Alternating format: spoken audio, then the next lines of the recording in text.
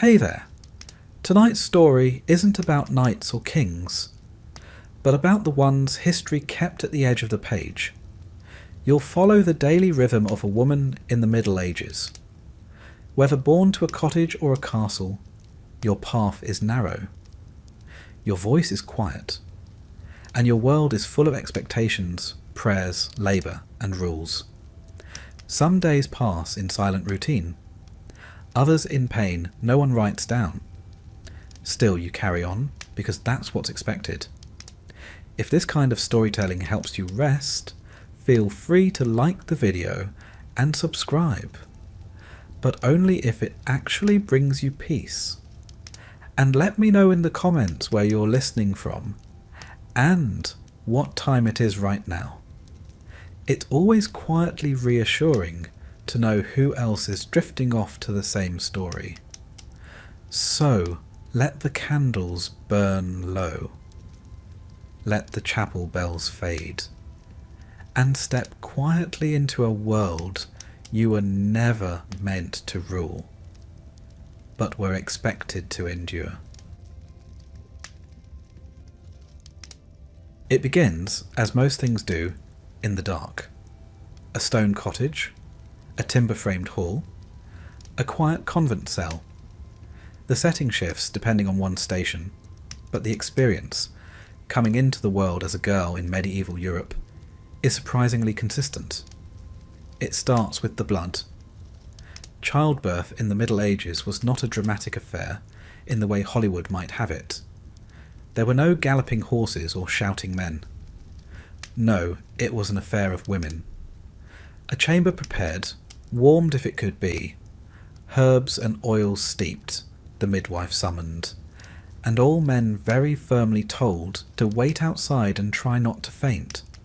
In noble households, the birthing chamber might be draped in tapestries and warmed with braziers. In peasant homes, it was whatever space could be cleared beside the hearth, where the light from the fire flickered across the straw-strewn floor. Either way, the atmosphere was hushed, reverent, and tinged with fear. Midwives were essential, both practically and spiritually. Their tools were not surgical, no forceps or sterile instruments, but their knowledge of the female body, passed down through generations, was formidable. They knew when to brew raspberry leaf for labour pains, when to burn bay leaves to mask the smell of blood, when to call for the priest. For it was a dangerous thing, birth. The odds were not in anyone's favour. 1 in 3 women might die from complications of childbirth in her lifetime. The baby, too, was not guaranteed to live. In fact, infant mortality rates were staggering by modern standards. 1 in 4 babies would not survive the first year. The birth of a girl was met with quieter celebration than a boy, particularly among the nobility, where inheritance and lineage were closely guarded. Still, there was hope. Hope that she might live, that she might marry well, that she might one day produce sons. The church taught that pain in childbirth was Eve's fault, of course. A curse upon women for that unfortunate incident with the fruit and the serpent. Women were reminded that suffering was their spiritual inheritance, though they might earn some credit for enduring it with grace. In particularly difficult births, holy relics might be brought in. A scrap of a saint's robe, a sliver of the true cross, a vial of murky water from a well said to cure fevers. And if death seemed near, the midwife might baptize the infant herself. No priest needed in an emergency. Better a heretical baptism than an unbaptized soul. If the child survived, the next step was naming. For a peasant girl, the name might be simple: Alice, Agnes, or Matilda. Names drawn from saints, grandmothers, or whatever the local priest happened to favour. Among the nobility, names carried lineage. A noble daughter might be called Eleanor or Isabel, chosen to recall a mother, an alliance, or an ancestral title. Names in those days were not about individuality, they were about continuity. The baptism followed soon after, often within days, if not hours. The church insisted on it, not for celebration, but for salvation. The baby, swaddled in linen strips, would be carried to the church where the priest would perform the rite. It was believed that unbaptized infants who died would be trapped in limbo, a sorrowful but necessary outcome in the church's view, though many a grieving mother likely felt otherwise. The font was cold, the stone damp with centuries of other tiny heads dipped into it. Godparents were chosen, often more for social obligation than affection. A godparent was not simply a spiritual guide. They might one day serve as legal guardian, should the parents die. After baptism, the mother underwent a rite of her own, churching. This was a purification ceremony performed around 40 days after birth. The woman, having been considered ritually unclean during and after childbirth, would be blessed by the priest and welcomed back into the church. Some women found comfort in it. Others, one suspects, found it quietly insulting. Still, it was custom. A woman's body might bring life into the world, but it had to be washed of its implication first. In terms of practical baby care, medieval approaches were oddly specific. Swaddling was a near universal practice. Babies were tightly bound in strips of cloth to keep their limbs straight, their bodies warm, and supposedly their morals in check. A wriggling infant was seen as disobedient. Better, they thought, to bind them gently, like a little scroll of flesh and linen. Cradles were simple, often wooden, sometimes with rockers. A noblewoman might have a nursemaid to soothe the child through the night. A peasant woman did it herself, usually while also attending to older children, livestock, and the brewing pot. Multitasking, as they say, has ancient roots. Feeding was done by breast if the mother could, or by wet nurse if she couldn't, or if she was noble enough to avoid it. Among the aristocracy, it was fashionable to hire a village woman with robust health to feed one's child. This, they believed, preserved the mother's figure and freed her to resume her social duties. The milk of the wet nurse, it was said, could influence the child's character. So great care was taken in choosing one. No loose morals, no bad temper, no garlic in the diet. Weaning came early, sometimes as young as 6 months. Bread soaked in milk, or paps made of mashed grains, were common. There were no bottles, only spoons and cloths and, at times, pure guesswork. As the infant grew into a small child, the expectations began to crystallize. Girls were taught from the very start that their world was narrower than their brothers. A boy might learn to read, might train to fight, might inherit land. A girl, on the other hand, was trained to wait. She waited to serve, waited to be chosen, waited to become what a family needed. Another marriage tie, another dowry arranged, another womb prepared to carry the next generation. Even the games she played hinted at this future. While boys practiced with sticks and learned to climb, girls mimicked household work. Rocking dolls in makeshift cradles, pretending to sweep, weaving grass into ribbons. Among noble families, a girl might be sent to another household as a lady-in-waiting or a foster child, part education, part alliance. Among peasants, she stayed put, learning from her mother how to bake, spin, patch, and pray. The idea of childhood, as we think of it today, did not quite exist. Children were not mini-adults exactly, but they were not wrapped in sentimentality either. They were expected to contribute early, to understand roles, to behave. A child that survived beyond 7 years old was considered likely to make it to adulthood, though what that meant, especially for a girl, was a different story. The girl learned to lower her gaze, to keep her voice soft, to kneel properly in church. She learned that her body would not always be her own, though no one would have phrased it like that. She learned to smile at older men who came calling, to pretend she did not notice the way her mother tightened her grip on her shoulder, just so. For the noble girl, luxury was not freedom. Silks and rings came with expectations. Her virginity was a political asset. Her education, if she had one, was tailored. Religious texts, proper handwriting, courtly manners, perhaps some Latin if the abbess was feeling ambitious. For the peasant girl, survival was the lesson. How to stretch a loaf, mend a hem, comfort a baby with a lullaby her own mother had sung. She learned that hands blistered in winter, and that men sometimes came home angry. She learned the language of caution. Both understood silence. It was, after all, the safest vocabulary for a girl. And yet, for all of this, there was joy too.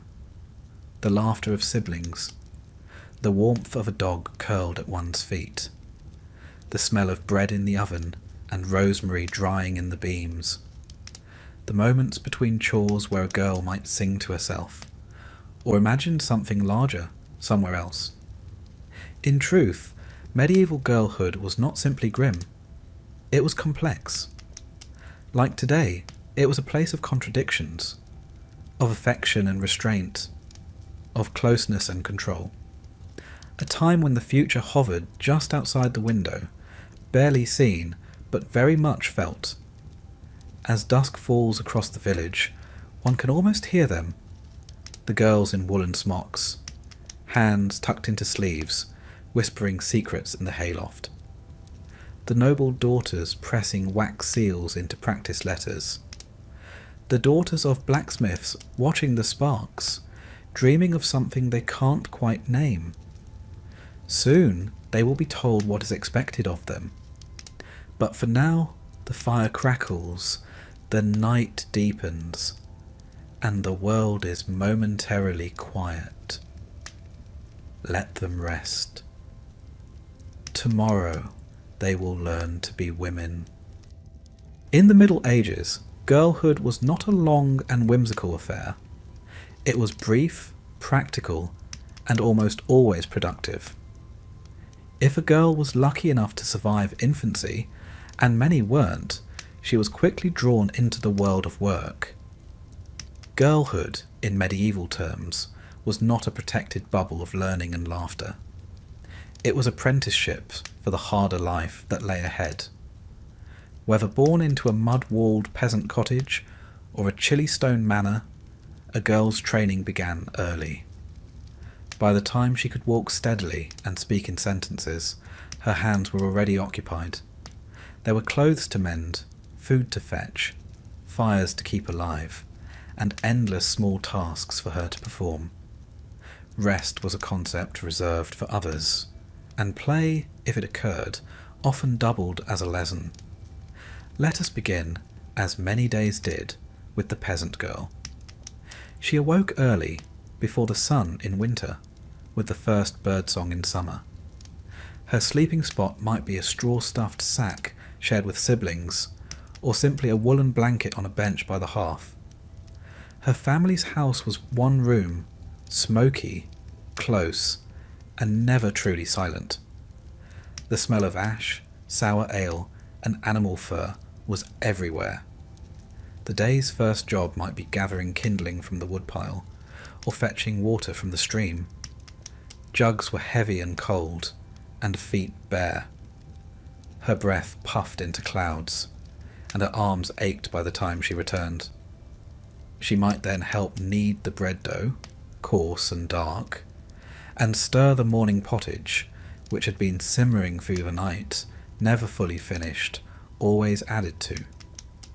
Her fingers grew used to constant motion. She twisted flax into threads with a drop spindle, fed chickens, swept the floor, though the dirt returned almost instantly, and kept a younger sibling distracted while her mother tended to the goat or stirred the brewing pot. It is worth pausing on the topic of spinning. Spinning was so essential to medieval life that it became synonymous with womanhood. The term distaff side, referring to female lineage, comes from the distaff, a tool used in spinning. Girls learned to spin almost as soon as they could hold the spindle steady. It was a meditative motion, pull, twist, wind, and as natural to a young girl's body as breathing. Threads were precious.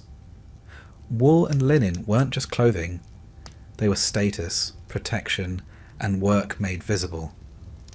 A girl's earliest education came through observation. She watched her mother's hands, her movements, the quiet signs exchanged between neighbours. She learned when to speak and when to remain still. Her world was filled with women doing things, baking, mending, tending, weaving, and whispering. There was no room for idleness, and very little tolerance for complaint. In slightly wealthier homes, girls might also help with brewing. This was women's work, at least until it became profitable enough for men to take over later in history. A girl learned when to add the hops, how to test the strength, and how to strain the wort. It was both chemistry and economy. Now let us shift to the noble girl. She too rose early, though her chamber was more refined. She awoke on a rope-strung bed, perhaps, under layers of wool and linen, with a servant to light the fire and help her dress. Her garments were finer, chemise, kirtle, and gown, but no less restrictive. The cold seeped through stone walls just the same, no matter how many tapestries tried to warm them. Breakfast might include honeyed bread, watered wine, and preserved fruit. Then came her instruction. A noble girl's education was highly curated. She might learn to read, especially from a psalter or book of hours, but only rarely to write. That was for clerks. Her lessons included embroidery, courtly manners, the lute or harp, and occasionally a bit of Latin. The purpose was not scholarship, it was preparation for marriage, for hospitality, and, if need be, for running a household in her husband's absence. She learned how to walk gracefully, how to curtsy, how to accept a compliment without appearing vain. Everything was measured. Even her laughter was supposed to be moderate. Even joy, it seemed, had its boundaries. Girls of all classes were taught humility, obedience, and faith, though in varying measures and with varying outcomes. Religion loomed large over girlhood. The church set the rhythms of life and determined its meaning. Girls were taught that their place in the world was divinely ordained, lower than men, yet more prone to sin, and therefore in greater need of guidance. The Virgin Mary was the model. Pure, silent, submissive, miraculously maternal. That was the standard. Anything else was suspect. From an early age, girls memorized prayers. They knew when to kneel, how to cross themselves, and how to hold a rosary. Confession came early. They were expected to reveal their thoughts, not just their actions, disobedience, jealousy, vanity. A child who lied about stealing a plum might be told she'd tarnished her soul, which must have been a rather heavy concept for someone still missing her front teeth. There were saints' days to observe, fasts to keep, and processions to join. For some, it was a comfort. For others, it was simply another rule. Either way, religion was woven into the fabric of the day like a silver thread, subtle, unbreakable. Among the lower classes, formal schooling was rare, but learning still occurred. A peasant girl might be taught how to count coins, how to track the phases of the moon, when to plant, when to harvest, and which herbs soothed a baby's cough. Her knowledge was passed down orally, a mix of folk tradition and practical survival. In some towns, girls apprenticed under tradeswomen. They might learn lace-making, midwifery, or textile dyeing. Guilds usually excluded women, but exceptions existed, and widows often continued their husbands' trades. These skills offered a slim form of independence, a way to earn, to negotiate, to survive. The work, of course, was unrelenting. The noble girl learned to manage the kitchen ledger, to supervise servants, to embroider for hours without complaint. She practiced spinning too, more as a virtue than necessity, but her stitches were scrutinized for neatness. She might be called upon to help prepare a feast, to tend a sick relative, or to accompany her mother to a neighbouring estate. Everything she did was training for marriage, for piety, for respectability. And while it's tempting to romanticize her life, the gowns, the jewels, the minstrels, her freedom was heavily curtailed. Her life was monitored, her movements noted, her speech often limited to what was appropriate. Behind the fine curtain, there was little room to breathe. Peasant girls, by contrast, had more physical freedom, but less protection. They worked in fields, helped with animals, gathered firewood and herbs, and were sent to market alone. They were more exposed to danger, but also to the world. A peasant girl might see more of life before age 10 than a noble girl saw before her wedding night. Evenings brought no real rest. Candlelight was expensive and carefully rationed. Girls used the final hour of light to complete their tasks: mending, spinning, folding, cleaning. Then came supper, usually a modest affair. For peasants, it was thick porridge, cabbage, and if lucky, a bit of salted meat. For nobles, it might include roasted game, ale, and preserved fruit. After supper, there might be music, or reading, or stories by the hearth. Girls listened more than they spoke. They learned what to say and what to hide. They learned how quickly reputation could change, and how long shame could linger. And then, sleep. Some girls slept on straw pallets, others on feather mattresses, some with sisters, some with nursemaids, some alone in a convent dormitory. Dreams came, of embroidered saints, of hearth fires, of things they could not name but somehow feared. Still the days had their small pleasures. A stolen plum, a song hummed during work, a ribbon saved from a feast. Girls were not unthinking machines of obedience. They found ways to be themselves within the narrow space allowed. A peasant girl might carve her initials into the beams. A noble girl might compose a verse no one would hear. Small acts of resistance, or simply small claims to identity. Their lives were shaped by duty, but within that they lived. And it's worth remembering that the skills they learned were not without value. A girl who mastered spinning could clothe a family. A girl who knew her herbs could heal. A girl who understood the rhythms of feast and fast, prayer and penance, could hold a household together. These were not ornamental talents. They were survival. So tonight, as the candles gutter and the wind slides against the shutter, picture them, the young girls of the medieval world, hands stained with dye, sleeves damp with washing, hearts full of duty and quiet dreams. They are not idle. They are learning.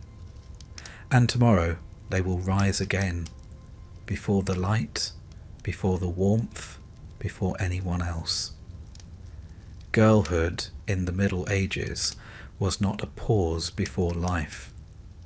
It was the first chapter of it. Let them sleep. the spindle awaits. In the medieval world, a girl did not so much become a woman as quietly slip into the role one morning while milking a goat. There was no grand announcement, no candles or cakes or parties to mark the transition. Instead, a subtle shift began. Noticed first in whispers, then glances, and eventually in the extra care taken when she stepped outside. Puberty in the Middle Ages was not celebrated. It was endured. Let us begin, as we often must, with the body. At a certain point, often between the ages of 12 and 14, but sometimes as early as 10, a girl's body began to change. Her hips softened. Her chest began to bud. Her monthly bleeding, known euphemistically as her flowers or curse, arrived without warning and in many cases without explanation. For many, it came as a shock. There were no schoolrooms with labelled diagrams, no gentle pamphlets. If a girl was lucky, her mother or an older sister prepared her. But often, the first bleeding came alone and was met with fear. Blood, after all, was not a casual thing in the Middle Ages. It signalled injury, punishment, or even demonic involvement. The body, it seemed, had betrayed her. And then there was the shame.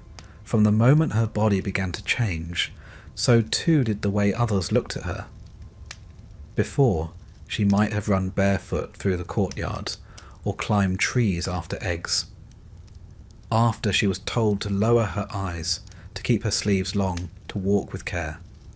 The world, once practical and straightforward, now contained invisible traps. A flash of ankle. A laugh too loud. A moment alone with a boy, it could all be misinterpreted. The medieval church viewed menstruation as part of the inherited stain of Eve's sin. It was unclean, not metaphorically, but quite literally. Women were advised not to enter sacred spaces during their courses.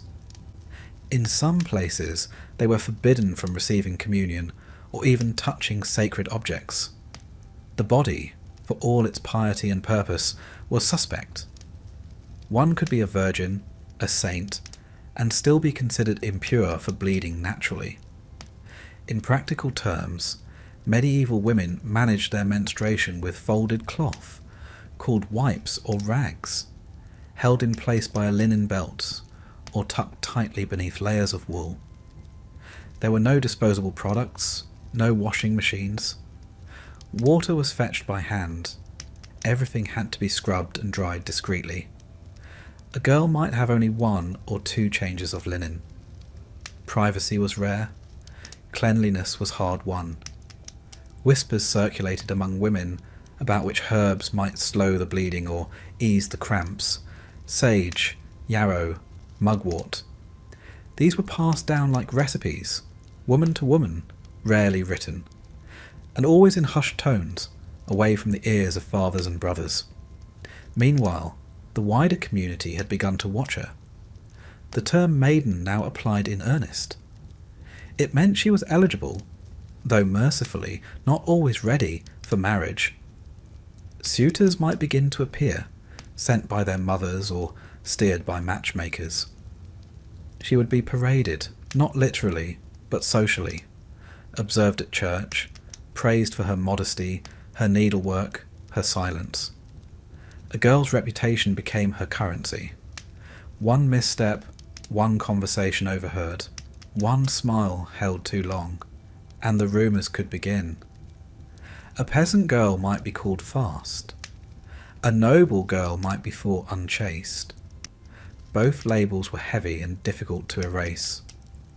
Ironically, she was not supposed to speak of her womanhood, but everyone else could comment on it. For noble girls, these years marked the final stage of training before marriage.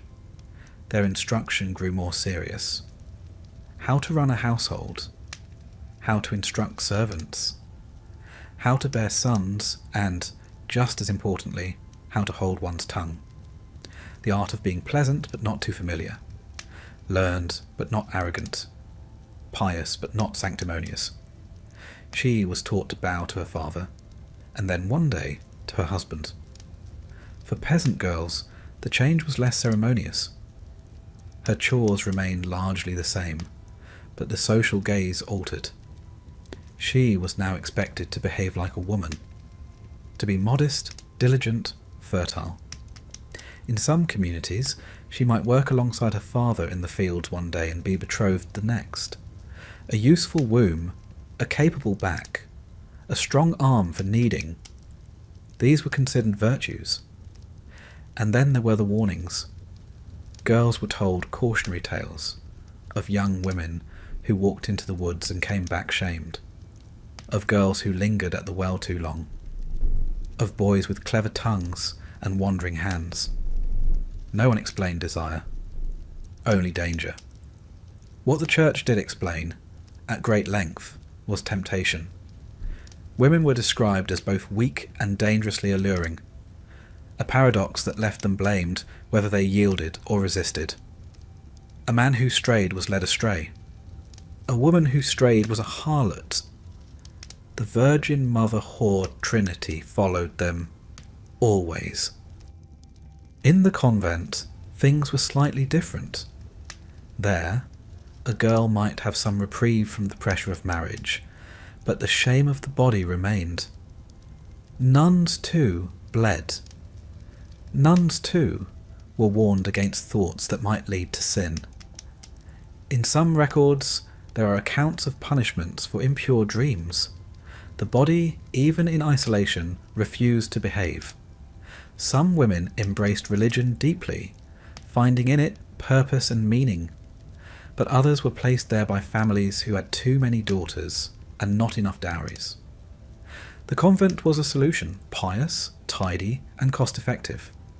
Whether it was chosen or not, it became a girl's entire world. Her letters were read, her meals were measured, her silence was noted. There was, of course, a darker side to the watching. For every girl warned to behave, there was a man who was not. The age of consent in medieval Europe varied, but could be as young as 12. Many girls were married off before they understood what marriage entailed. Consent was a legal formality, not a personal reality. Some girls resisted. Some ran away. But most, especially the poor, had few choices. The law was rarely on their side. A nobleman who compromised a peasant girl might pay a fine to her father. A priest caught in scandal might be moved to another parish. A girl who lost her virtue through force or persuasion was often blamed for it. And yet, in the spaces between shame and silence, girls found ways to endure. They whispered in kitchens, traded herbal remedies, joked behind church walls. They found moments of companionship, an older sister, a midwife, a kindly neighbour. They learned to read faces, to stay out of reach, to laugh at the absurdities of modesty enforced by men who observed none themselves. They learned to spot which men were safe, which weren't. Who could be trusted with a confidence? Who would spread it like butter on bread? And some of them fought. There are accounts, scattered, rare, but real, of girls refusing arranged marriages, of women demanding justice, of midwives protecting their patients against legal reprisal. These stories did not fill the pages of chronicles, but they lived in the oral traditions, passed down like the recipes and the prayers. Because even as their bodies were treated like burdens, their minds kept working. They noticed everything. How their brothers were treated differently. How their mothers wore their exhaustion like a second gown. How the priest's eyes lingered too long. How the Lord's steward always asked for extra wine when they served at table. And in that noticing, they began to grow into the quiet strength that would carry them through the rest of their lives. Not with defiance, there was little room for that, but with a kind of patient resistance. with wisdom gathered from watching, and with alliances formed in whispered Latin and laced sleeves. So tonight, let us imagine them, not the wide-eyed girls of storybooks, but the keen-eyed, quick-minded, weary-limbed girls of real history, sitting at the hearth, one hand spinning, the other adjusting a woolen wrap, feeling the ache in their backs and the tug in their bellies, watching, always watching, learning how to live in a world that never quite welcomed them, but still needed them all the same. Let them sleep now. There is more to learn tomorrow. In the medieval world, a girl's path to marriage often began long before she could spell the word. Marriage was not so much a milestone of life as it was a transaction, one arranged by others, signed not in ink but in goats, acres, or the promise of future sons. Love, if it entered the picture at all, usually came after the agreement had been sealed, if it came at all. Among the peasantry, betrothals were casual but binding. A village father might say over a jug of ale, "Your Tom will marry my Alice come harvest." No parchment, no fanfare, just a spoken agreement, witnessed by neighbours who would remember. In the eyes of the church, even this might count as a legitimate contract, provided both parties were of age and consented. In noble circles, things were more elaborate. Families drew up formal contracts, witnessed by clerks, and often sealed with wax. These negotiations could take weeks, months, even years. A lord might promise his daughter to the son of a rival baron to end a feud, or to a distant cousin to keep property within the family. The bride, of course, was rarely consulted. The legal age of consent for marriage was 12 for girls, 14 for boys. Though many married later, especially among peasants, the law permitted it early. Some aristocratic girls were betrothed at 6 or 7 and married by 14. A girl might be handed over just as she began to bleed for the first time. Her mother may or may not have explained what that meant. Her father almost certainly did not. Dowries played a central role in these arrangements. A girl's dowry was her portion of the family's wealth, goods, livestock or land that she brought into the marriage. Among nobles, dowries could be impressive: fortified manors, silver goblets, fine textiles or cash. Peasant dowries were more modest, perhaps a pig, a featherbed, or a spinning wheel. The dowry wasn't a gift. It was the family's bargaining chip. The richer the dowry, the better the match. A girl without a dowry was at a disadvantage. Her parents might offer a cousin to go with her, or a useful cow, or lower their expectations entirely. Once the match was confirmed, the girl's behaviour came under scrutiny. She was now a future wife. She was expected to walk with grace, lower her eyes, and know her place. Her virtue became the concern of the entire community. A girl seen speaking too freely to a boy might find herself whispered about. A laugh at the wrong moment could follow her for years. Noble girls might be sent away to live with their future in-laws, a practice called fostering. There, they would be trained in the habits of their new household, what foods were served, which saints were honoured, which servants to trust, and when to speak, rarely and only when spoken to. This was not an act of affection, it was orientation. And so came the wedding. For peasants, a wedding could be as simple as an exchange of vows outside the church. The priest blessed the union, the couple clasped hands, and the deed was done. There might be bread, cheese, a jug of ale, and some dancing if it wasn't raining. The bride's best gown might be blue, the colour of modesty. Her veil would be homemade. Her shoes, if she had any, patched. For nobles, weddings were grander affairs. Church ceremonies followed by days of feasting. Pigeons roasted with herbs, minstrels playing lutes, guests reciting toasts in Latin. The bride, dressed in imported silk or dyed wool, might barely recognise the man beside her, but she'd been taught to smile and to stay silent. Then came the bedding ceremony, a custom both practical and intrusive. Among common folk, this could be as simple as neighbours waiting outside to ensure the couple retired together. In noble houses, the ceremony might be public. Guests walked the couple to the bedchamber. They might undress the bride, offer ribald jokes, sprinkle holy water on the sheets. Some stayed to witness the start of the consummation, though accounts vary wildly on what was truly observed. The goal was simple: to ensure the marriage was valid. A marriage without consummation could be annulled. A bride's virginity was prized, proof that the child she bore would be legitimate, the bloodline unbroken. Some households hung the bedsheets out the next day, spotted with blood. Not for modesty, but as evidence. Sex within marriage was expected but not explained. Girls were rarely told what would happen.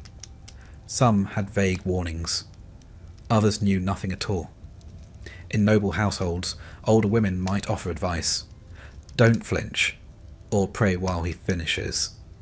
In peasant homes, the advice was more direct.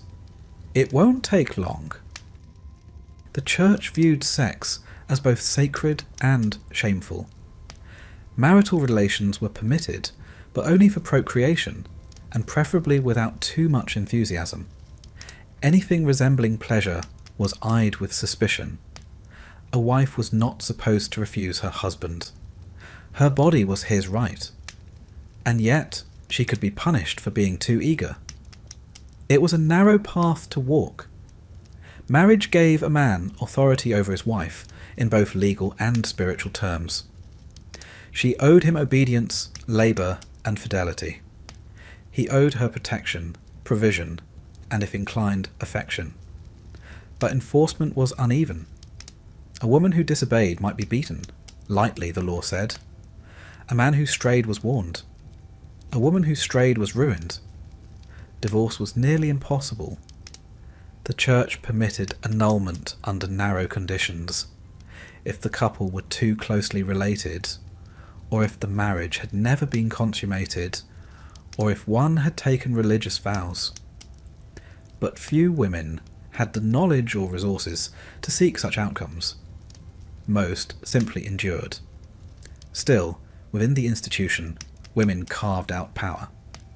A skilled wife could manage a household, oversee accounts, barter at market, and command servants. Among peasants, she worked beside her husband, planting, harvesting, mending, milking. Among nobles, she managed estates in his absence, which was often. War, politics, or pilgrimage regularly took men away. A clever woman knew how to navigate her husband's moods. A kinder man might listen to her counsel. A harsher one might not. Some marriages grew into partnership. Others remained distant transactions. Widowhood, paradoxically, offered more freedom. A widow could inherit property, run a business, and act independently in court. Many preferred not to remarry. A second marriage risked handing everything back to male control. Some widows lived quietly, managing their affairs. Others thrived, becoming influential landlords, moneylenders, or guild members. Urban women, especially in trades, had more visible roles. A wife might work in a shop, brew ale, make candles, or sew for hire. City statutes sometimes recognised their labour. A few even ran businesses in their own names. But marriage still meant legal dependency. A married woman's identity was absorbed into her husband's. She could not sue or be sued. Her wages were his, and yet women endured. They learned how to stretch flour through Lent, how to hold their tongues at supper, how to navigate market gossip. They knew which priests would listen and which wouldn't. They taught their daughters when to smile, when to run, and what herbs might help with bruises or babies. They whispered behind their hands, laughed at the absurdity of things, and got on with the business of survival. They were not always resigned. Some rebelled. A few fled arranged marriages, married for love, or disguised themselves to escape. Others poisoned cruel husbands with herbs accidentally added to stew. Stories passed quietly among women, of clever wives, sly daughters, and the justice no court would give. Tonight, as the fire crackles low, imagine her, a girl no more than 15, standing in her wedding gown. It scratches at the neck. Her hands are cold. Around her, guests toast, music plays, the priest nods. She glances sideways at the man she's been given to. She barely knows him, but she will soon enough. Let her sleep now. Tomorrow she rises early. There is work to do.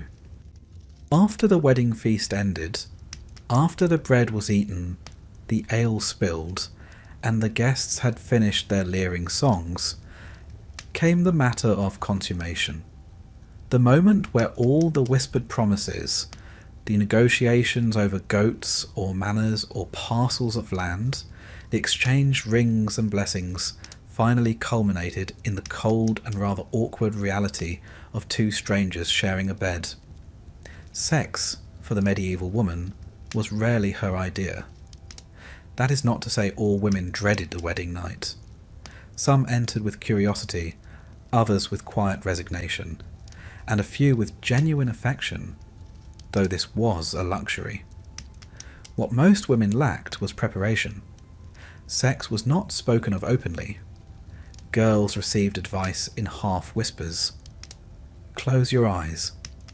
Let him do as he will, or if someone was feeling particularly generous, it'll be over soon.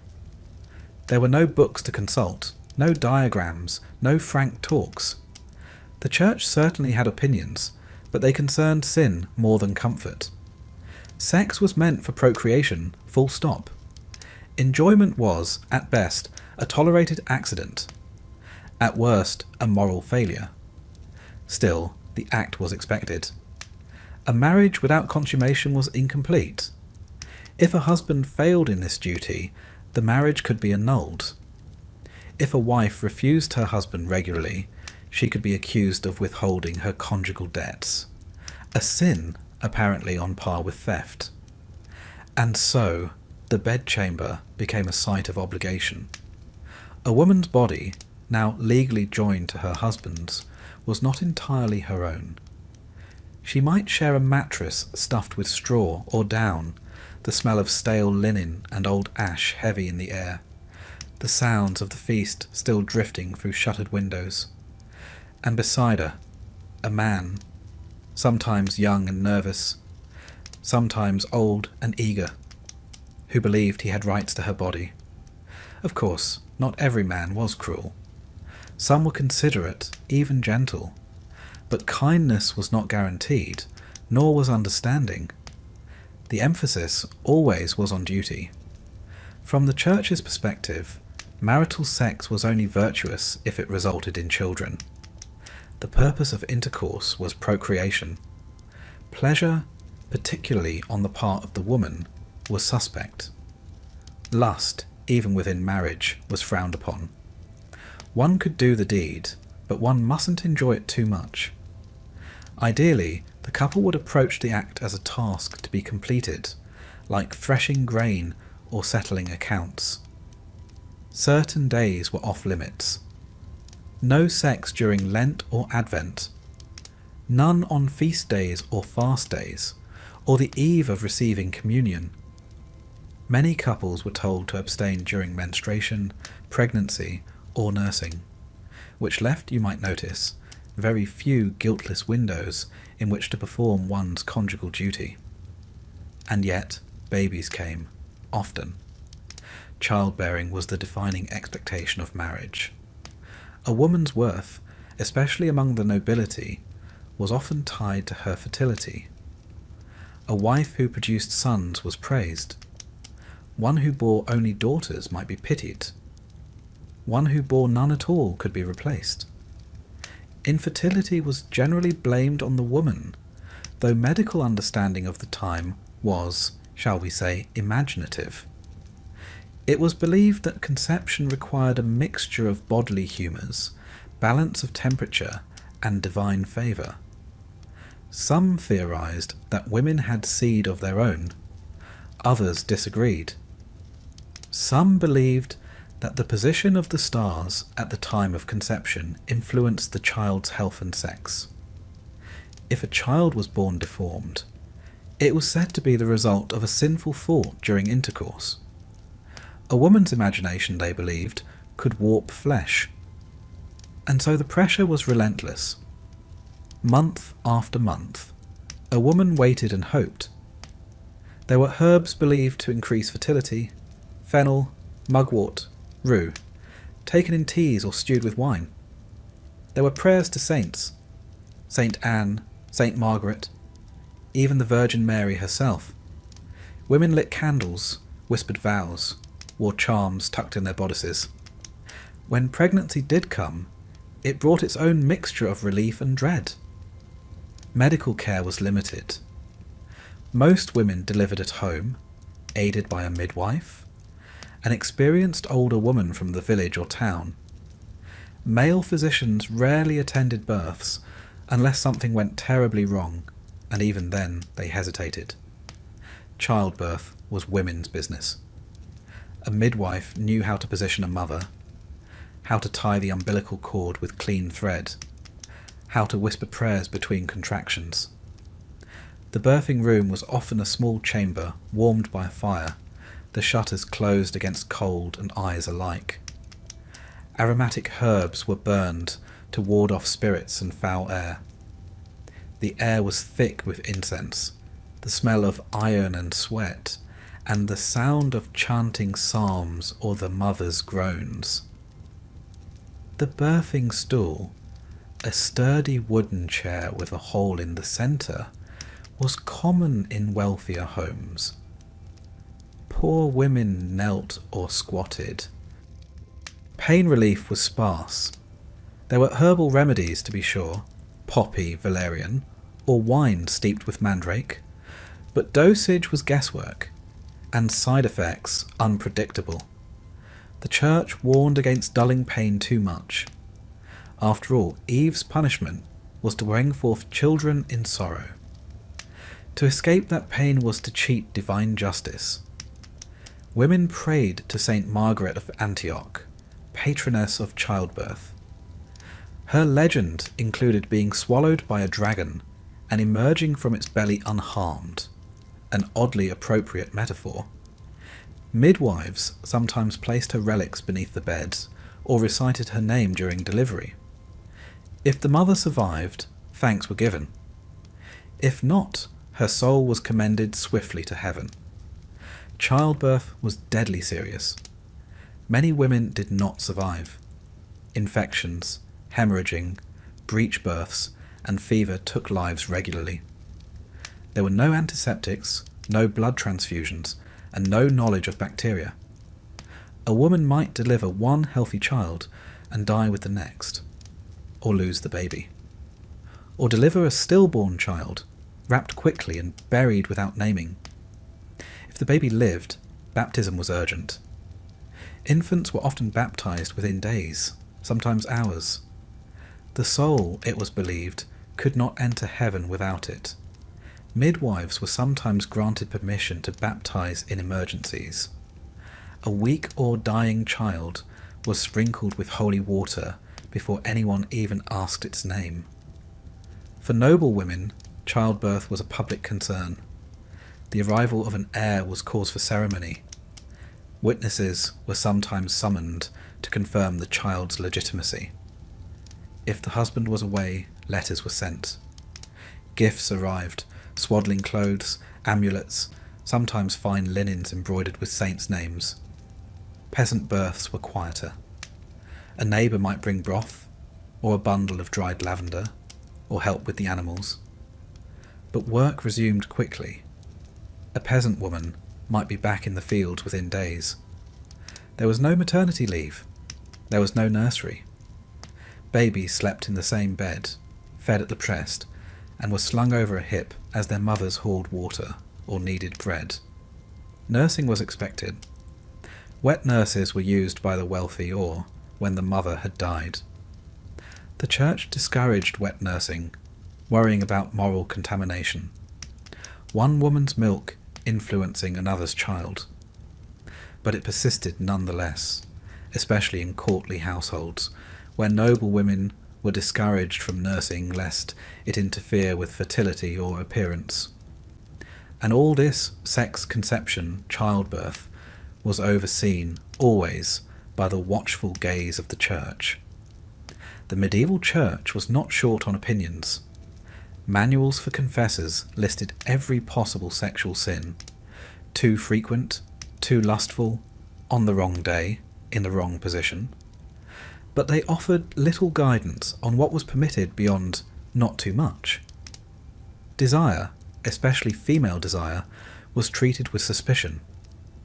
A wife who initiated intimacy could be accused of having unseemly boldness. Even joy, if too obvious, might need to be confessed. Yet there was also veneration. The Virgin Mary, meek and mild, was the ideal woman, pure, obedient, nurturing. Her image appeared everywhere, but no one could live up to her example. She gave birth without pain, remained a virgin forever, and never once complained about her husband.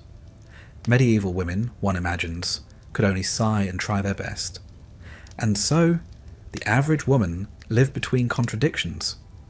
Her body was sacred and sinful. Her role was exalted and dismissed.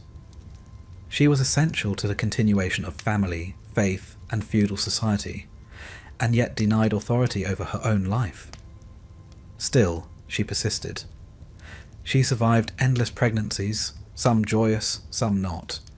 She buried children and bore more. She learned to read her body's signs, to sense when danger was near. She trusted the midwife. She prayed to Saint Margaret. She bit down on rags and counted contractions by candlelight. She nursed children while grinding grain, sang lullabies while mending socks. She knew how to keep a fever down, how to wrap swaddling tight, how to soothe colic with fennel water. She endured her husband's needs when she was tired, and whispered to her sister-in-law when she missed her monthly courses. She wasn't allowed to speak much of these things, but she knew them deeply. So tonight, imagine her, a woman lying in a low bed. Her hands are swollen, the air smells of herbs and wax. Somewhere outside, dogs bark. Her child is beside her, red-faced and hungry. She presses the baby close and hums, softly, a tune her own mother sang. The world is still spinning, still demanding. But for this moment, she is still. Let her sleep now. Morning comes early. In the Middle Ages, the workday for a peasant woman began before the sun rose and ended long after it set, if it ended at all. She was not merely a housewife. She was a field hand, a cook, a brewer, a midwife, a weaver, a shepherd, a mother, and occasionally, for good measure, a thatcher of roofs. Her life was defined by tasks, by repetition, and by the steady rhythm of survival. And while history remembers kings and crusaders, coats of arms and coronations, most medieval people were not noble. They were poor. And many of those poor were women, wearing rough-spun wool, bent over work from cradle to grave. Let us begin at dawn. There is no need for an alarm clock. Roosters crow, dogs stir, and the baby wails from the corner of the room. The cottage is dim, the hearth has gone cold overnight, and the thatched roof drips gently in one spot near the door. She rises, barefoot on packed earth, and tends the fire with practiced movements. Ash is pushed aside, kindling coaxed into flame. Smoke curls up into the rafters and out through a hole in the roof. Breakfast is whatever remains from the night before. Porridge, if they're lucky. Bread, if it hasn't gone too stale. A bit of cheese, a dried apple, a sip of ale. Yes, even in the morning. Water, being what it is, uncertain, possibly contaminated, is generally left to animals and sinners. Ale is safer. And besides, she brewed it herself. The children must be dressed, the cow milked, the chickens fed. If there's a pig, it will demand its usual fuss. All of this is done before the work of the day truly begins. The medieval manor economy relied on women's labour. On the lord's domain, his estate, peasants owed days of work in exchange for use of the land. Men might plough, harvest, or mend fences. Women gleaned, weeded, sowed flax, and bundled firewood. They worked in the fields beside their husbands, carrying babies on their backs, or leaving older children to watch the little ones. There were no nurseries. The world was your nursery. Even when not in the fields, a woman's work did not let up. She spun wool into thread, a task so common it became a symbol of womanhood itself. In fact, the word distaff, a spinning tool, was often used to refer to the female side of the family. A distaff family. It was not a compliment, necessarily, just a fact. Spinning was constant. Idle hands were frowned upon. A woman might spin while walking, while minding sheep, or while watching the stew pot. Thread was needed for weaving, for sewing, for mending endless tunics and hose. Clothes did not come from markets, but from her own skill. She carded wool, dyed yarn, repaired worn garments, and occasionally bartered spare cloth for salt or candles. She also brewed. Brewing was women's work. Ale was a staple, not a luxury. Weak ale was consumed daily by all ages, even children. It was called small beer, with just enough alcohol to kill off whatever lurked in the water. Women known as alewives brewed in their homes, using family recipes, selling surplus to neighbours. The work was hot, sticky, and fragrant. Malted barley, boiling water, herbs instead of hops. Some women grew modest businesses this way, hanging ale sticks over their doors to show when the brew was ready. But God help the alewife who overcharged or watered her stock. She might be fined, shamed, or dragged to court. In many towns, ale tasters were appointed to test the strength and price of every batch. A woman's reputation could rise or fall on her brew. On top of all this came food, preparing it, preserving it, growing it. A peasant woman tended a garden with cabbages, leeks, beans and onions. She might grow herbs, sage, parsley, fennel, for flavour, medicine or luck.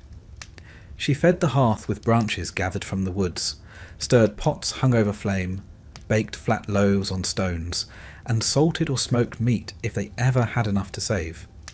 She knew how to stretch what little they had. Barley gruel with nettles, turnips stewed with bone, pottage, a catch-all term for whatever could be boiled.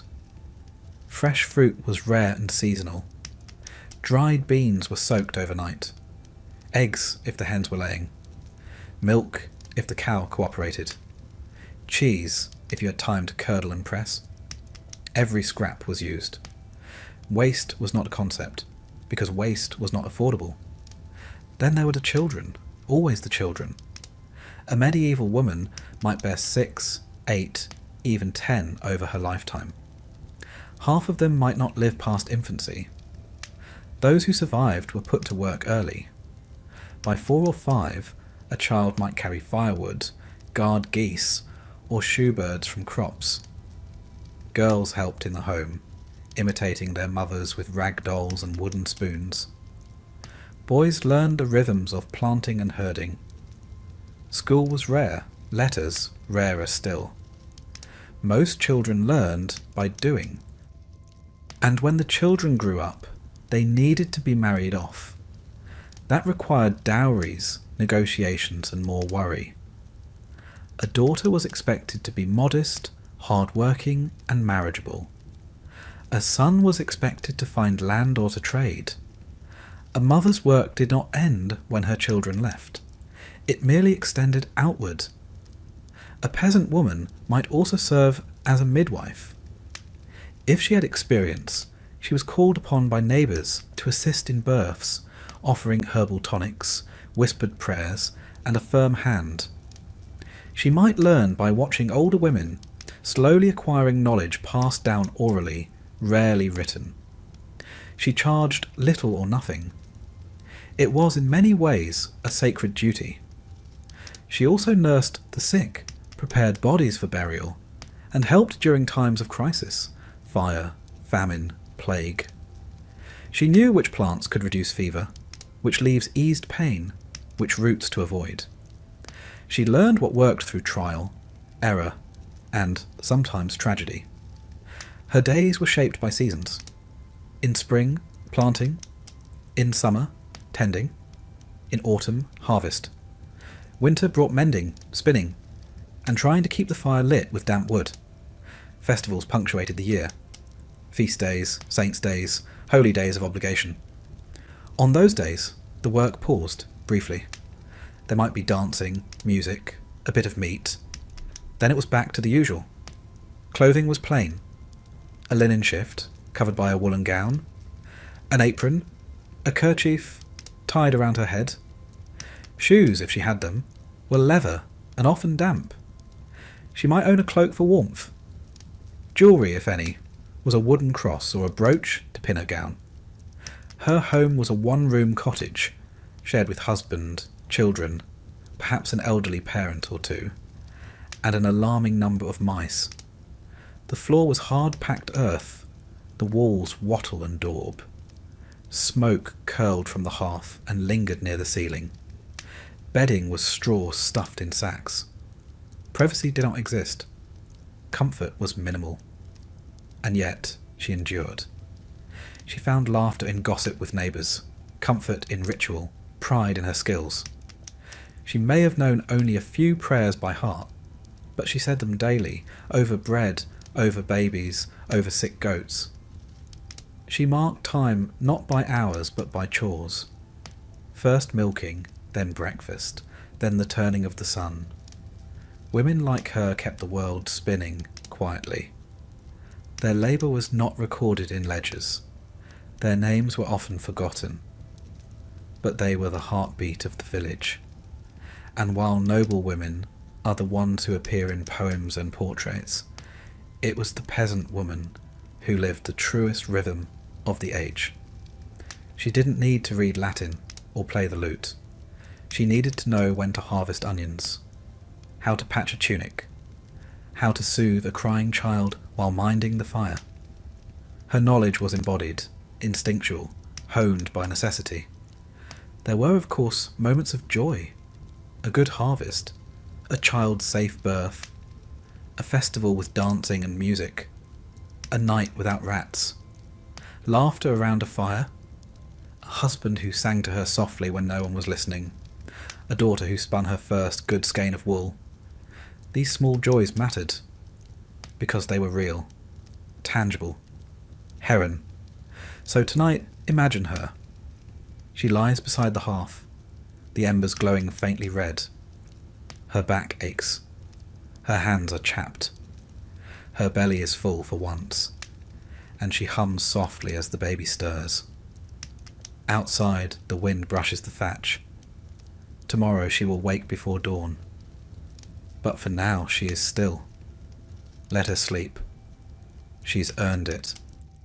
While most medieval women moved from childhood to marriage with barely a pause to catch their breath, a select few veered off the expected path entirely. They didn't marry, they didn't raise children, and they didn't boil cabbages while a baby cried at their feet. Instead they slipped behind high stone walls, took vows of chastity, and disappeared, at least from the world's eye. They became nuns. To enter a convent was to enter a world both cloistered and strange, sacred and stifling, quiet yet never truly still, a life of rules, prayers, and daily ritual, but also surprisingly often a life of books, learning, and, if one was particularly cunning, the faintest scent of independence. Let's begin with why a girl might end up in a convent. For noble families with too many daughters and not enough dowry silver, the convent was a tidy solution. It preserved the family's wealth and spared them the hassle of finding a husband for every child. 1 daughter to God, 2 to marriage, and 1, perhaps the least charming, to the nearest priory. Some girls were offered to the church as children, their destinies decided before they could walk. It was not always a punishment. For some girls, especially those with a taste for reading or a dislike of childbirth, convent life was a welcome alternative.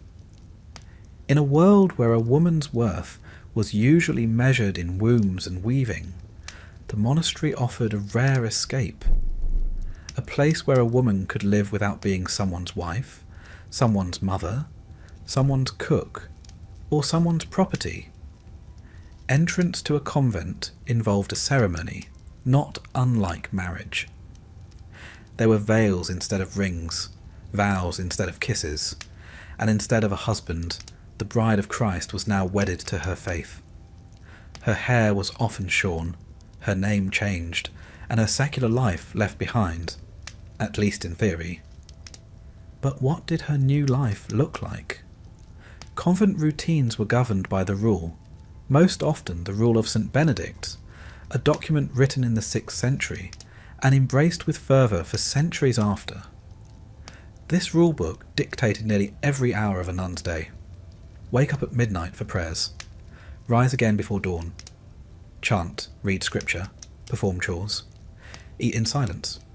Pray, work, pray again. There were 7 canonical hours, each marked by prayer. Matins, lauds, prime, terce, sext, nun, vespers, and compline. Yes, that's more than 7, but the math was medieval. Bells rang, voices murmured, psalms echoed in stone halls. It was not an idle life, but within those prayers and fasts there was variety. Convents varied widely in their daily experience, depending on wealth, location, and leadership. Some were austere, no meat, no heat, barely a blanket between you and pneumonia. Others were surprisingly well appointed, especially if the abbess came from a wealthy family and managed her estate with shrewdness. Some nuns wore coarse wool and bathed once a season.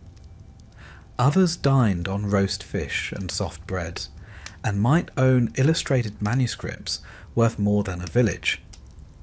Education was one of the great benefits of convent life. While most medieval women remained illiterate, nuns were often taught to read Latin, to copy texts, to illuminate manuscripts. Some composed music, wrote treatises, or compiled histories. A handful became renowned scholars in their time. Hildegard of Bingen, for example, a Benedictine abbess in the 12th century, was a writer, composer, mystic, and medical theorist. She wrote about everything from theology to botany. She claimed visions and corresponded with emperors. She was, in short, not to be trifled with. Her success was rare, but she was not entirely alone. The convent, paradoxically, could be one of the few places where a woman might be taken seriously as an intellectual. Removed from the expectations of wifehood, she could study, write, teach, even lead. An abbess had real power over land, tenants, even priests who entered her domain. She could administer estates, hear confessions, and settle disputes. Her signature carried legal weight. She was, in her own small kingdom, sovereign. But not all convents were scholarly havens. Some were overcrowded, poorly funded, and mismanaged. Some were more prison than sanctuary. Novices were kept on strict schedules, meals were meagre, and discipline was harsh. A nun caught dozing during prayers might be made to kneel on cold stones. One who laughed too much, or heaven forbid, sang the wrong tune, might be sent to a cell to reflect on her sins. Chastity was the cornerstone of convent life. Nuns took vows to renounce all earthly desires. They were brides of Christ after all. But human nature being what it is, and medieval walls being neither soundproof nor insurmountable, lapses occurred. There are records, charming, mortifying records, of nuns bearing children, of monks sneaking into nunneries, of abbesses caught harbouring lovers. One English nunnery was once accused of being a brothel under the guise of religion. It's safe to assume that not all charges were fair, but the persistence of such rumours suggests that even cloistered life was not free from scandal. Still, most nuns lived in earnest faith. They embroidered altar cloths, baked communion bread, tended sick villagers, taught girls to read, and prayed sincerely for the souls of others. Their days were structured, their roles respected, their peace, if they were lucky, protected. Some convents specialised in nursing the sick. These were the forerunners of hospitals, with nuns acting as caregivers, herbalists, and midwives.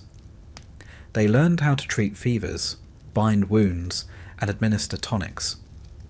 Their knowledge, passed down woman to woman, was rarely written but deeply rooted. It was not science, not quite, but it was experience. Other nuns became scribes.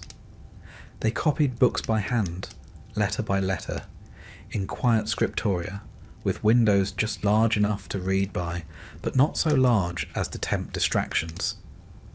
The work was tedious but sacred. They illustrated manuscripts with delicate vines, gold leaf, and the occasional mischievous rabbit in the margin. If one must spend a life indoors, there were worse ways. But not all cloisters were cut off. Some nunneries stood near towns, and while the nuns were meant to remain enclosed, they often interacted with the community. They might offer charity, run schools, or sell surplus goods. A well-run convent was self-sufficient, growing its own food, raising chickens, even making wine. Still, the rule of enclosure loomed large. Contact with the outside world was restricted. Visits from male relatives were limited. Letters were censored. Leaving the convent was nearly impossible without special dispensation. The walls were symbolic and real. A shield, a barrier, a line drawn between sacred and profane. And yet, nuns found ways to express themselves. They composed hymns, wrote poetry, embroidered their thoughts into altar cloths. They carved their names into wooden pews. They dreamed of heaven, of escape, of maybe just a little warmth on a winter morning. Some found contentment, others did not. There are stories of nuns who rebelled, who smuggled in trinkets, who staged hunger strikes, who ran away under cover of night. One 14th century English nun, tired of her cloister's strictness, climbed the walls and refused to return. She was excommunicated, then forgiven, then left again. You have to admire her persistence. And then there were those who had no choice. Some girls were dedicated to the church as children, oblates, sent at the age of 5 or 6 to live among nuns and be raised within the faith. They were, in effect, given away. Others were illegitimate daughters, surplus sisters, or inconvenient widows. For these women, the convent was not a calling, but a conclusion. Some made peace. Others never did. In the end, the convent was a paradox. It was a place of restriction and a place of possibility, a world that silenced women, and yet sometimes gave them a voice. A life that denied worldly pleasures, yet offered intellectual freedom. For many, it was the only place they could truly belong.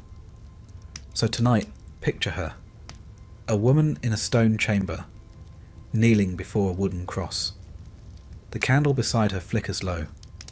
Her hands are calloused from work, her back stiff from prayer, but her eyes are steady.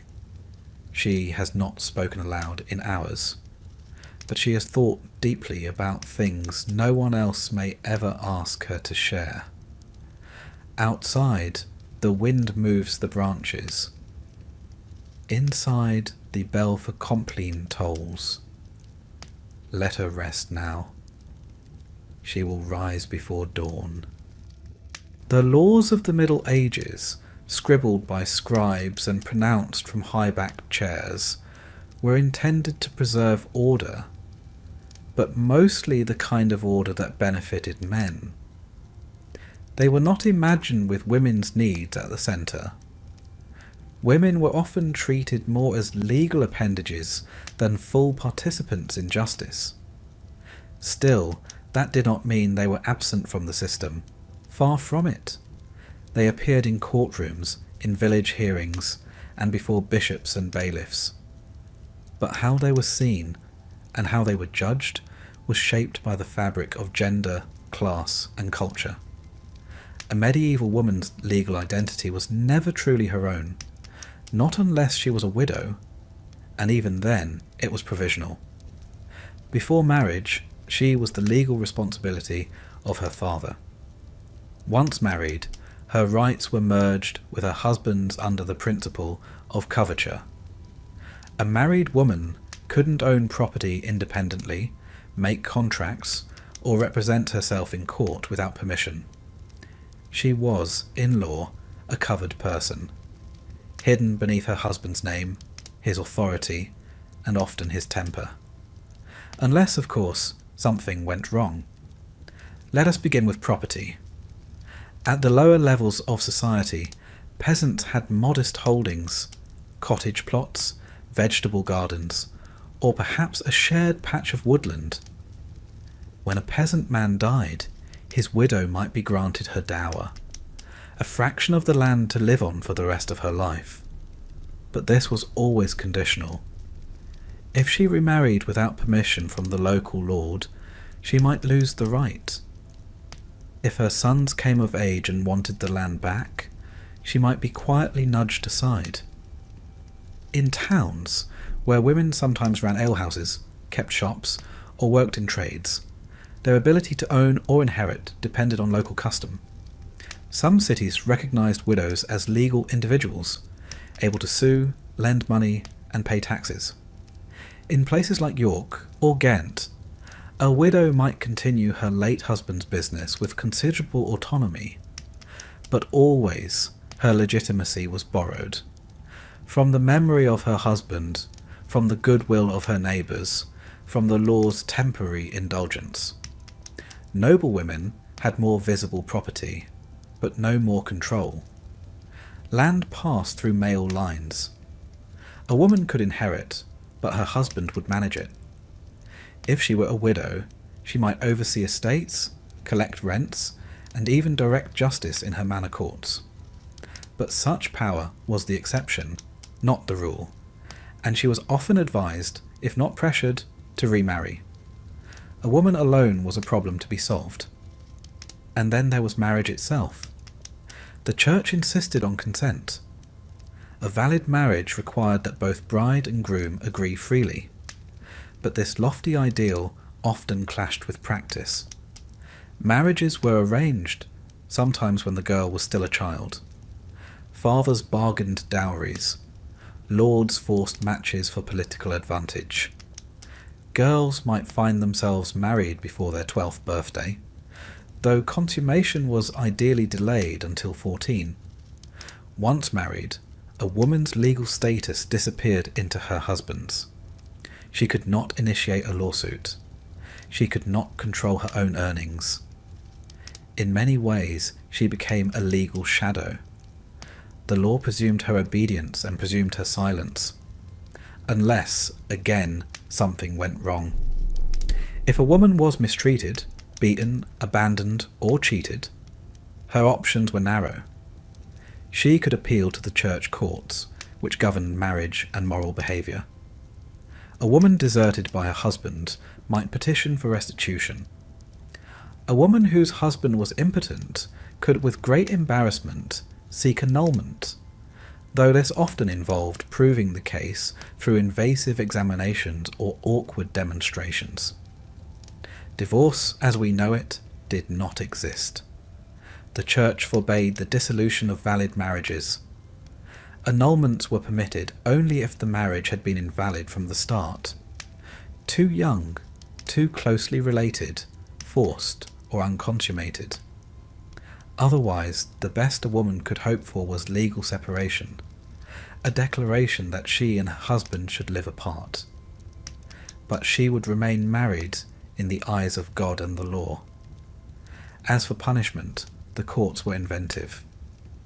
Minor offences brought fines, especially in manor courts where money was the most efficient form of correction. A woman who brewed poor ale might be fined or banned from selling for a season.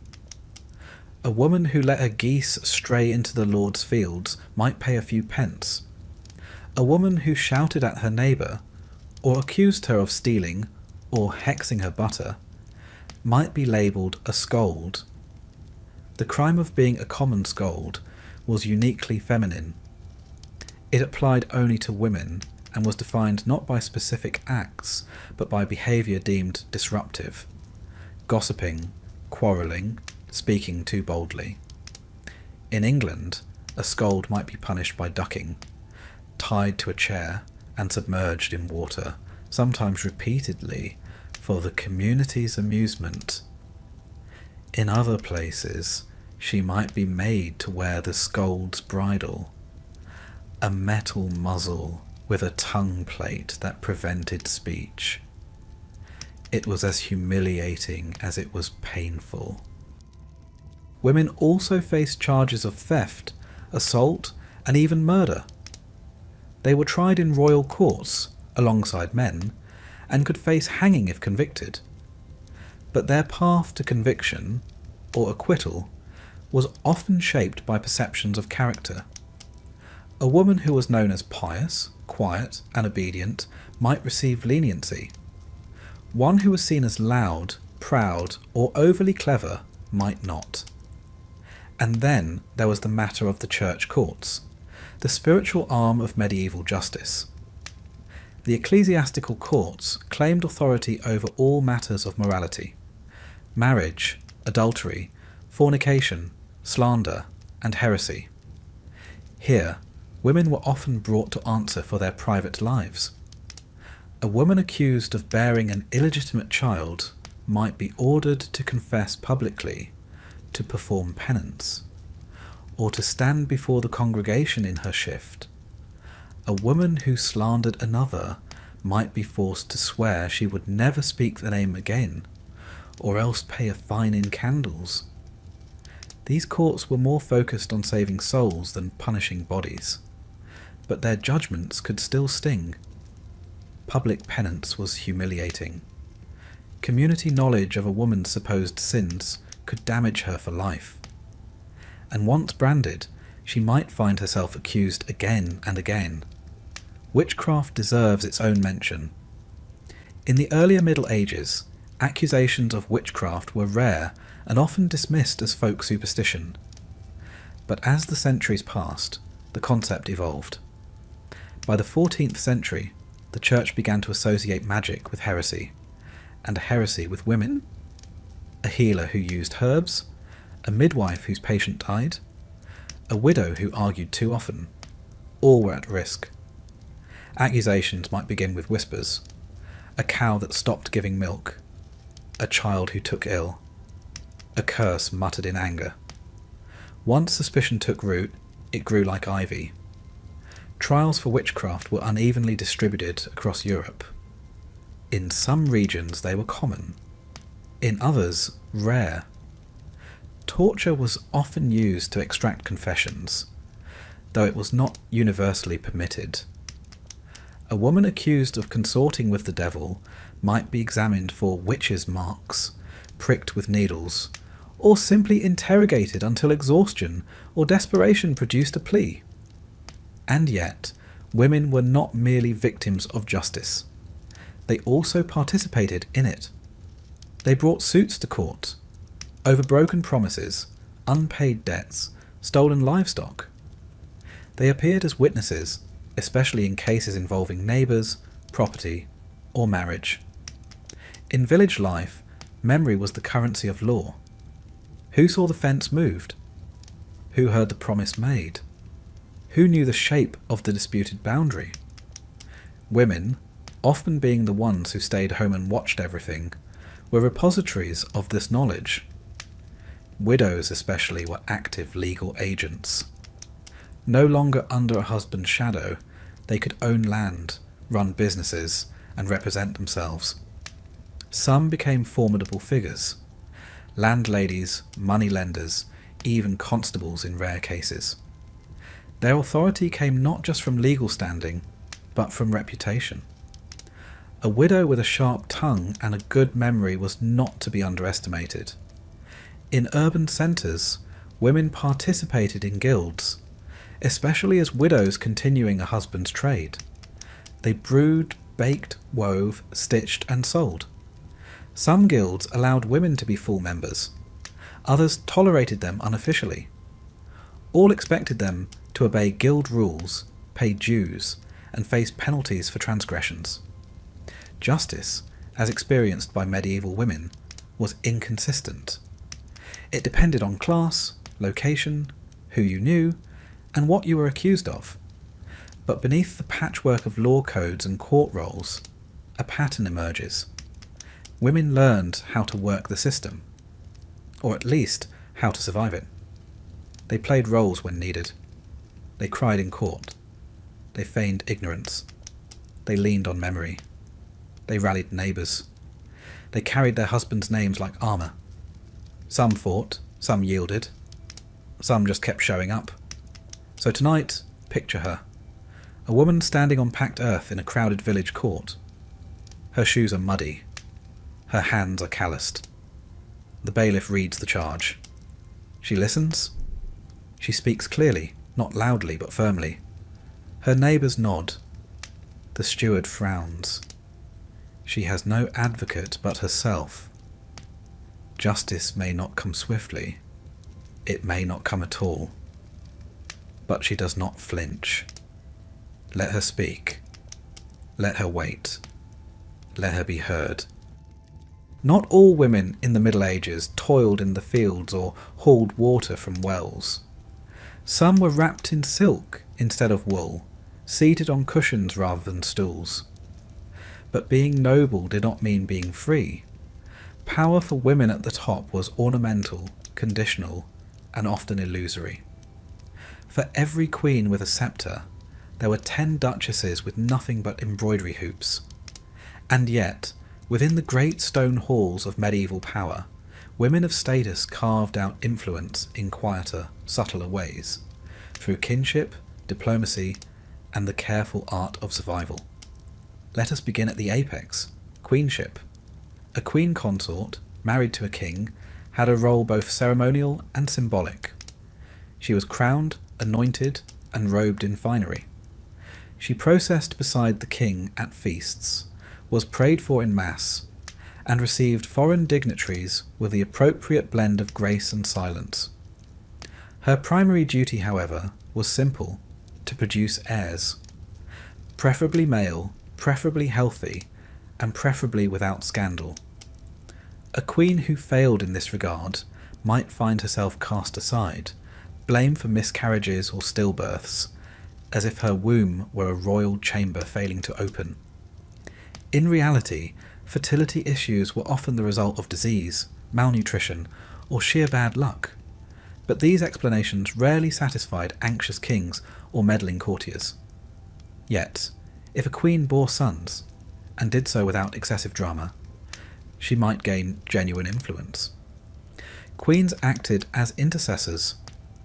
Petitioners who dared not approach the king might ask the queen to plead their case. In times of war or absence, some queens served as regents, ruling on behalf of their husbands or sons. Blanche of Castile governed France for nearly a decade, while her son Louis IX came of age. Margaret of Anjou, wife to the mentally ill Henry VI, became a military leader of sorts during the Wars of the Roses. Still, these were exceptions. Most queens lived behind veils, literally and politically. They were expected to be modest, devout, fertile, and loyal. Their education was shaped accordingly. They were taught how to read prayers, manage household accounts, and speak with quiet dignity.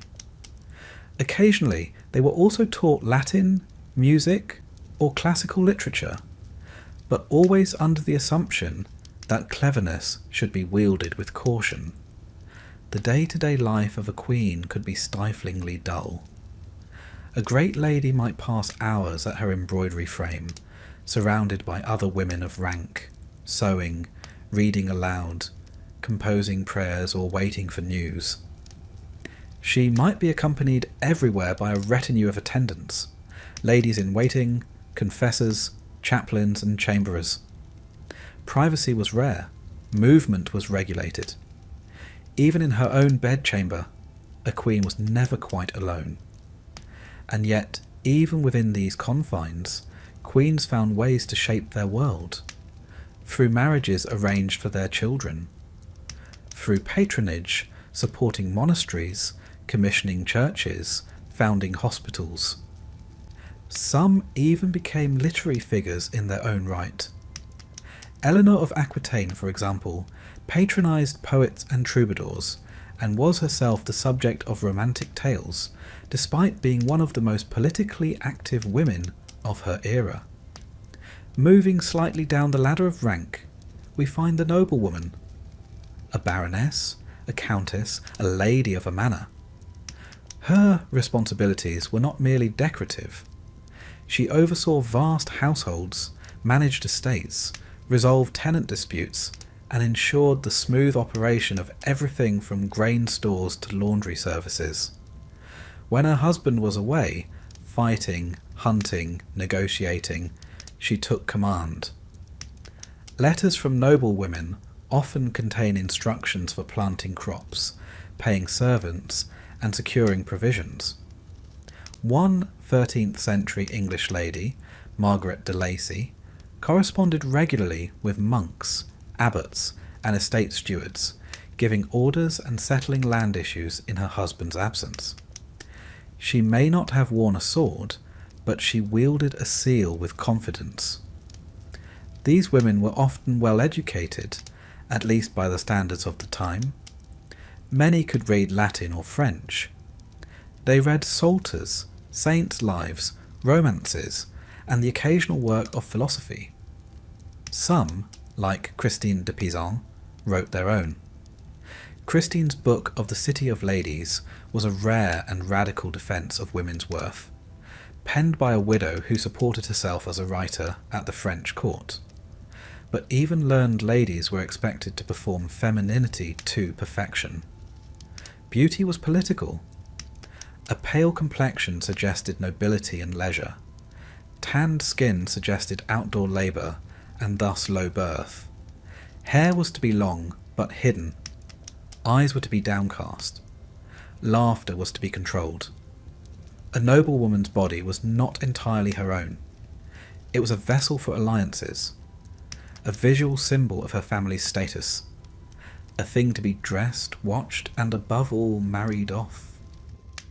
Marriage among the nobility was never about love. It was about land, titles, and political advantage. A girl might be promised in marriage before she could walk, and wedded before she could reason. She would be taught to obey, to honour, and to endure. Love, if it came at all, was a happy accident. That said, not all noblewomen were docile. Some manoeuvred with astonishing skill. They wrote to the Pope, appealed to Parliament, bribed bishops, or hired private armies. Matilda of Tuscany fought on behalf of the Pope during the investiture controversy. Isabella of France overthrew her own husband, Edward II, with the help of her lover and a fleet of mercenaries. Even cloistered women could exert authority. Hildegard of Bingen wrote letters to emperors and theologians, warning them of divine wrath with the calm assurance of one who was used to being heeded. Many noble women acted as patrons of the arts. They sponsored manuscripts, commissioned altarpieces, and provided protection for poets and scholars. A book given as a gift by a lady to her husband might contain illustrations of her family's heraldry, subtle reminders of the alliances she brought with her. Her name might be inscribed in a prayer book, not just as a supplicant, but as the patron who had it made. Clothing, too, was a form of statement. Silks from the east, fur from the north, embroidery done with gold thread. A noblewoman might wear a gown with a train several feet long, simply to display that she did not need to walk quickly, or much at all. Her sleeves might trail the floor. Her head might be crowned with a hennin, a conical hat so tall it risked brushing the rafters. Fashion was not practical. It was political. It said, "I am rich enough to waste fabric, time, and movement." Court life for these women was a mixture of performance and peril. Ladies attended feasts, dances, and tournaments. They watched knights fight in their honour. They received gifts, jewels, songbooks, love poems, sometimes sincere, sometimes strategic. Romance at court was encouraged in theory, but any hint of impropriety could end a woman's prospects, or her life. Adultery among noblewomen was treated as treason, especially if it risked uncertain parentage.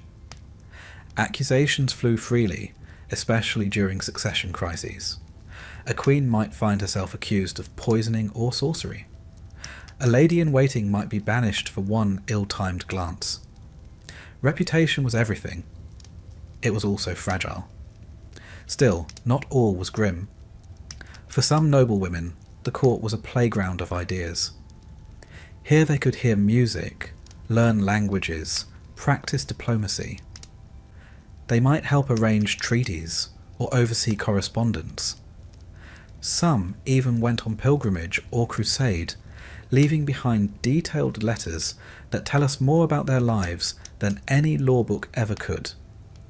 A few became queens in their own right, ruling not as consorts, but as sovereigns. Empress Matilda of England was one such figure, though her claim sparked civil war. Eleanor of Aquitaine held lands in her own name, and ruled over them with ferocity. These women, though exceptional, remind us that status could be a sword as well as a shield. But most noble women did not become queens. Most did not lead armies or pen manifestos. They lived more quietly in manors, castles, or courtly apartments. They bore children, wrote letters, ordered fabrics, and tried not to be noticed by the wrong people. Their lives were structured by expectation, shaped by marriage, hemmed in by reputation. And yet, they endured.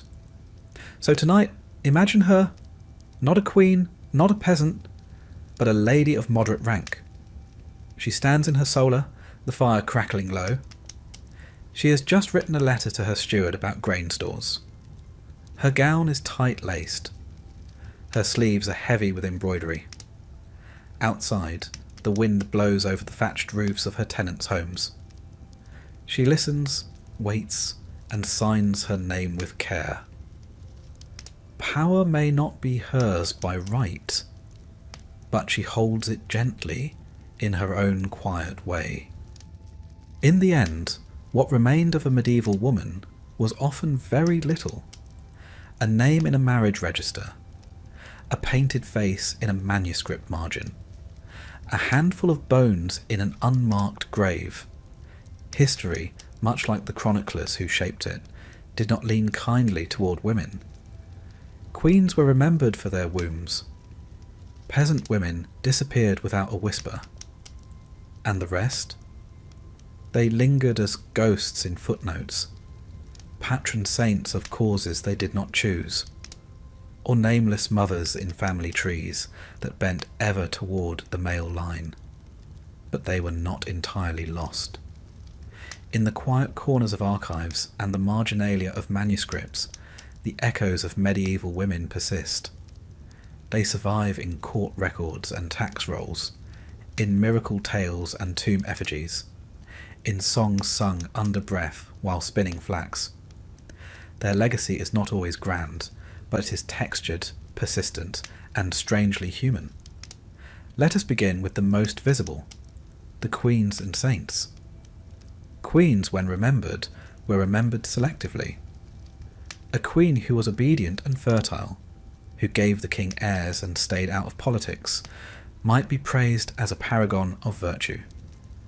Blanche of Castile was memorialized as the pious mother of St. Louis, a woman of great dignity who taught her son to fear sin more than death. She ruled as regent, but even then her memory was filtered through her role as a mother. On the other hand, powerful queens with opinions, those who wielded real political influence, were often viewed with suspicion. Isabella of France, who deposed her husband Edward II, was branded the she-wolf of France. Empress Matilda, who dared to claim the English throne in her own right, was remembered not as a monarch, but as a woman who overreached. Ambition in a woman, even when cloaked in velvet and sanctioned by lineage, was rarely forgiven. Then there were the saints, women who died young, or painfully, or both. Virgin martyrs like Catherine and Cecilia, who refused pagan husbands and were punished for their virtue. They were venerated, prayed to, painted in chapel frescoes. Their stories were rewritten again and again, usually by monks who had never met a woman like them, and wouldn't have known what to say if they had. Yet these saints offered women models of piety and endurance. Hildegard of Bingen, though not canonized until modern times, was revered in her lifetime for her visions and writings. Clare of Assisi became a spiritual sister to Francis and a founder in her own right. Their voices, preserved in letters and music, suggest lives of intellect and agency, not just submission. Moving downward in rank, the memory of noblewomen survived in ledgers, letters, and, most strikingly, tombs. Effigies carved in stone rest above many a church floor. Women with folded hands, long gowns, hair tucked into linen veils. Some lie beside their husbands, others alone. Their inscriptions speak of grace, honour, and generosity, words chosen by others, rarely by themselves. These memorials tell us more than they seem to. The style of clothing, the placement of hands, the heraldry on a shield, all offer clues to how the woman lived, and how her family wished her to be seen. Some tombs were lavish, paid for by sons or husbands eager to show piety. Others are modest, perhaps the best that could be afforded. A few are worn smooth by time and feet, names erased by centuries of churchgoers walking above. There were also women who left behind written records, though not always intentionally. Court transcripts include their words, preserved by clerks with ink-stained fingers. In these lines, women speak plainly about land disputes, broken promises, or chickens gone missing. Their voices are legal, domestic, weary, precise. They were not trying to be remembered. They were trying to be heard. Some women wrote deliberately. Christine de Pizan composed entire books defending the value of women's lives. Her Book of the City of Ladies created an allegorical city where women were safe from slander and celebrated for wisdom. She cited historical women, biblical women, legendary women, and in doing so etched herself into history as one of the first professional female writers in Europe. A few noble women kept household accounts or prayer books, now preserved in museums. The margins contain tiny notes, gifts given, letters sent, prayers for departed children. These are not histories in the grand sense, but they are intimate, tactile records of living. They remind us that women remembered themselves even when others did not. And what of the peasant women? The alewives and spinsters, the mothers who buried children before their first winter, the girls who never made it to marriage? These women rarely left written records. Their memories survive in folklore, superstition, and the cautious documentation of others. Sometimes their names appear in tax lists. Marjorie who owes 6 pence for her goat. Sometimes in court rolls. Agnes who accused her neighbour of theft. These traces are fragmentary. A single name, a brief incident, and then silence. But from these fragments, patterns emerge, of resilience, of labour, of humour tucked into hard lives. Peasant women were remembered locally, if not nationally. They lived in community memory. The old woman who knew herbs, the midwife who never lost a mother, the widow who told stories by the fire. Their reputations were their legacies. Some were feared, accused of witchcraft or bad luck. Others were cherished, mourned when they passed, their names kept alive in song or whispered tales. Wives were remembered by their husbands, sometimes.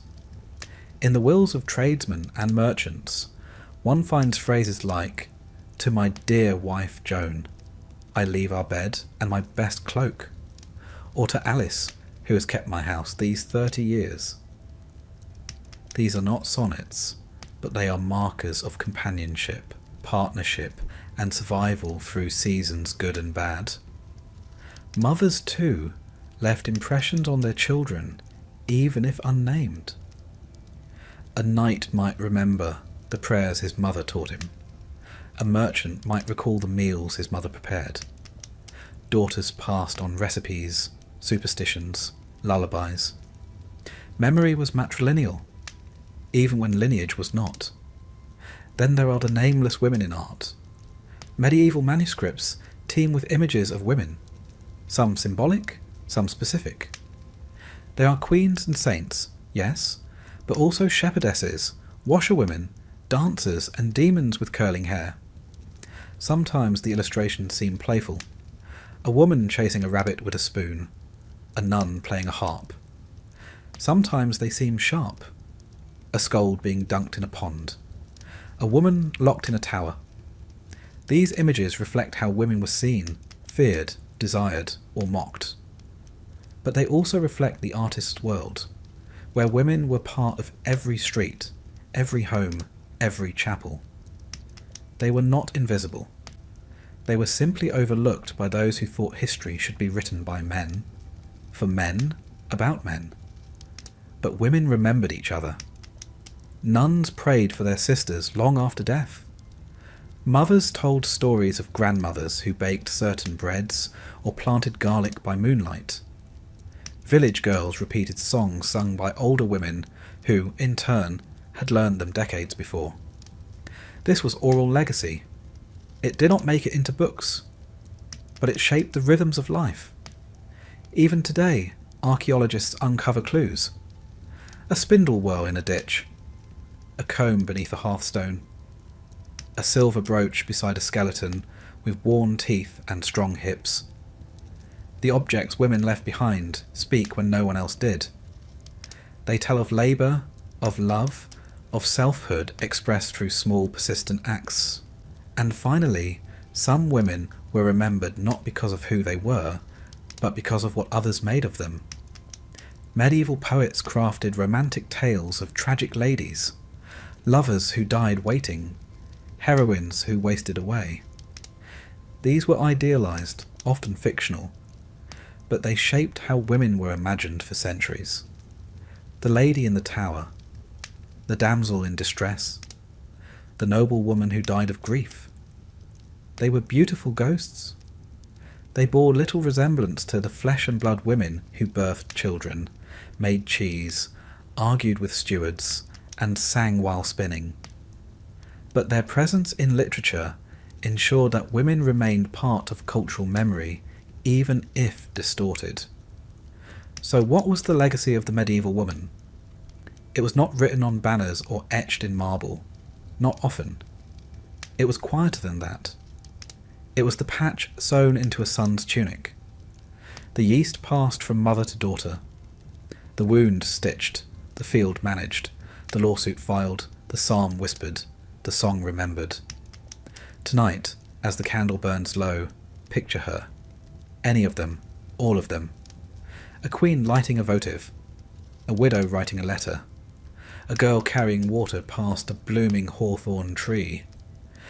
They did not expect monuments, but they endured. And sometimes enduring is legacy enough. Imagine a land of sun-drenched stone and shimmering river reeds, where the great Nile slices through the desert like a living god, where gold glints beneath linen veils and the scent of blue lotus drifts through towering palace halls.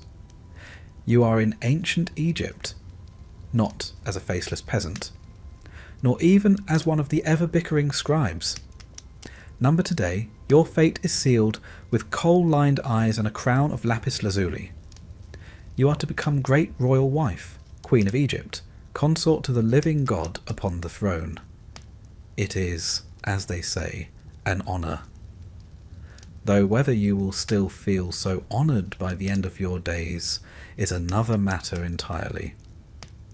From the moment the high priest's messenger arrived at your family villa with trembling voice and sealed papyrus scroll, your life has been spinning faster than the potter's wheel. Your father, a nobleman of the court, one of the few who might have hoped for such a match, nearly choked on his pomegranate wine.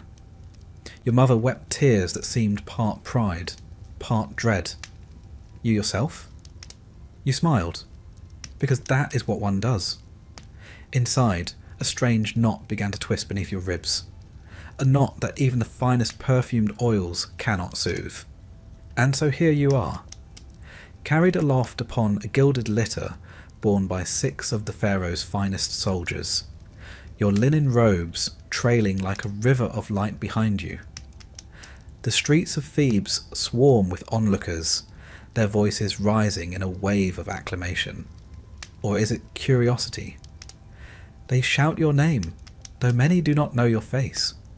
They know only that today a new queen will be crowned. And perhaps, privately, they know too that such queens do not always remain queens for long.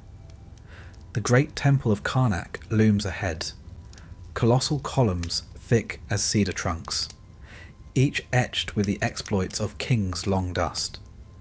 The air hums with incense and anticipation. As your litter is lowered before the towering gates, you feel the first flutter of real fear. Once you pass through, there is no turning back. You are met by the high priest, an ancient figure so gaunt he seems to have been carved by the same artisans who built these walls. His smile is thin as papyrus. "Come, daughter of Egypt," he intones, voice echoing through the stone. It is time. You follow him beneath the massive lintels, feet bare upon cool alabaster tiles. Ahead, the inner sanctuary shimmers with lamplight. Statues of Isis and Hathor gaze down upon you, serene and pitiless. Here, the rites of queenship will bind you to the throne, and to all that comes with it. The coronation ritual is long, deliberate, and thick with meaning. You are washed in sacred water, drawn from the Nile at dawn. You are anointed with oils, whose recipes are known only to the temple's innermost circle, oils meant to confer not just physical beauty, but spiritual protection. Your eyelids are darkened with kohl to ward off the evil eye. Your lips stained with red ochre, symbol of life. You are clad in robes of finest linen, embroidered with the royal uraeus, the rearing cobra that marks divine authority. It is a serpent that offers no comfort. And then, the moment, the great crown of the queen is brought forth, gleaming with gold and semi-precious stones. The high priest lifts it high above your bowed head, his voice solemn as he declares you great royal wife of the two lands. The crown settles upon your brow with surprising weight. You resist the urge to shift beneath it. At that moment, the doors to the sanctuary swing wide. A trumpet sounds. You emerge once more into the blinding sun, the air thick with cheering and flower petals. But though you smile and wave as trained, already your mind is elsewhere. You know the stories. Every girl at court whispers them beneath embroidered fans. How queens have risen to command armies, to guide kings, even to rule in their own right. And how they have been poisoned, betrayed, erased from memory as though they had never been. There was Nefertari, beloved of Ramses the Great, whose face still gazes serene from her tomb, yet whose life was marked by bitter rivalry within the palace. There was Nefertiti, queen beside the heretic king Akhenaten, whose very fate remains an enigma. Some say she ruled after him, others that she was cast aside.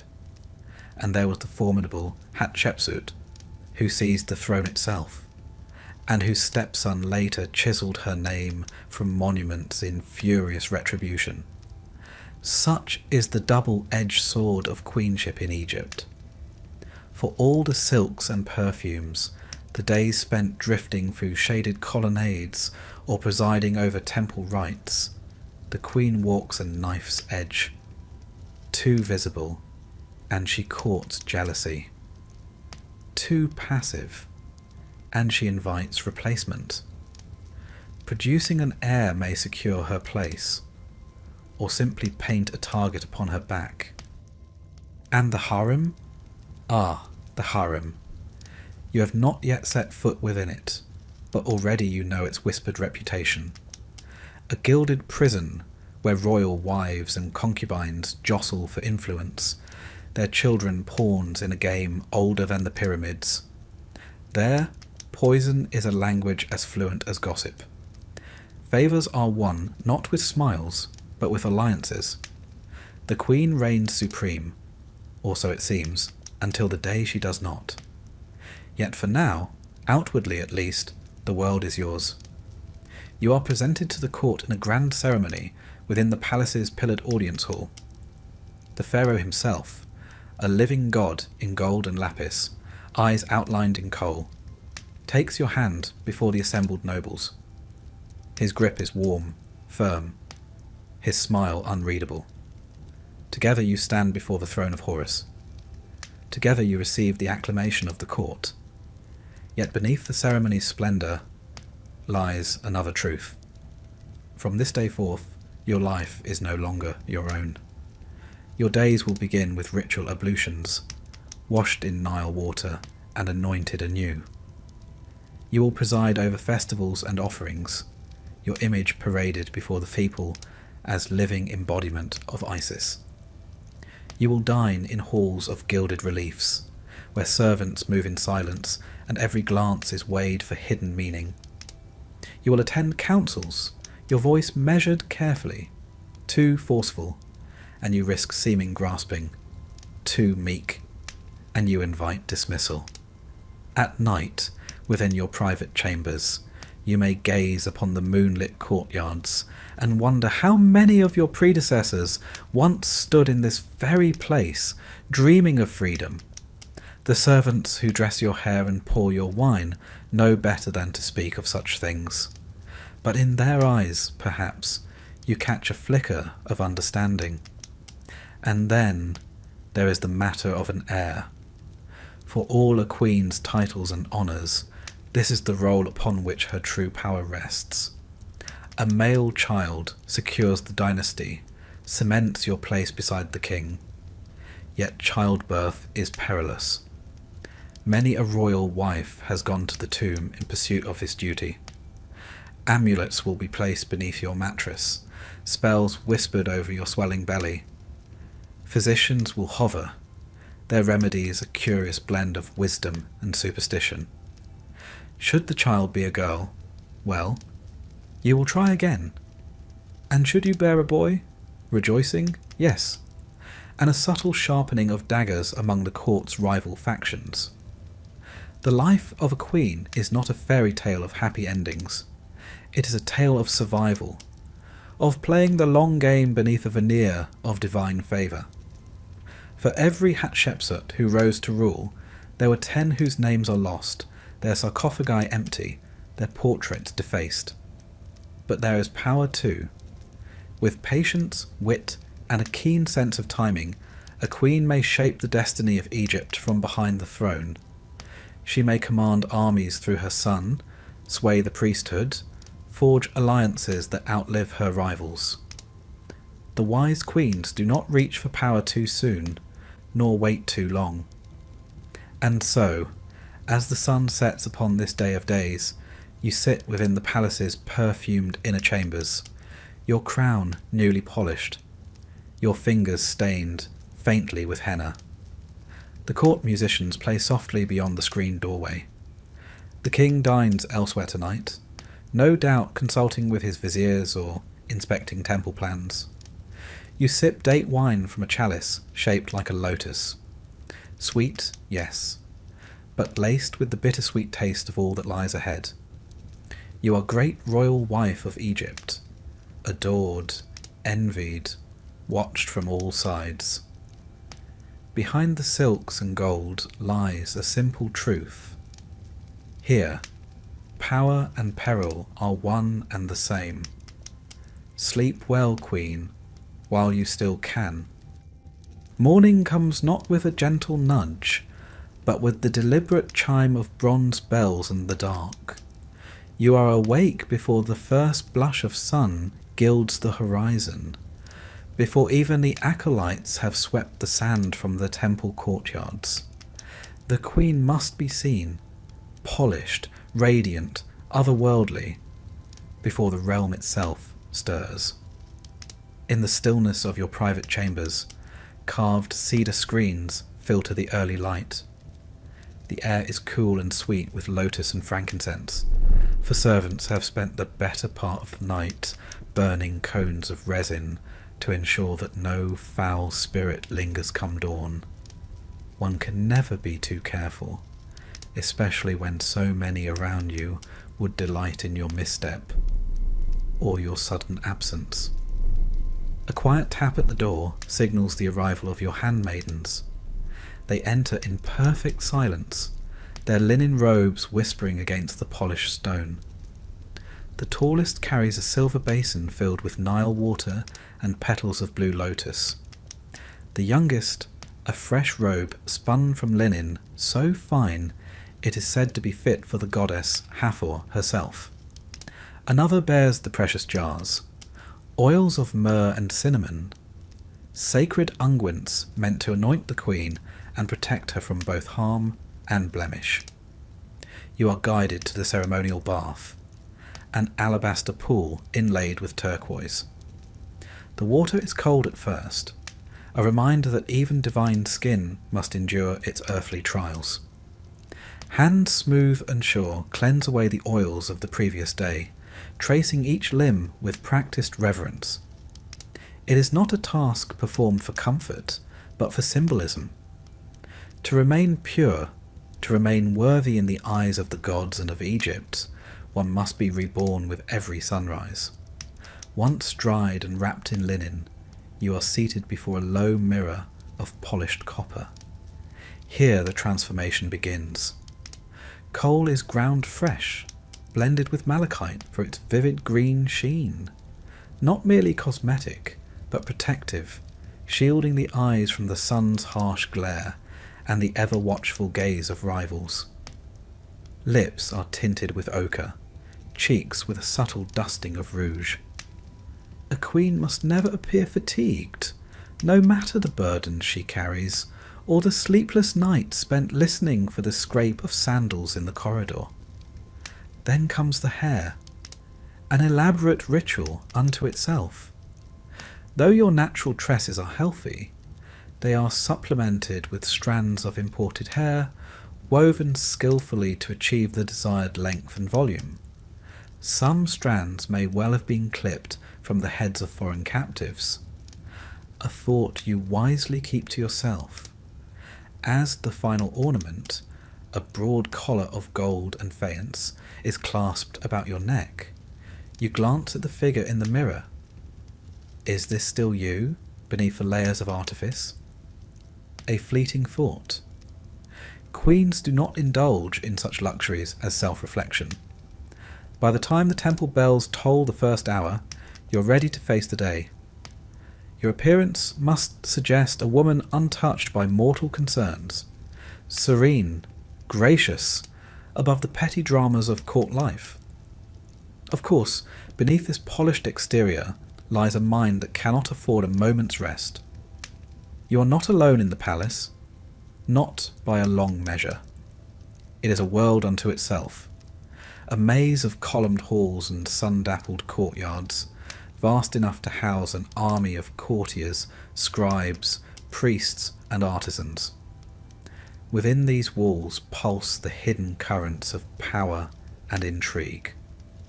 Your chief rival may greet you with a smile at this morning's offering ceremony, a smile that does not reach her coal-darkened eyes. She too knows that every gesture, every glance is part of an unspoken game. To falter is to invite whispers. To stumble is to risk everything. The harem, though called such, is no mere den of idle pleasure. It is a complex political engine, its chambers echoing with the laughter of children who may one day rise to challenge the line of succession. Among the king's wives and favoured concubines, alliances are forged in secret, loyalties shift with the desert wind. The wise queen learns quickly to cultivate both friends and informants, and to trust neither. There are rituals to attend this morning. The Opet festival draws near, and preparations consume the palace. You will be expected to appear before the high priest of Amun, to offer rich garments and rare spices in the name of divine harmony. A minor ceremony, some might say, but one that offers a stage upon which influence is measured. The queen whose offerings gleam brightest, whose comportment seems most blessed, will find her star rising. And so you glide through the halls, trailing a faint scent of rose and cinnamon.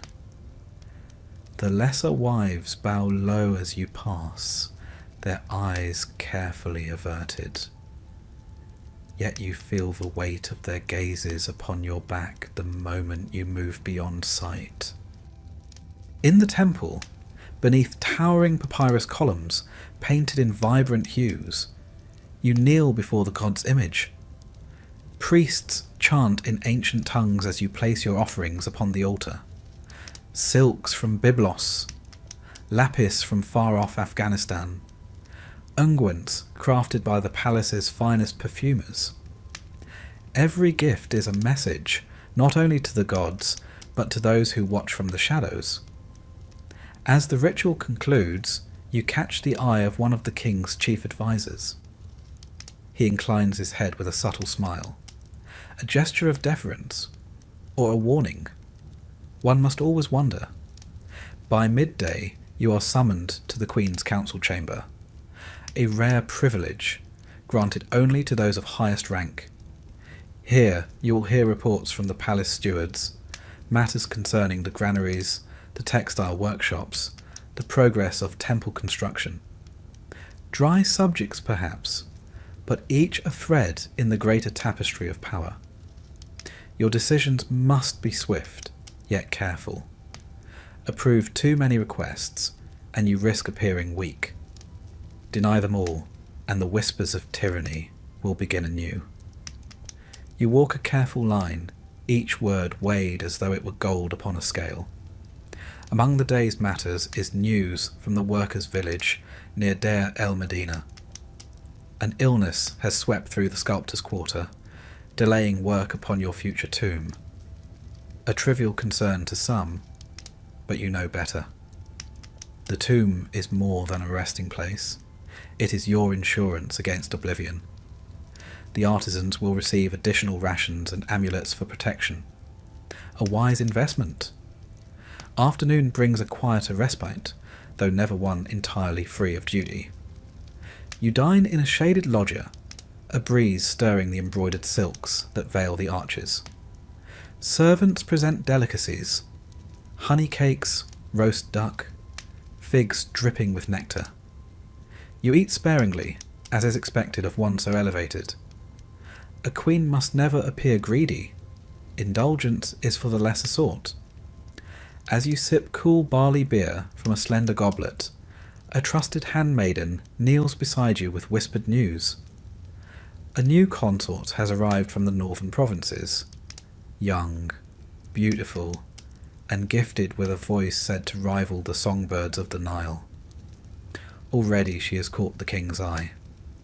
You smile, a gesture as polished as the alabaster columns that surround you, and you begin to consider your next move. Later, beneath the shadow of the palace's western wing, you visit the royal nursery. The children greet you with wide eyes and eager laughter. Here, among these innocent faces, the true future of Egypt stirs. You kneel to kiss the brow of your son, a prince yet too young to grasp the weight of the crown that may one day rest upon his head. You will teach him, in time, the art of ruling and surviving. Evening falls with a golden hush. The palace grows quieter, though within its stone heart the wheels of intrigue never cease their turning. You retreat to your private apartments, where oil lamps flicker against painted walls depicting lotus and papyrus, symbols of eternal life. There is yet one final duty, a private audience with the king. You are summoned to the inner chamber, where incense curls in lazy spirals beneath the gilded ceiling. The king greets you with the measured affection of a man who must divide his time among many. Your words are chosen with care, your gaze demure yet knowing. You are queen, but you are also counselor, diplomat, enchantress. The roles shift as swiftly as the Nile's current. When at last you return to your bedchamber, the moon rides high above the palace. You sit for a time beneath the open latticework, watching its pale light shimmer upon the stone below. In this quiet hour, the trappings of queenship feel both distant and suffocating. For all the silks and jewels, all the deference and titles, the palace is a cage, one wrought not of iron, but of expectation and vigilance. A single misstep, a whispered rumour, and the queen may find herself cast from its heights to its darkest depths. Yet you are here. You remain. And tomorrow, as the bronze bells chime once more, you will rise again to meet the day's challenges with the grace and cunning that have brought you this far. For such is the life of a queen in ancient Egypt. A dance upon the blade's edge, cloaked in beauty and peril alike. There is a single truth in the palace, that all queens, whether newly crowned or silver-haired with experience, understand from the moment they first pass beneath its painted lintels. Your value lies not in your beauty, nor in your wisdom, nor even in the favour of the king. It lies in your womb. You are great royal wife, yes, but if you cannot produce an heir, and preferably a male heir, your days in these gilded halls may be numbered. No one says it aloud, of course. Court etiquette forbid such crassness. Instead, the expectation settles upon your shoulders like the heavy, broad collar you wear at every ceremony, a constant weight, at once ornamental and oppressive. Already the whispers have begun. You hear them between the polished pillars, where handmaidens exchange knowing glances. You see it in the eyes of the lesser wives and concubines, who watch your every step with thinly veiled anticipation. 1 month has passed since your coronation, then 2. The court astrologers mark the movements of the stars with increasing scrutiny, as if they might coax a royal conception from the heavens themselves. And so begins the most delicate and dangerous chapter of your queenship.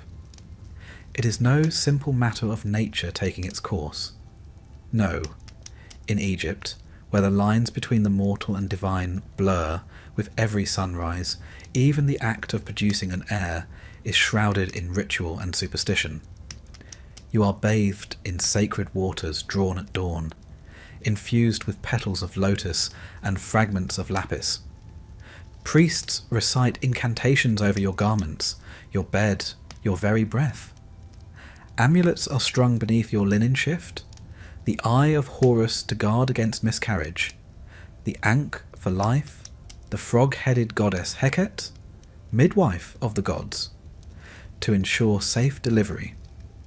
Physicians, whose knowledge is equal parts herbal remedy and hopeful guesswork, prescribe strange concoctions, dates soaked in beer and honey, ground pomegranate mixed with frankincense, the occasional live fish, yes, live, pressed gently against the belly to divine the likelihood of conception. One must keep a straight face through such rituals. After all, queens are not afforded the luxury of skepticism. And the king? He too is aware of the stakes, though his attention is divided among many chambers, many women. Still, he dutifully appears when summoned, the union of king and queen being not merely a private affair, but a reenactment of cosmic creation itself. The priests say that in your embrace you embody Isis and Osiris, restoring the divine balance of the land. You try to think of this as you gaze up at painted stars on the ceiling, willing your body to cooperate. When at last the signs of pregnancy appear, a mist moon, a flutter in the belly, the court erupts in barely concealed relief. Musicians play in the courtyards, offerings are made at the temples. You are showered with gifts, fine linens, perfumed oils, and statuettes of Taweret, the hippo goddess of childbirth, her toothy grin meant to ward off evil. But celebration soon gives way to caution, for childbirth, even in the palace, is fraught with peril. The annals of Egyptian history are replete with queens who entered the birthing chamber as goddesses and left it not at all. You are moved to special apartments near the temple of Hathor, patroness of motherhood and joy. Here, midwives attend you day and night, their weathered faces betraying both experience and unspoken concern. The floor is strewn with woven reeds and soft mats, the air thick with incense. One corner of the room is reserved for offerings, dates, honey, and the occasional small figurine of a crocodile, a nod to Sobek, whose protective ferocity is invoked at such times. You might wonder at this eclectic collection of guardians, but when faced with the shadow of death, one cannot be too selective in seeking allies. As the months progress, the court holds its breath. The Queen's pregnancy is no private matter. Every noble, every servant, every soldier watches for signs of progress and of danger. Should you miscarry, the blow to your standing would be immediate, perhaps irreversible. Such was the fate of many a royal wife. History whispers of queens quietly dismissed, their names stricken from records after a series of failed pregnancies.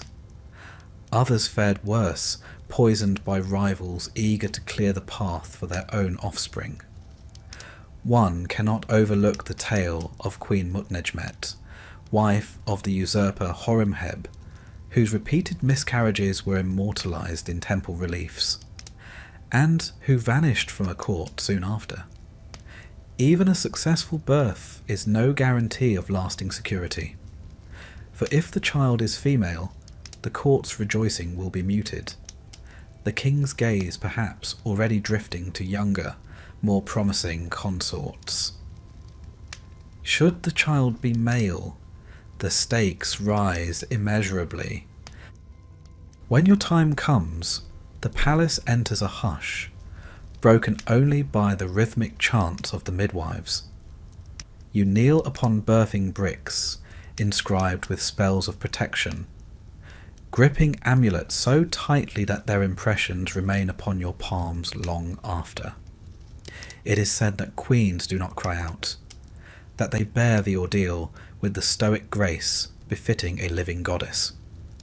In truth, the stone walls of your chamber have heard many royal screams, though none are recorded in the official annals. At last, a cry pierces the incense-laden air, not yours, but that of a newborn, a boy. The news spreads like wildfire through the palace. Bells ring out from Karnak. Priests light great fires upon the riverbanks. The queen has borne a prince. The dynasty is secured, for now. But this victory is tempered by reality. You know that even royal infants are not immune to the frailties of flesh. The child is swaddled in the finest linens, placed beneath protective amulets, and watched by wet nurses whose loyalty has been vetted a dozen times over. A single misstep, a single drop of poison slipped into milk, and the triumph of today could become tomorrow's morning. You must be vigilant. Already factions within the palace shift and realign. The mother of the next in line is a powerful force, but also a target. One need only recall the fate of Queen Tia's daughter, murdered in infancy amid court intrigue, her name deliberately forgotten by the chroniclers. Even as you recover, your duties resume. You appear at public ceremonies, the infant prince cradled in your arms beneath a canopy of ostrich feathers. Statues are commissioned in your likeness, inscriptions proclaiming you mother of the god's son. Yet in the shadows, rival eyes glitter with envy. For queens in Egypt, there is no true rest. Having secured your position with an heir, you must now defend it with equal fervour. The harem buzzes with fresh schemes. The lesser wives whose sons must now vie for favour redouble their efforts. The old games resume, more dangerous than before. You attend council meetings with the king, your presence a subtle reminder of your new standing. You cultivate alliances among the priests and the nobility, ensuring that should calamity strike, as it so often does, you have the means to protect both yourself and your son. In private moments, you gaze upon the sleeping child with a mixture of fierce love and cold calculation. This tiny, squirming creature is your greatest triumph and your greatest liability. To raise a future pharaoh is to walk a perilous path, one where each tutor, each nursemaid must be scrutinized, each playmate considered a potential threat. And should the king take another great royal wife, not unheard of should you fall from favour, your task will become even harder. The court has long memories and short loyalties. One must never grow complacent. In time, if fortune favours you, your son will grow strong and wise. You will guide him through a labyrinth of palace politics, teaching him whom to trust and whom to watch with smiling suspicion. And if the gods are truly kind, you may one day witness him ascend the throne, the double crown resting upon his brow. but that day is far off. For now you remain within the palace's painted cage, every breath a measured act of survival. You have borne an heir. The court's favour is yours. The songs of the priests praise your name. Yet beneath the gold and incense, the game has only just begun. For in Egypt, a queen's worth must be proved anew with each passing moon.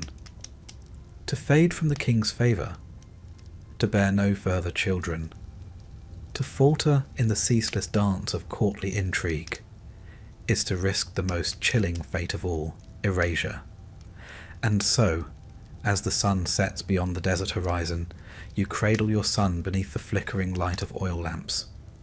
You sing softly, an ancient lullaby older than the pyramids themselves. Yet your gaze is not fixed upon the sleeping child alone. It shifts, now and then, toward the shadows that gather at the chamber's edge. For a queen of Egypt, the night is never truly still, and the game is never truly over. The palace is vast. Towering stone colonnades stretch into cool shadowed corridors.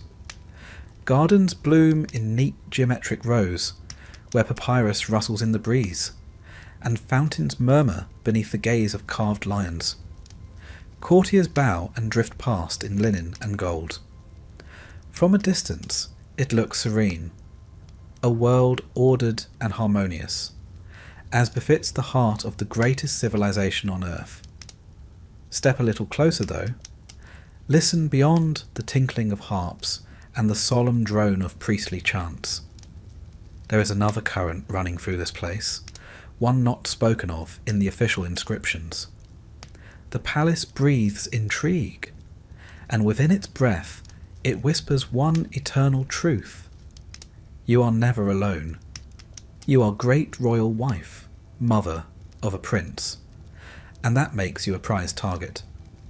Around you swirl the other women of the royal household, secondary wives, concubines, foreign princesses sent as diplomatic gifts, and their formidable retinues of ladies-in-waiting and ambitious relatives. Each one has a stake in the unspoken game, and many will not hesitate to play it boldly. There is no official map to this web of rivalries. You must learn its paths and pitfalls through experience, instinct, and trusted spies, though trust itself is a rare and fragile commodity. Even the servants who anoint your brow with sacred oils may carry news of your private moments to ears you'd rather not imagine. By custom, the king's harem occupies a separate quarter of the palace, a walled enclave of luxurious apartments, gardens and pavilions. Here, many of the royal wives and concubines reside when not summoned to court or to the king's side. In theory, it is a space of beauty and refinement. Music lessons, embroidery, poetry recitations beneath the shade of date palms. In practice, it is a simmering crucible of ambition. You walk the paths of these gardens with measured grace, always with attendants, of course. A queen is never seen wandering alone. That would invite gossip. And gossip here is more dangerous than any serpent lurking in the reeds. There are faces you greet with carefully polite words, eyes you meet with a bland smile that conceals your watchfulness. You know the histories.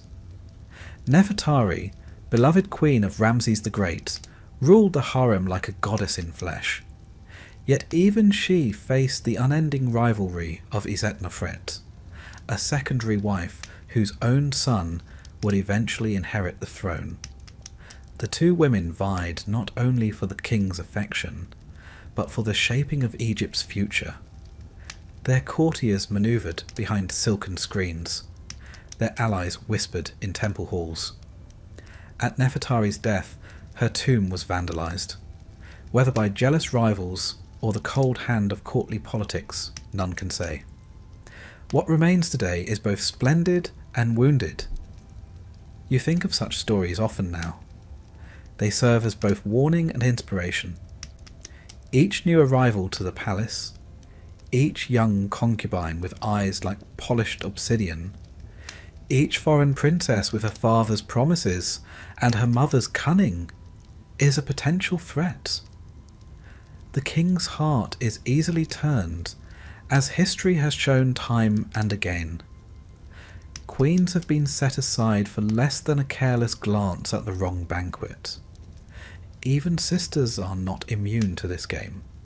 Consider Cleopatra the Seventh, the last and most famous of Egypt's queens. In a world no less treacherous than yours, she eliminated her own siblings to secure the throne. Her brother-husband Ptolemy the 13th was drowned in the Nile after their bitter civil war. Her younger sister Arsinoe was paraded through Rome and later executed at Cleopatra's request. It is a grim reminder that in matters of power, blood offers little protection. You take tea today in one of the palace's shaded gardens, the sandstone walls hung with woven garlands. A small gathering of royal women has been arranged, ostensibly to celebrate the upcoming Opet festival. In reality, it is a subtle test of alliances. The Queen's tea, like all things here, carries its risks.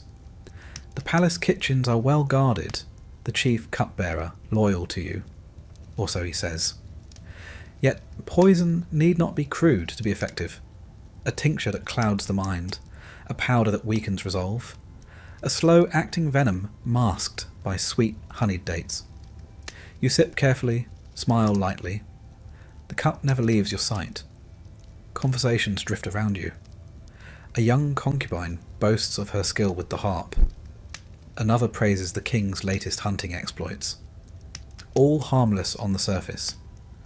But beneath the words flow subtle currents of status and intent. Every compliment is a probe. Every glance, a calculation. One of the lesser wives leans forward, her eyes gleaming. "Your son grows strong, my queen. I hear he bested his tutor in wrestling last week." A harmless comment, or a veiled threat. To draw attention to your son is to draw attention to the ambitions that circle him like vultures. "He's a child," you reply smoothly. "He enjoys his games." You shift the topic with practiced ease, asking after the health of her daughter. To accept flattery is dangerous. To appear defensive, fatal. Such exchanges are endless, their stakes invisible to the casual observer. Many queens of old failed to master them and paid dearly. Queen Ankhesenamun, widow of Tutankhamun, sought alliance with a foreign prince to secure her safety. A bold move that ended with her vanishing from the record. Was she betrayed by a rival? Silenced by the priests? No one knows.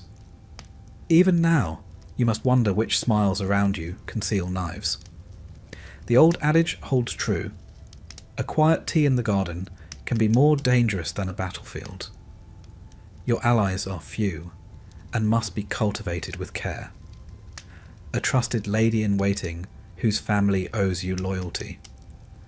A eunuch whose discretion has been purchased with gold and promises. A priestess whose whispered prayers carry double meanings. You build your network slowly, patiently, for haste invites exposure. Yet alliances shift. Friendships sour. Today's confidant may be tomorrow's betrayer. The palace records are rich with such cautionary tales. In quieter moments, you walk among the statues of past queens. Their faces, serene in alabaster or painted with fading pigments, offer no counsel. Yet their stories linger. You think of Tie, wife of Amenhotep III, who wielded immense influence and corresponded with foreign kings, yet whose legacy was nearly eclipsed by the rise of Akhenaten and his religious upheaval. You think of Hatshepsut, who dared to rule as king, donning the false beard of Pharaoh. For years she outmaneuvered her rivals, until her memory was almost entirely erased by the jealous Thutmose III. Such are the lessons you must heed. Power is never given freely. It is seized, defended, and, if one is wise, relinquished only at death. As evening falls, the gathering disperses. Courtiers retreat to their quarters. Musicians pack away their lyres. You linger a moment beneath the stars, the scent of jasmine thick in the air. A new note arrives by the hand of a trusted servant, unsigned, of course. It speaks of a foreign envoy scheduled to arrive in secret tomorrow, bearing gifts for one of the king's newer favourites. Another ripple in the pond, another game to watch. You retire to your chambers, where attendants remove your ornaments and unbraid your hair. In the quiet, you allow yourself a moment of reflection. The palace is beautiful, yes, but it is no sanctuary. It is an arena, one of subtle wars and shifting alliances. Each day is a contest of wit and will, where the stakes are survival and legacy. You share this palace with rivals. And while you walk its painted halls with grace, your heart must remain as sharp as any blade. For in this place of stone and shadow, even a queen must remember. Trust is a luxury, vigilance a necessity. And tomorrow, the game begins anew. You sit beneath the painted ceiling of your private chamber, the walls cool beneath your fingertips. A gentle breeze stirs the linen draperies, carrying the scent of crushed myrrh and blooming acacia. In your lap lies a scroll, a genealogy of your illustrious house, inked by the finest scribes in the land. You unroll it slowly, eyes tracing the names. Father, mother, grandfather, grandmother, uncles, aunts, cousins, many of whom have, in one form or another, become entangled in the great tapestry of your dynasty's lineage. It is a fine thing, they tell you, to have royal blood. The purer, the better. And here in Egypt, purity takes precedence over all else, certainly over more pedestrian concerns of propriety or genetic diversity. You will marry within your family. You know this. Every girl born beneath the palace roof knows this. It is not a matter of preference or affection. It is a duty, a cosmic necessity woven into the very fabric of kingship. The gods themselves set the precedent. Isis and Osiris, sister and brother, husband and wife, created the divine order. To imitate their union is to uphold Ma'at, the sacred balance that holds the universe together. That the practice also serves to consolidate power and property within the royal house is, of course, a fortunate coincidence. Your own match was announced with great ceremony. The court heralds proclaimed it a union of destiny. The high priests invoked the blessings of the pantheon. Privately, you reflected that the match was more likely the result of several tense negotiations behind closed doors. Still, the marriage was sealed, and sealed with blood as well as gold. Your new husband is your brother, or perhaps your half-brother. The lines blur. You have known him since childhood, chased sunbeams across the palace courtyards together. Now you meet beneath the heavy weight of crowns and expectations. The wedding itself was a spectacle. Musicians played beneath canopies of palm fronds. Dancers performed in honour of Hathor, goddess of love and joy. Incense smoke curled toward the heavens as you knelt before the altar. Hands joined beneath a net of golden thread. The priest's voice echoed through the temple halls. By this union, the house of Horus is strengthened. By this union, the land shall flourish. You smiled as expected, your gaze serene beneath the weight of elaborate headdress. The court watched, whispering beneath painted fans. It is the Queen's duty to set the tone after all. Behind the smiles, the truth remained unspoken. Marriages such as this carry risks, as well as rewards. The royal family tree is a twisted thing, its branches curling back upon themselves like the tendrils of a papyrus plant. Sibling marriages, uncle-niece unions, even the occasional pairing of aunt and nephew, all are recorded in the annals of kingship. The line of the Ptolemies would later make an art of such unions, but they were hardly innovators. Consider Akhenaten, the heretic king, and his great royal wife Nefertiti. While their exact relationship remains a matter of scholarly debate, their daughters were later wed to their own relatives, perpetuating a cycle that would culminate in the tragic figure of Tutankhamun. Ah, poor Tutankhamun. The boy king, crowned before his bones had fully hardened. Modern science has laid bare the consequences of his inbred lineage.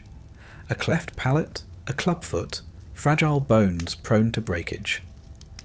His family line was riddled with genetic maladies, the result of generations of insular unions. Even the treasures of his tomb, glorious though they are, could not conceal the frailty of the young pharaoh they enshrined. You cannot help but wonder what price your own bloodline might yet pay. It is not a thought one can voice within these walls. The priests will tell you that royal blood must not be diluted, that the gods themselves demand it. The courtiers will nod and murmur in agreement, ever eager to align themselves with orthodoxy. Still, the palace midwives whisper tales in the dark. They speak of stillborn infants, of twisted limbs and breathless babes laid silently to rest. The tombs of queens tell a similar story. Many a consort has been interred with tiny coffins beside her, tragic echoes of an unbroken line's hidden cost. And yet the cycle continues. To marry beyond the royal bloodline would be unthinkable, a breach of divine order. The occasional foreign princess may be taken as a secondary wife, her presence a symbol of alliance rather than affection. But the true lineage must remain pure, its sacred essence undiluted. Your own marriage proceeds as court marriages do. You and your brother husband share formal meals beneath painted stars, exchange carefully chosen words in public settings. In private, the dynamic is more complex. Affection, rivalry, duty, resentment, all mingle beneath the silks of your marriage bed. You are aware that your husband's eye wanders. It is expected. No one rules the heart of a king. The greater danger lies in the ambitions of his other consorts, who watch your union with keen interest. A brother's wife may be queen today, but tomorrow, who can say? You have allies, of course. The high priestess of Hathor, whose loyalty has been secured through generous patronage. The captain of the palace guard, whose daughter serves as your handmaiden. Such bonds are as vital as any marriage. Still, you tread carefully. The fate of queens who misstep is no secret. The walls of the palace remember tales that the official chronicles prefer to forget. There was Cleopatra II, whose marriage to her brother Ptolemy VI ended in bitter civil war. Their sibling bond, once celebrated in public ceremony, could not withstand the pressures of shared rule and competing ambitions. Their eventual reconciliation was as much a matter of political necessity as familial affection. Then there was Arsinoe II, who married first the king of Thrace, then her own full brother, Ptolemy II. Her intelligence and political acumen were unmatched, yet her life was marked by the endless necessity of navigating the treacherous waters of court intrigue. You study such examples with care. They offer not only cautionary tales, but blueprints for survival. In moments of private reflection, you wonder how the common people perceive these unions. The artisans who carve your likeness upon temple walls, The scribes who inscribe your name in golden cartouches, do they whisper of the unnatural closeness of the royal house?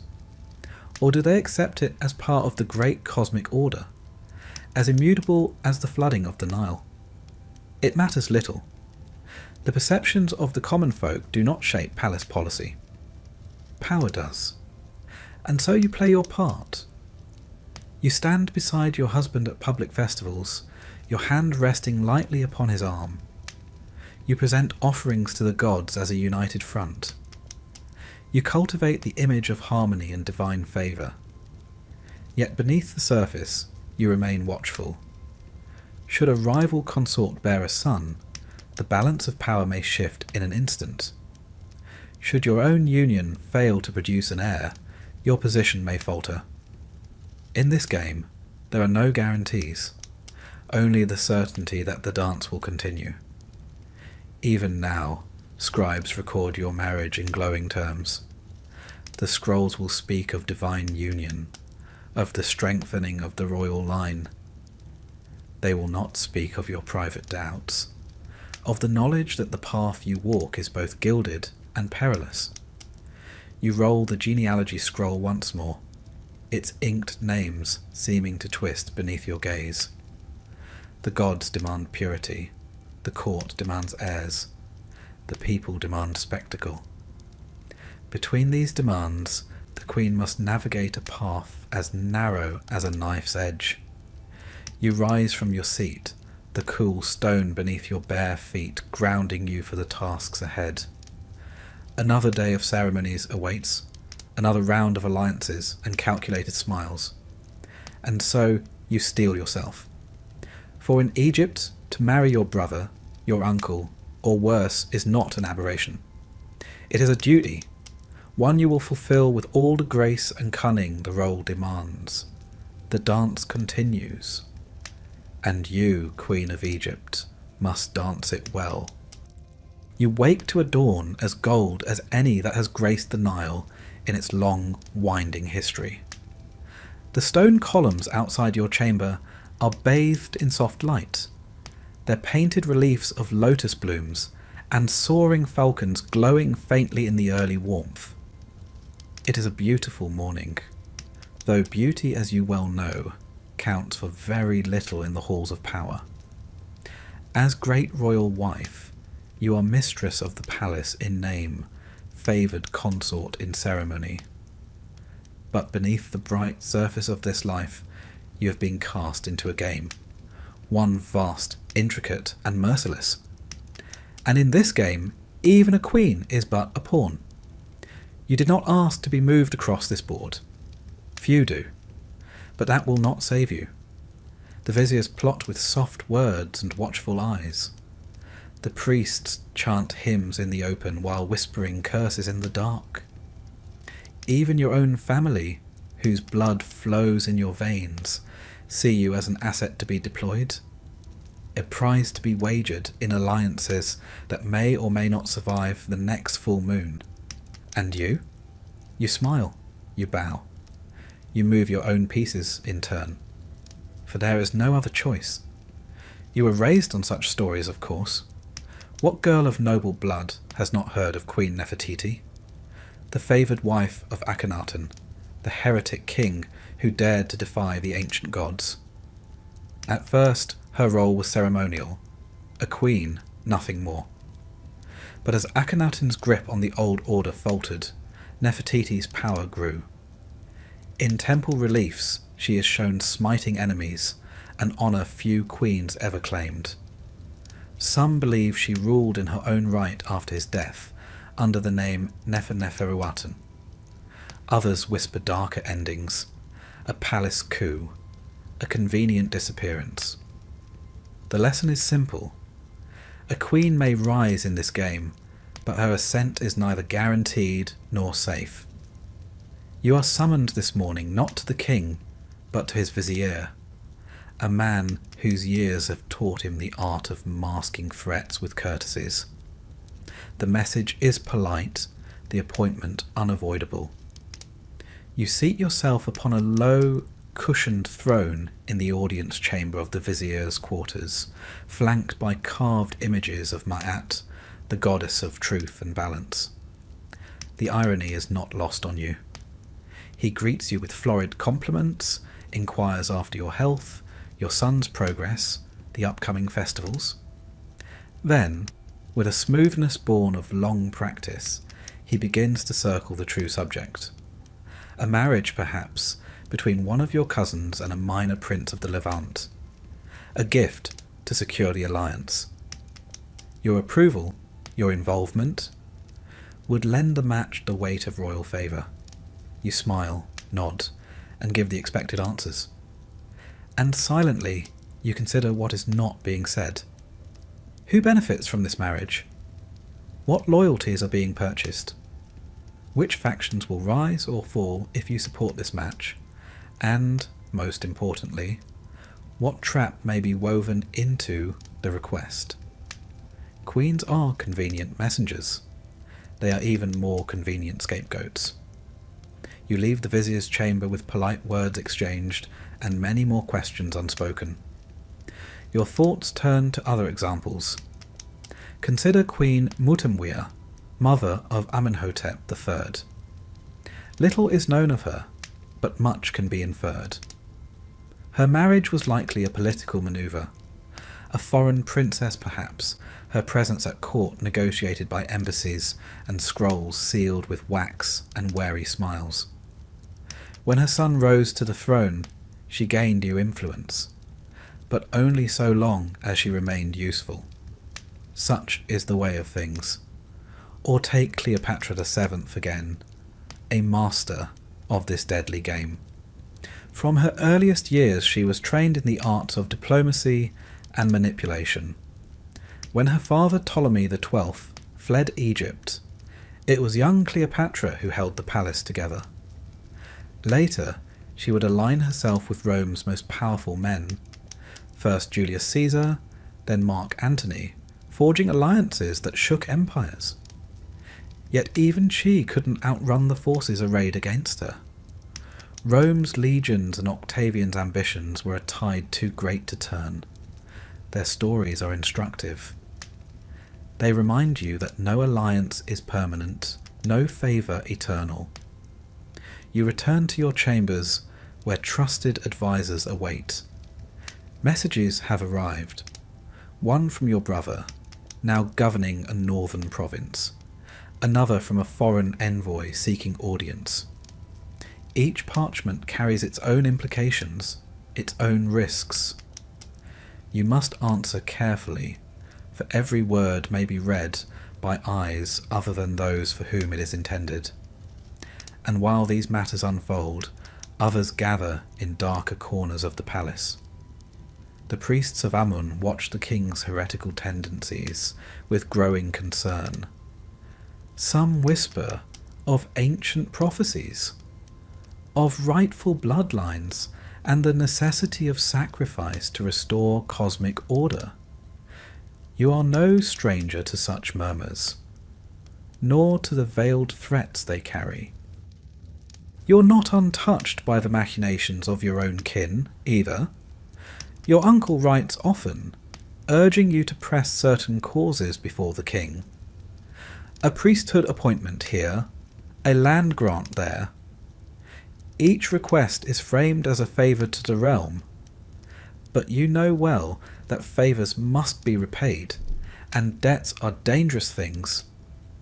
You play this game as best you can. You host banquets, where the placement of each guest is a calculated signal. You sponsor temple rites, weaving ties with the priesthood, even as you guard against their ambitions. You present yourself at court as the model of royal virtue, while cultivating discreet channels of information beyond the official scribes. It is exhausting, this life, but it is the life you have. Sometimes, in the quiet of night, you walk the palace gardens beneath the stars. You pass the statues of forgotten queens, their features worn smooth by time. Some were pawns who never moved beyond their first square. Others became queens in truth. players of rare skill who bent the game to their will. You wonder which path will be yours. In these moments you recall the foreign princesses who entered this game with fewer advantages. The Mitanni bride sent to Amenhotep III, the Hittite princesses dispatched to Rameses II. They came with dowries and diplomatic hope, but little else. Many faded into obscurity, their tombs unmarked, their names preserved only in dusty inventories of marriage gifts.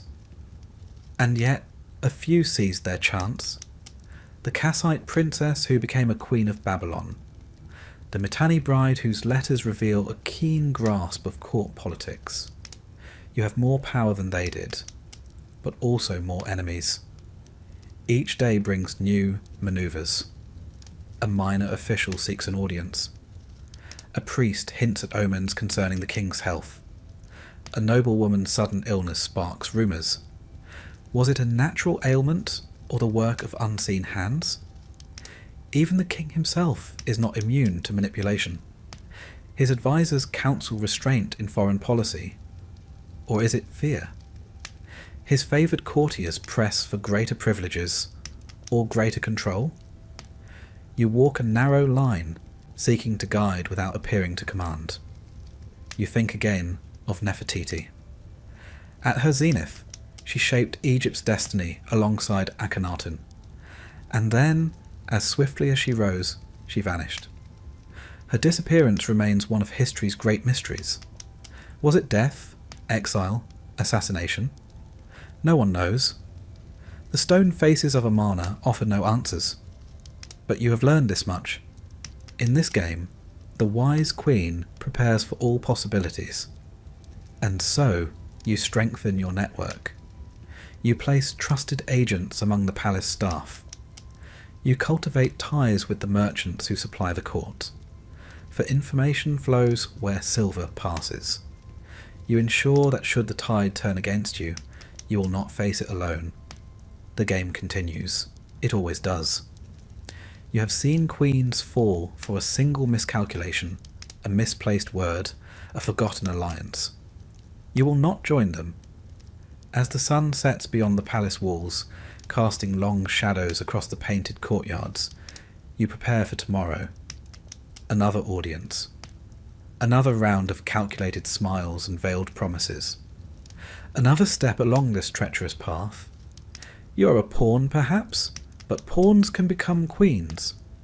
And queens, as the old proverb says, can shape the fate of kings.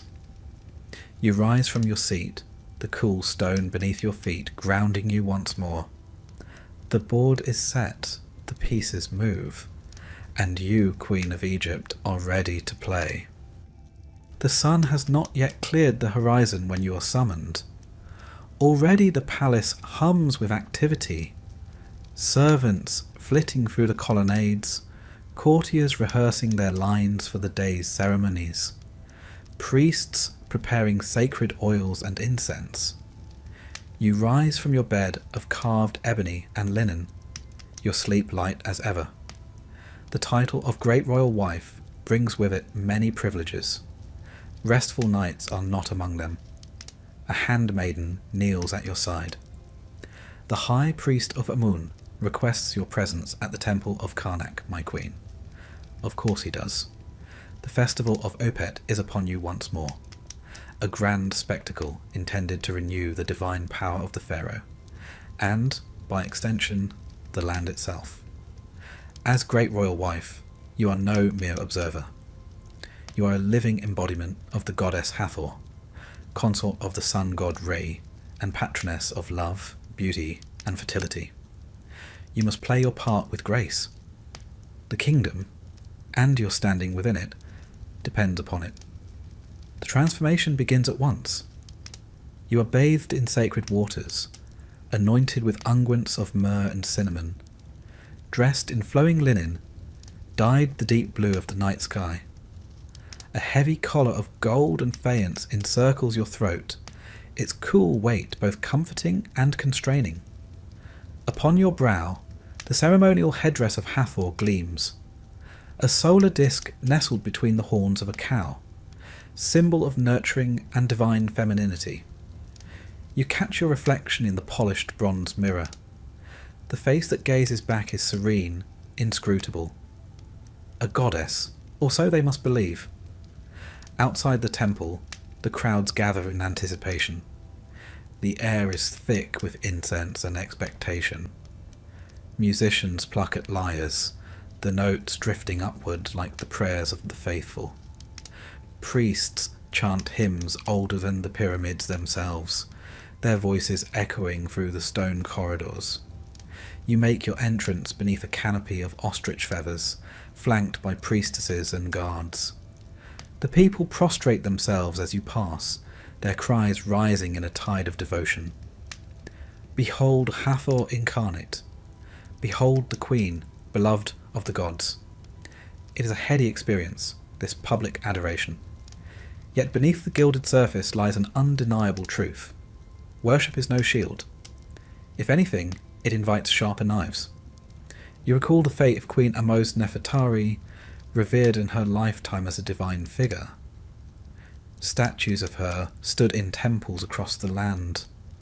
Offerings were made in her name centuries after her death. Yet in the volatile years following her reign, her descendants were swept aside by rival factions. Veneration did not prevent betrayal. You step carefully through the temple's great hypostyle hall, each footfall a study in controlled grace. The king awaits beneath the towering columns, a living god in gold and lapis. Together, you perform the rituals of renewal, presenting offerings, pouring libations, reciting sacred texts. The air vibrates with reverence and scrutiny. For every priest who bows in devotion, another watches with calculating eyes. Popularity, after all, is a dangerous thing. The queen who commands too much affection from the people may find herself accused of overstepping, of eclipsing the king himself. History offers no shortage of cautionary tales.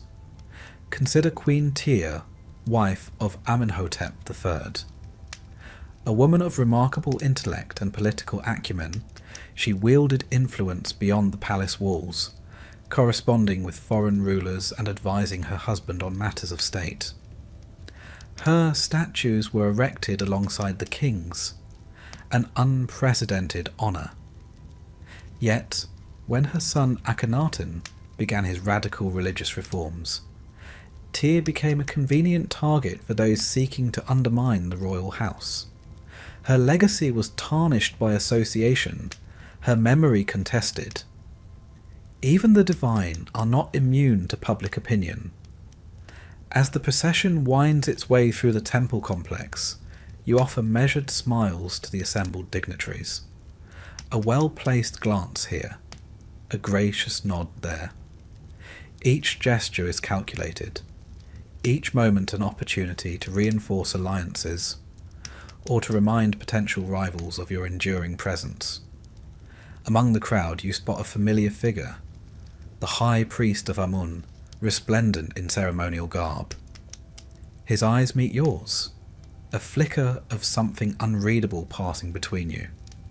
Respect? Resentment? A mixture of both, perhaps. The priesthood wields power nearly equal to the throne. Their favour is invaluable, and fickle. Too close an association invites suspicion. Too distant a stance invites hostility. You walk a narrow path indeed. Later, in the cool shadows of your private chapel, you offer prayers of your own. The goddess Hathor smiles serenely from her gilded shrine.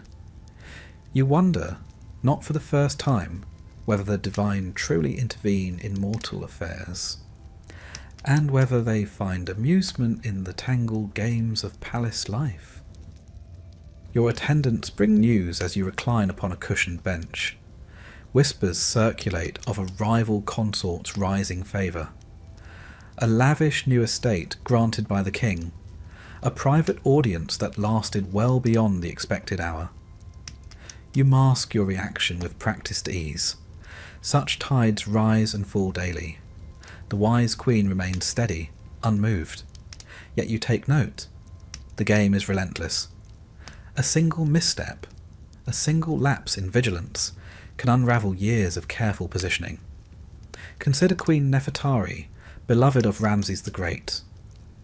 Her beauty and wisdom were immortalized in her magnificent tomb, adorned with celestial imagery and hymns of praise. Yet even she faced rivals within the harem, chief among them Isetnofret, whose son would ultimately succeed to the throne. Nefertari's enduring legacy did not shield her from courtly intrigue. You instruct your attendants to prepare gifts for the high priest. A subtle reminder of your piety, a gesture to maintain favour. Influence, like incense, must be continually renewed, lest it dissipate into nothing. As evening falls, the festival reaches its zenith. Torches blaze along the processional route, casting flickering shadows upon the stone walls. You ride in a ceremonial bark, the people thronging the banks of the Nile, their chants echoing across the water. Hathor lives, the queen is her vessel. In this moment, you are adored beyond measure. Yet the weight of the headdress upon your brow serves as a constant reminder. Adoration is fleeting. Safety is an illusion. You think of Cleopatra once more, a queen who mastered the art of public image, cultivating her persona as Isis reborn. Her charisma captivated rulers and subjects alike. Yet in the end, neither divine association nor popular acclaim could shield her from Rome's inexorable advance. Returning to the palace, you dismount with composed grace. Behind the smiles and accolades, you feel the familiar undercurrent of tension. The queen who draws too much light upon herself risks casting others into shadow, and shadows breed resentment. In your private chambers, you remove the heavy regalia piece by piece, the solar disk, the golden collar, the layers of perfumed linen. Beneath it all, you remain yourself, flesh and blood, a woman navigating a treacherous world beneath a veneer of divinity. You know that tomorrow will bring fresh challenges. The favour of the gods may be eternal, that of the court decidedly less so. And so you prepare once more.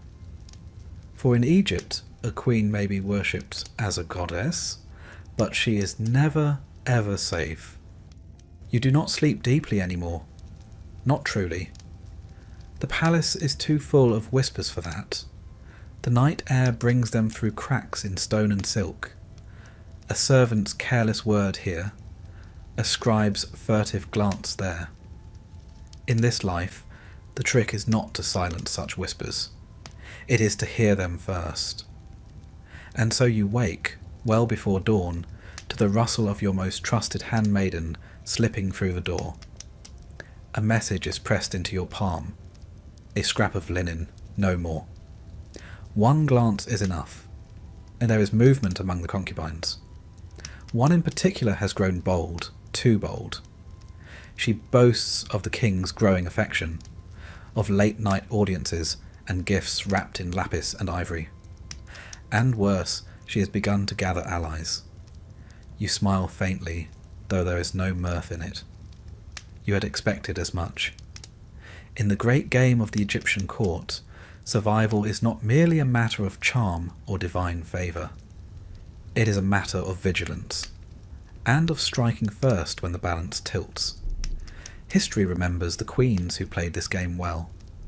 It remembers, too, those who failed. You rise from your couch, moving with deliberate ease. Outside, the moon lingers pale against a violet sky. Your attendants prepare you for the day, unaware that this morning's tasks go far beyond temple rites or polite audiences. As they drape you in fine linen and coil your hair with strands of gold, your mind is elsewhere, assessing your pieces, testing the strength of each. You think of Nefertiti, whose statues once stood beside her husband's as an equal ruler. Some say she orchestrated her own rise through careful alliances with the priesthood and military. Others whispered darker tales, that rivals were silenced with poisoned honeycakes, that dissenters vanished into the sands beyond Amarna's walls. The truth? It hardly matters. The result was the same. For a time, she held the power of kings in her own hands. You step into the corridor, your sandals whispering against polished stone. Waiting in the shadows is one of your most discreet agents, a eunuch who oversees the palace kitchens and has ears in every corner.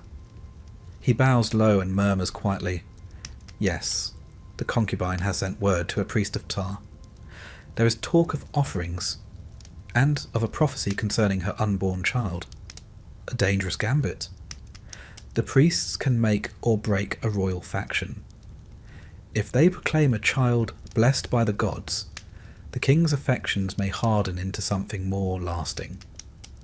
You thank him with a nod and a coin pressed discreetly into his palm. The coin is a formality.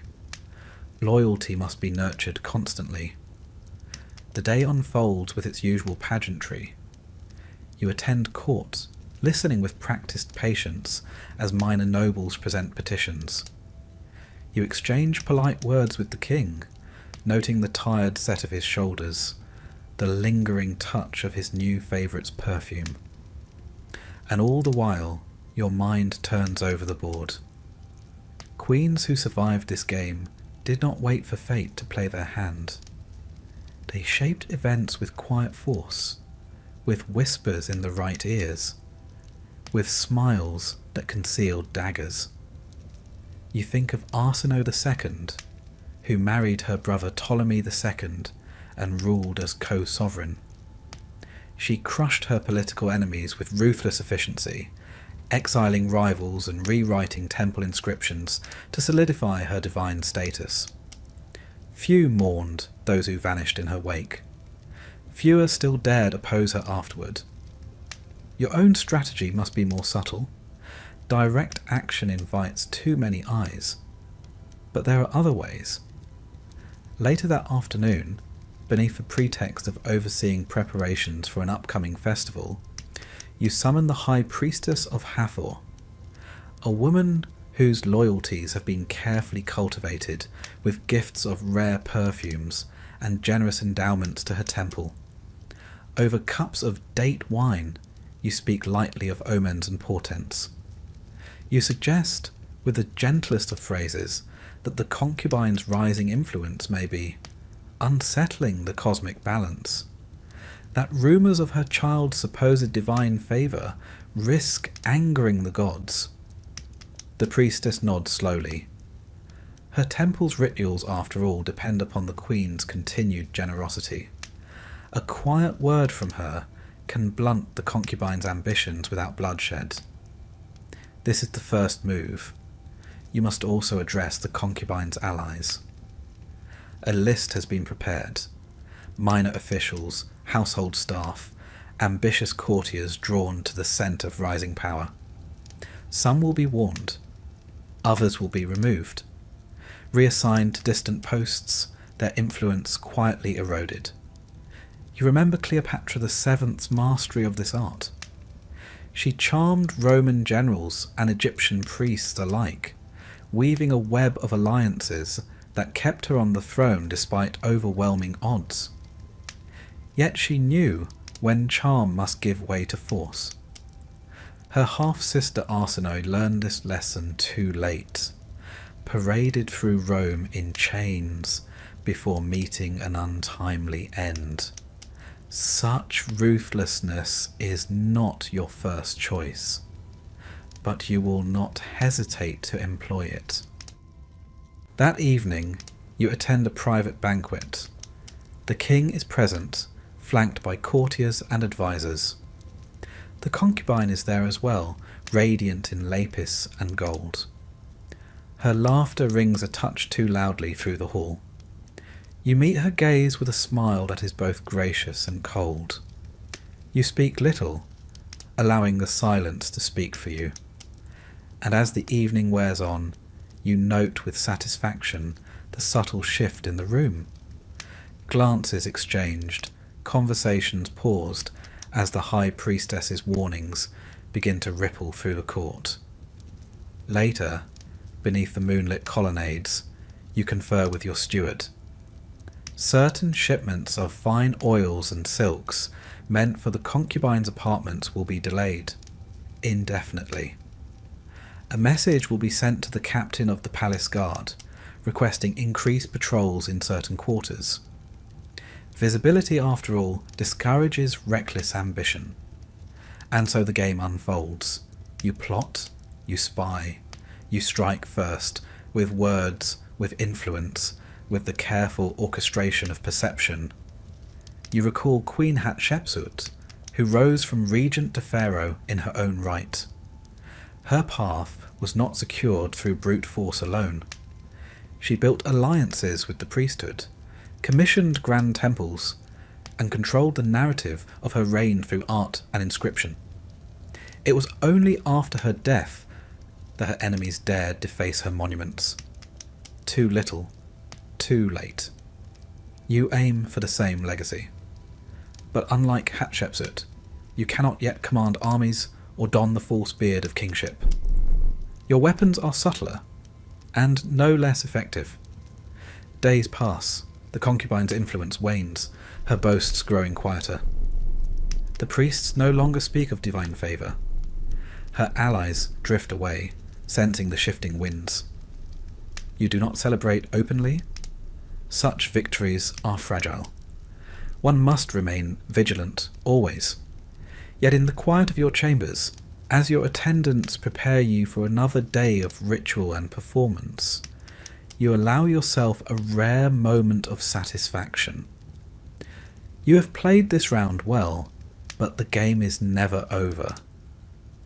Beyond the palace walls, foreign embassies arrive bearing gifts and hidden agendas. Within, new rivals await their moment. The king's affections remain as mercurial as the Nile's flood. You will plot again. You will spy again. And when the time comes, as it surely will, you will strike first once more. For in Egypt, a queen who waits for fortune to favour her is a queen who does not long survive. There comes a day when even the brightest queen in Egypt begins to glance more often toward the west, not toward foreign lands or shifting alliances, but toward the golden arc of the setting sun. For all the crowns and garlands, for all the priests' honeyed words about divinity and eternal favour, one truth remains unyielding. You are mortal. And in Egypt, where death is not an end, but a beginning fraught with peril, a wise queen prepares well for her final journey, or risks being erased in both life and afterlife. You are older now. The courtiers still bow low. The priests still chant your titles with reverence. But beneath the oil lamps and gilded beams of the palace, you see it in their eyes, a quiet measuring. Your hair, once black as coal, is now touched with silver, though the finest perfumers can soften its gleam. Your face is still fair beneath its careful layers of ochre and scented oils. But you know time's hand better than they do. You have survived long beyond many rivals. The concubine who once schemed to raise her son above yours now lies forgotten beneath a modest tomb. The vizier who dared plot against you has long since been sent on an extended pilgrimage from which he will not return. You have played the game with skill and iron patience, but even the sharpest blade dulls. Even the most careful player must at last prepare to leave the board. And so you begin. It is not a morbid task. In Egypt, preparation for the afterlife is a queen's sacred duty, as crucial as any offering to the gods. The Book of the Dead speaks plainly. The unprepared soul faces oblivion, or worse. You begin with your tomb. It is already underway, of course. No queen of standing would dare leave such matters until too late. For years now, artisans from Deir el Medina, the finest painters and masons in the land, have toiled to create your eternal house. Its chambers spiral deep into the limestone cliff of the West Bank, beneath the Valley of the Queens. There, beneath layers of earth and stone, your body will rest, awaiting the long journey through the Duat, the realm of the dead. You visit the site now more often. Clad in plain linen robes, your face veiled, you descend into the half-lit corridors while your retinue waits above. The air smells of fresh-cut stone and beeswax. The walls bloom with new pigment. Fields of reeds, boats of the sun god Ra, the winged goddess Ma'at stretching her arms in welcome. Your artisans bow low, their eyes bright with reverence, and perhaps some fear. A queen's gaze lingers long on their work, and one poorly rendered glyph might invite ruin. You study the scenes carefully. They must not only please the living court, but persuade the gods themselves. You think of Hatshepsut's mortuary temple at Deir el-Bahari, its grand colonnades proclaiming her divine birth and rightful rule. Such a monument is a weapon against forgetting, for even in death your rivals will not rest. They will seek to tarnish your name, to strike it from stone and memory.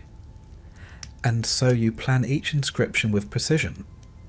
Your titles, Great Royal Wife, Mother of the King, Mistress of the Two Lands, must be chiselled deep, so no careless chiseller can erase them lightly. Your image must appear not only on the main walls, but in hidden panels, known only to your most trusted priests. Should the outer paintings be defaced, these secret images will preserve your claim to eternity. You select the item that will accompany you, not merely gold and jewels, though there will be plenty of those, if only to deter tomb robbers by their sheer weight, but more personal treasures. A beloved necklace gifted by your mother, a set of carved alabaster jars, their lids shaped like protective goddesses, a simple wooden board for playing senet, the game of passing through the afterlife. You consider, too, the more potent artifacts. A dagger of meteoric iron, its blade dark as the night sky. Amulets inscribed with ancient words of power. Scrolls bearing the most secret chapters of the Book of the Dead. Words known only to a handful of living priests. Every object is a tool. Every spell a shield. For the journey beyond is no peaceful sleep, but a gauntlet of trials. You have seen what happens to those who do not prepare. In a forgotten chamber beneath Karnak, you once glimpsed the shattered coffin of a queen whose name no one speaks. Her sarcophagus had been cracked by rivals, her face and cartouches scraped away. Without her name, she wanders the afterlife nameless, a shadow among shadows. Worse still are those whose tombs are desecrated by enemies. The valley is full of such stories. Tombs opened in secret, their treasures looted, their occupants left adrift in the eternal void.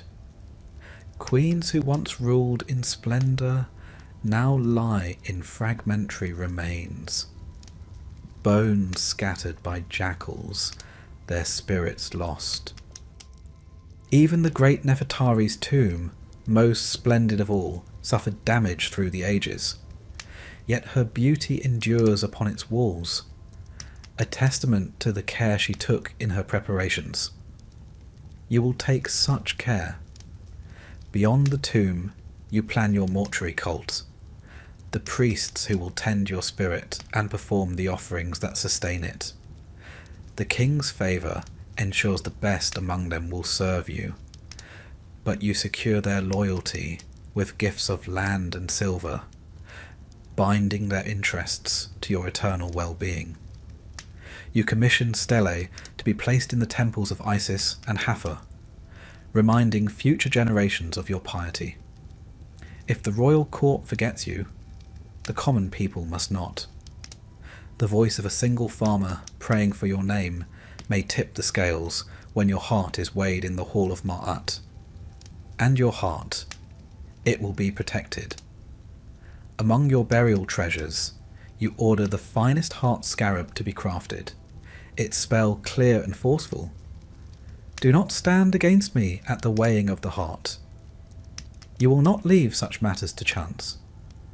As the years pass, you witness the truth of Egypt's oldest wisdom, that the living wage war upon the dead.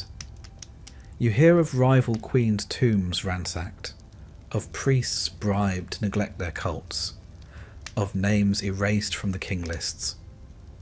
You take steps to guard against this. Trusted scribes prepared duplicate copies of your inscriptions to be hidden in remote sanctuaries. Loyal family members are instructed on the secret locations of your personal cache. Should the official tomb fall to time or treachery, your essence will endure. It is a strange fate, this double life of a queen preparing for death.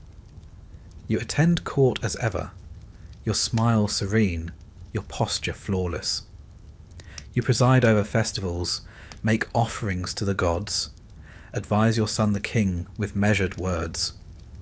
Yet in quiet moments, beneath the gilded trappings, you're already walking the shadowed path toward eternity. You oversee the carving of your canopic jars. Each lid must bear the correct goddess, Nephthys, Selket, Isis, Neith. Their protection is no mere symbol. Their vigilance is vital. You instruct the embalmers in secret preferences. The oils to be used, the linen to be woven with spells, the placement of the Shabti figures, tiny servants who will labour for you in the fields of the afterlife. And you compose a personal prayer to be recited beside your body at the final rites. It will speak of your love for Egypt, your loyalty to the gods, your worthiness in the eyes of Ma'at. Not all queens receive such care. The evidence is stark. Archaeologists have uncovered countless examples of queenly tombs whose sanctity was violated. Mummies stripped of their wrappings, bones broken, names obliterated. Sometimes this was the work of common robbers. Often it was sanctioned from within the court itself. Hatshepsut's name was hammered from her monuments by her stepson. Nefertiti's fate remains one of Egypt's great enigmas. Some believe her tomb was deliberately hidden to prevent such desecration. Even in death, the game does not end. And so you plan, layer upon layer of protection and remembrance. A net of spells and offerings, inscriptions and hidden truths, designed to anchor your spirit in the world beyond. You understand the stakes. The soul that is forgotten ceases to exist. The name that is not spoken fades into oblivion. And you have not spent a lifetime mastering this perilous world, only to be consigned to the darkness. You prepare for death, but not for rest. For in Egypt, the afterlife is a realm of struggle, no less fierce than the court you leave behind. You will face it with the same will that carried you through the palace intrigues and shifting alliances of the living world. You will not be forgotten. You will not be erased. And as you gaze one last time upon the setting sun, you whisper a final vow beneath your breath. I will endure. There comes a moment, no matter how strong your spirit, no matter how carefully laid your plans, when your breath falters for the final time. The flesh that wore crowns and gold lies still upon the polished stone slab, anointed and wrapped beneath layers of linen and spell. The queen is dead. And yet, is that truly the end? In Egypt, death is a doorway, but not a simple one. Beyond it lies a winding path through darkness and starlight, 1,000 dangers and 1,000 hopes. Whether you cross into the fields of reeds, a land of perfect harvests and unbroken joy, or fade into the black, lost among the restless dead, depends upon more than piety or preparation. It depends upon memory, upon whether your name, your image, your story endure. You knew this. You prepared for it. You wove your legacy into every surface that could bear it. Stone, gold, papyrus, even the whispered songs of temple choirs. But as you now drift toward the western horizon, the final game begins. One played not by you, but by those who remain. Your tomb is sealed with solemn ceremony. Priests chant the ancient spells. Oil lamps flicker in the darkness as the final stones are set. Outside, the mourners wail and scatter sand upon their heads. Your son, now king, promises that offerings will be made for evermore. For a time, all is well. The first year, your mortuary cult burns incense and pours milk upon the altars. Songs are sung in your honour. The weavers of the palace still speak of your grace. The priests of Hathor remember your generous gifts. But memory is a fragile thing. Even now, in the second year, the tides begin to shift. A new great royal wife adorns the palace. Her charms are praised, her likeness commissioned in fresh stone. Courtiers bow low to her now. Your name is spoken less often in the great halls. You are no longer present to remind them. You think of those who managed to defy this slow erosion. Queen Nefertari, beloved of Ramses the Great, whose tomb is a jewel of colour and light. Her image, arms outstretched in prayer, endures across the ages. The queen who became a goddess in the hearts of her people. Or Hatshepsut, whose mortuary temple still rises against the cliffs, defying the attempts of her successor to erase her legacy. Though her statues were broken and her name struck from many records, the grandeur of her works forced Egypt to remember. You dared hope for such endurance.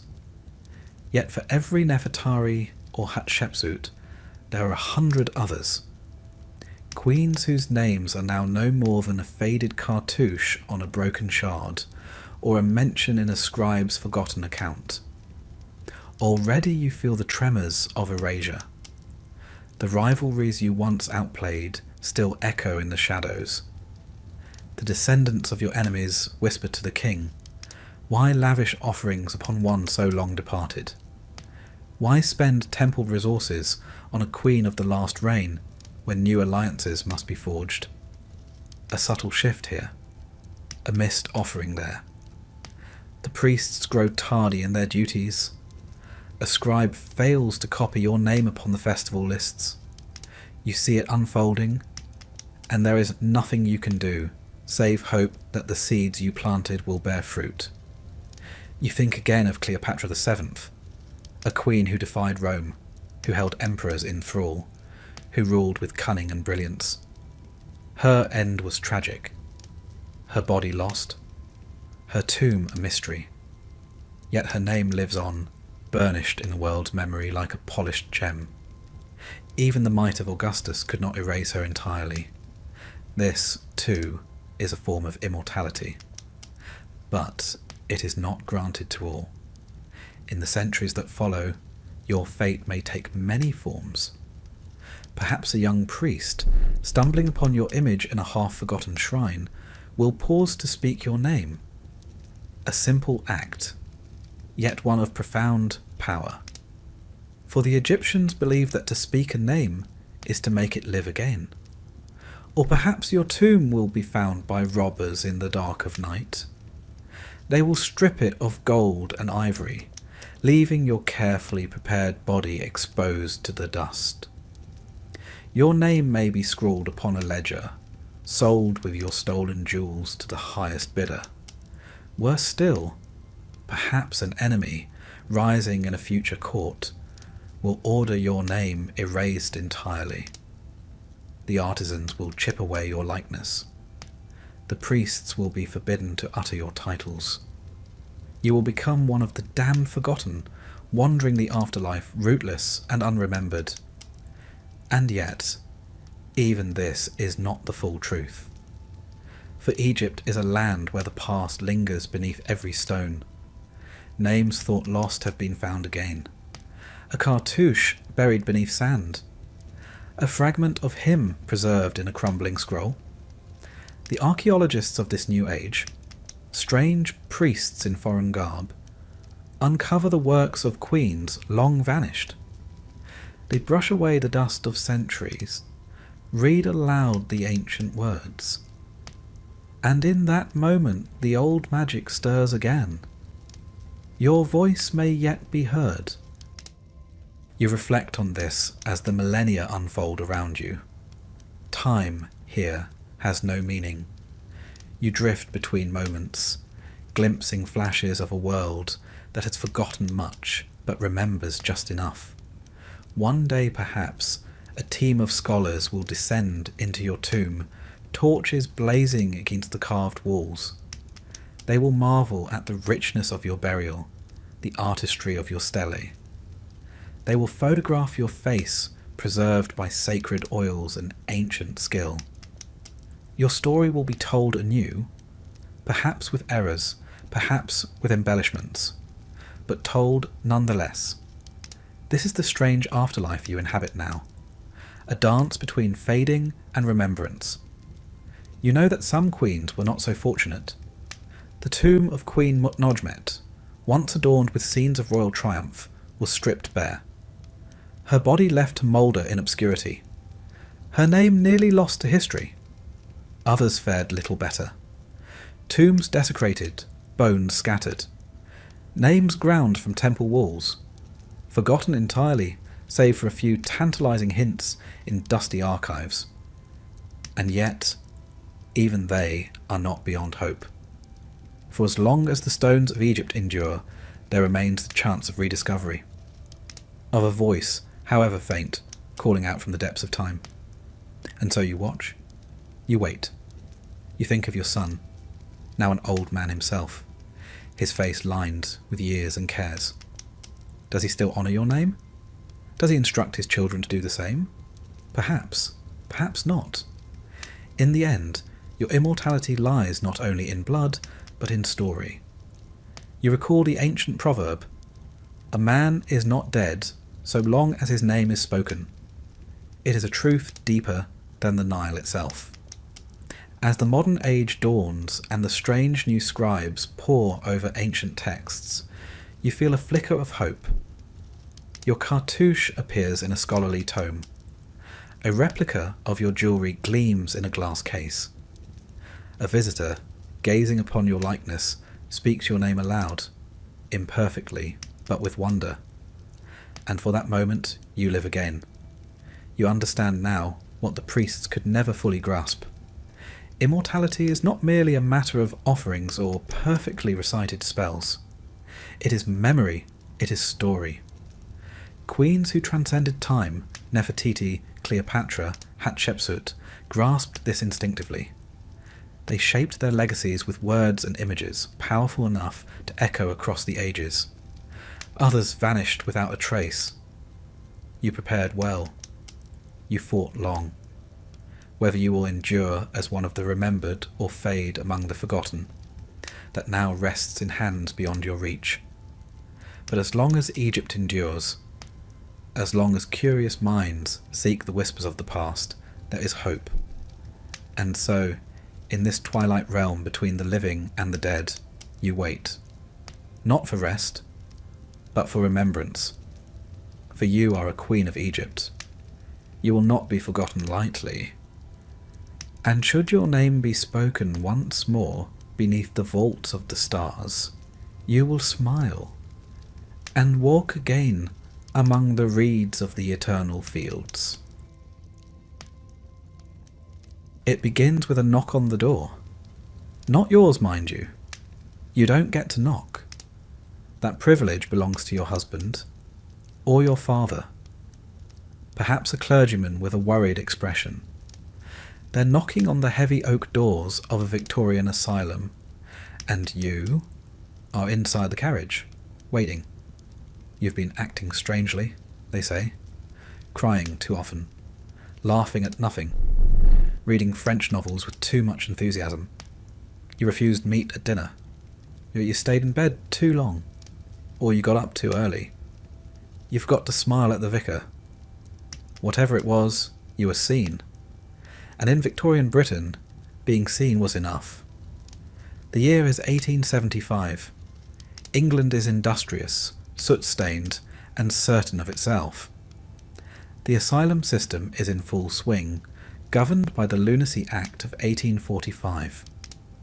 Under this law, every county must provide an institution for the mentally ill. They were called lunatic asylums, a term applied rather liberally. In practice, it encompassed everything from melancholia and hysteria to epilepsy, homosexuality, alcoholism, and grief. Yes, grief. Too much mourning could be a sign of madness.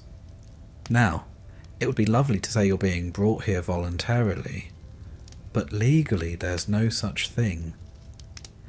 Even if you did walk through the gates of your own free will, even if you begged for help, the moment your name is entered into the ledger and your clothing is taken, your freedom is over. The process is simple and horrifyingly quick. First, you must be certified insane by 2 medical men.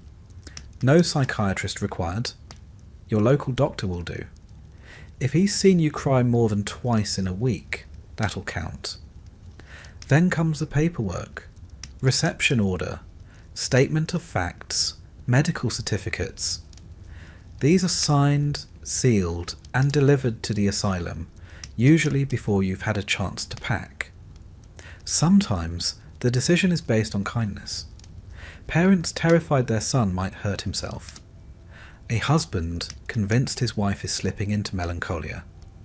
But other times, it's less noble. A political nuisance, a disobedient wife, or a sister inconveniently fond of poetry can find themselves committed. After all, the diagnosis is not tested in court. There is no trial. Merely the conviction of 2 men with pens. When the carriage arrives at the asylum gates, the mood shifts. You're no longer patient nor passenger. You are property of the institution. The gatehouse smells of coal dust and rain. A porter in a frayed uniform checks the paperwork, flicks a glance at you, not cruel, just bored, and you are escorted inside. The doors close behind with a mechanical finality. You have crossed the threshold. You will not cross it again without permission. The entrance hall is austere, not grand but clean. The walls are painted a pale institutional green, the floor scrubbed with carbolic and elbow grease. A gaslight hums somewhere overhead, casting shadows across an iron radiator that groans as it heats. You are asked to sit. You are watched. And then your name is called. Not your full name, of course, just your surname. You are no longer Miss Clara Whitmore. You are Whitmore, patient 1087. Your clothes are taken, catalogued, folded, and placed in storage. You are issued a uniform, plain, grey wool, scratchy at the cuffs and seams. Your belongings are not allowed unless deemed safe. Jewellery is confiscated. Books, if permitted, are to be religious or moral in nature. Pens are removed. Mirrors, certainly not. Then comes the examination. A matron or nurse, often unsmiling, sometimes kind, asks you to undress. The room is cold, the walls echo. A doctor arrives, male, older, detached, and performs his duty with the efficiency of a man who has done this hundreds of times. He checks your pupils, your heartbeat. He asks questions with no warmth. Do you believe people wish to harm you? Do you hear voices? What is the date? You do not know the date. You were too upset to check the newspaper this morning. He makes a note. Later he will write a report. Patient appears disoriented. He may also write, patient is well spoken, but evasive, possibly delusional. Or patient is defiant, resists questioning. Defiant is a red flag, of course. Insanity never comes with self-confidence in the minds of these men. It comes with obedience, tears, and an apology. You are assigned to a ward. If you are poor, it will be a pauper's dormitory. Long rows of narrow iron bedsteads with horsehair mattresses, separated by thin curtains or nothing at all. The window is barred, but open just enough to let in the chill. There are 20 other women, most silent, some muttering, and one who sings to herself in Latin. You are shown to your bed. You do not ask for a blanket. You are given one, and you are expected to be grateful. If you are lucky, well-connected, middle class, you may have a private room. It still smells of disinfectant and damp linen, but it is yours. The wallpaper is peeling. A cracked basin sits beneath a small mirror. The mirror is bolted to the wall. You are instructed not to spend too long looking into it. The ward is quiet at night, not silent, never silent. There is the occasional sob, the creak of a bed frame, the rustle of sheets, the heavy footsteps of the night attendant. The gas lights are dimmed, but never extinguished. Total darkness is considered dangerous, as is total freedom. In the morning you are woken at 5, not with a bell, but with motion. The ward doors swing open and the attendants begin their rounds. Bedclothes are pulled back. Basins filled. If you resist, you will be noted as uncooperative. If you weep, you will be told to compose yourself. Breakfast is at 6, porridge, bread, weak tea, silence. Then comes work, the cornerstone of Victorian asylum life. You may be assigned to the laundry, or the kitchen, or the needlework room. You may sweep floors or peel potatoes. Work is considered therapeutic. It distracts the mind from madness. It also, conveniently, saves the institution money. If you are a man, your experience differs slightly. You may be assigned to the garden or joiner's shop. You will repair shoes or build furniture. You may, if stable enough, help dig graves in the asylum cemetery. Yes, they do try to keep the work meaningful. Once a week, you see the superintendent. He is the head doctor, a gentleman of a scientific ambition and a firm belief in the order of things. He asks if you feel better. You say yes. He asks if the voices have stopped. You say yes again. He smiles. He makes a note. Patient improving. You think perhaps this means you may go home soon. You are mistaken. Improvement is not release. Not yet. You must be assessed multiple times, and your family must agree to take you back. If they do not, you remain. Sometimes for months. Sometimes for years. Sometimes until the end. Some patients never belonged here. Some did. But the line between the two is faint and easily crossed. A woman may be grieving her child, and found too sad. A man may speak too loudly at a political rally, and found too passionate. A servant may suffer seizures, and found too unruly. Once inside, they are all the same.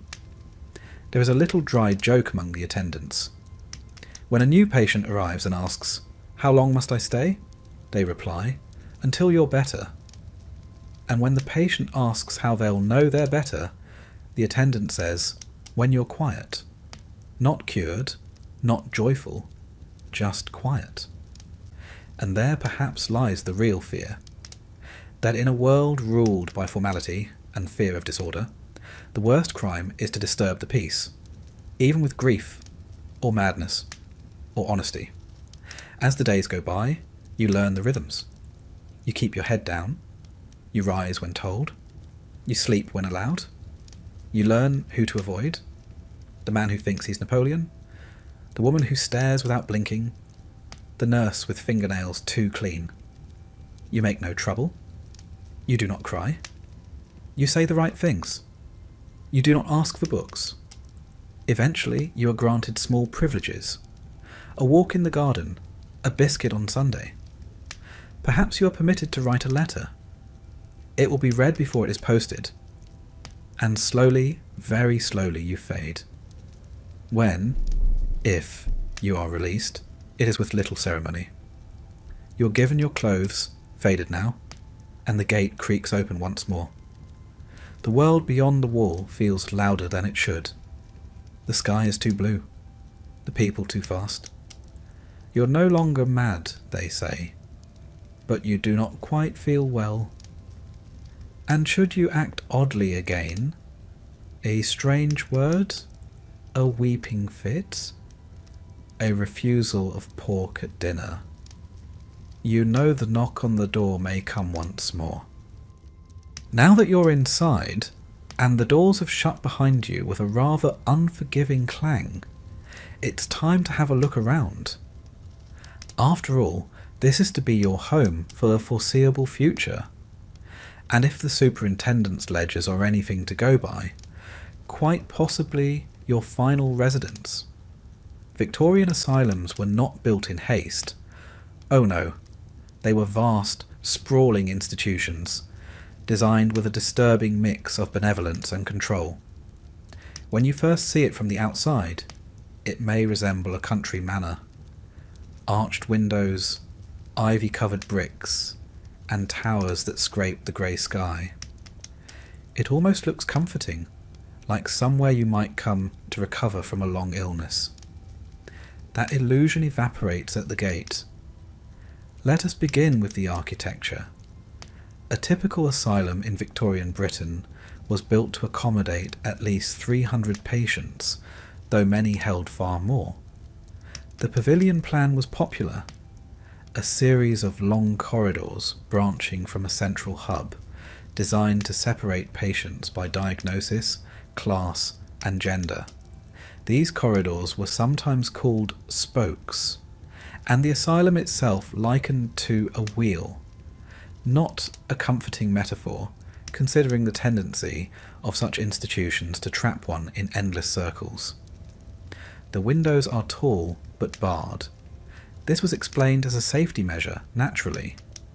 The fact that they also prevented escape, well, that was just a fortunate coincidence.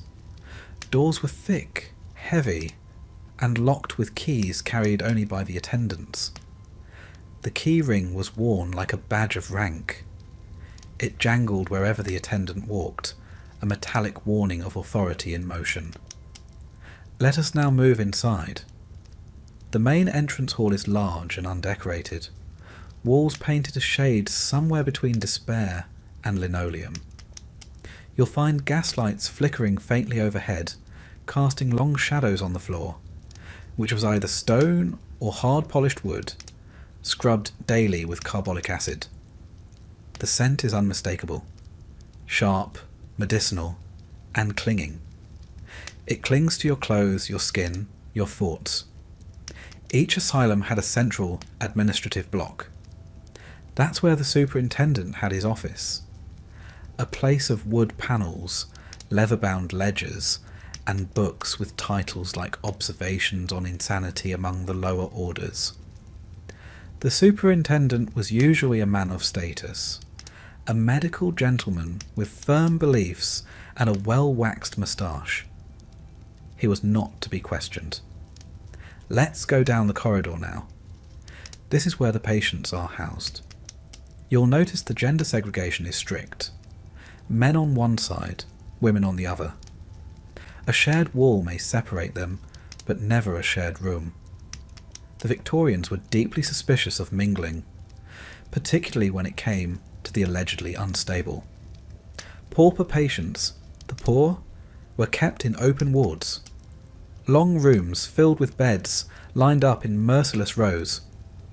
Iron bedsteads precisely 12 inches apart. Mattresses stuffed with straw or horsehair. Bedding, if you could call it that, consisted of a single rough blanket. In the summer, you roasted. In the winter, you froze. Middle-class or private patients had individual rooms. These were small, perhaps 6 feet by 10, but considered a luxury. A single bed, a basin, and a washstand. No lock on the inside, of course. The door could be opened at any hour by an attendant, often without knocking. Privacy was not a priority. Now, take a look at the communal areas. The day room was where patients spent most of their waking hours. It had long wooden benches, a few tables, perhaps a piano if the institution could afford such frivolity. Activities included sewing, knitting, silent reading, though only approved books, mind you. No poetry. No novels with passionate heroines. Religious tracts were always safe. The dining hall came next. Long trestle tables, tin plates, and the clatter of cutlery. Meals were silent affairs, monitored closely by staff.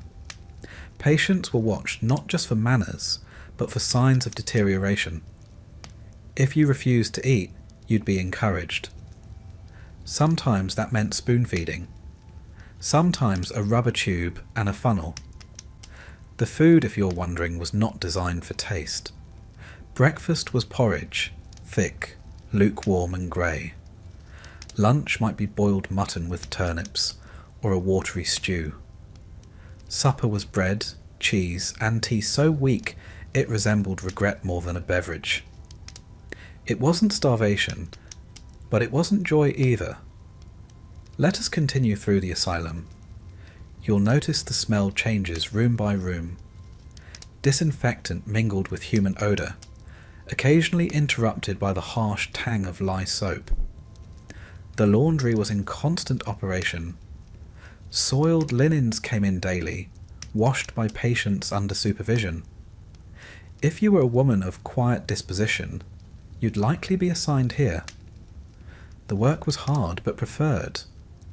It kept your hands busy and your thoughts away from the barred windows. Now we arrive at the bathing rooms, not spas by any stretch. Baths were infrequent, typically once a week if you were lucky. The water was rarely hot. Bathing was supervised, and there was no privacy. Patients were stripped, scrubbed, and rinsed by nurses who had seen far too much. Modesty was irrelevant. Cleanliness, or the institutional version of it, was paramount. Further down, we passed the treatment rooms. These are not comforting places. There are high-backed chairs, sometimes with straps. Shelves with glass bottles of tinctures and tonics. A cold plunge bath. Not for relaxation, but for shock therapy. The theory was that sudden cold might frighten the madness out of you, or at the very least subdue you long enough for supper. One room in particular is worth noting. The seclusion chamber. Always painted white. Always with a single window far too high to reach. The bed is little more than a mattress on the floor. The walls are padded if you're lucky. If not, you learn quickly not to thrash about. Patients were placed here for shouting, weeping, or resisting medication. Sometimes for their safety, often for the staff's convenience. Let's visit the chapel, shall we? Every proper Victorian asylum had one. Religion was considered essential to recovery, or at least useful in enforcing obedience. Services were held weekly. Patients were expected to sit in silence, hands folded, eyes forward. Hymns were sung, sermons delivered. Occasionally someone would weep quietly. That too was noted in the superintendent's book. One cannot ignore the grounds. Outside, if weather and behaviour permitted, patients were marched around in groups. Always in groups, never alone. Men raked leaves, women gathered herbs or worked in the gardens. There were benches spaced evenly along the gravel paths for quiet sitting. Not too long, of course.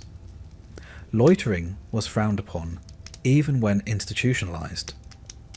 The gardens were, in theory, therapeutic. In practice, They were often the only place one could glimpse the sky without bars. The air carried less disinfectant out here, and occasionally the scent of roses from the superintendent's private garden, a luxury strictly off-limits to patients. One imagines that rose bushes do not benefit from melancholia. Let us speak briefly of the staff. Nurses and attendants lived either within the asylum or nearby. They were overworked, underpaid, and trained more in discipline than compassion. Some were kind, others were not. A nurse's report could make or break a patient's case for discharge. As such, patients quickly learned how to stay in favour. Small smiles, downcast eyes, no sudden movements. Now, if you're wondering where... So, now that you've been shown your bed, your spoon, and your daily walk in the gravel circle, you might be wondering how exactly they determined you were mad in the first place. Well, sit tight. Today, we're going to explore the science, or what passed for it.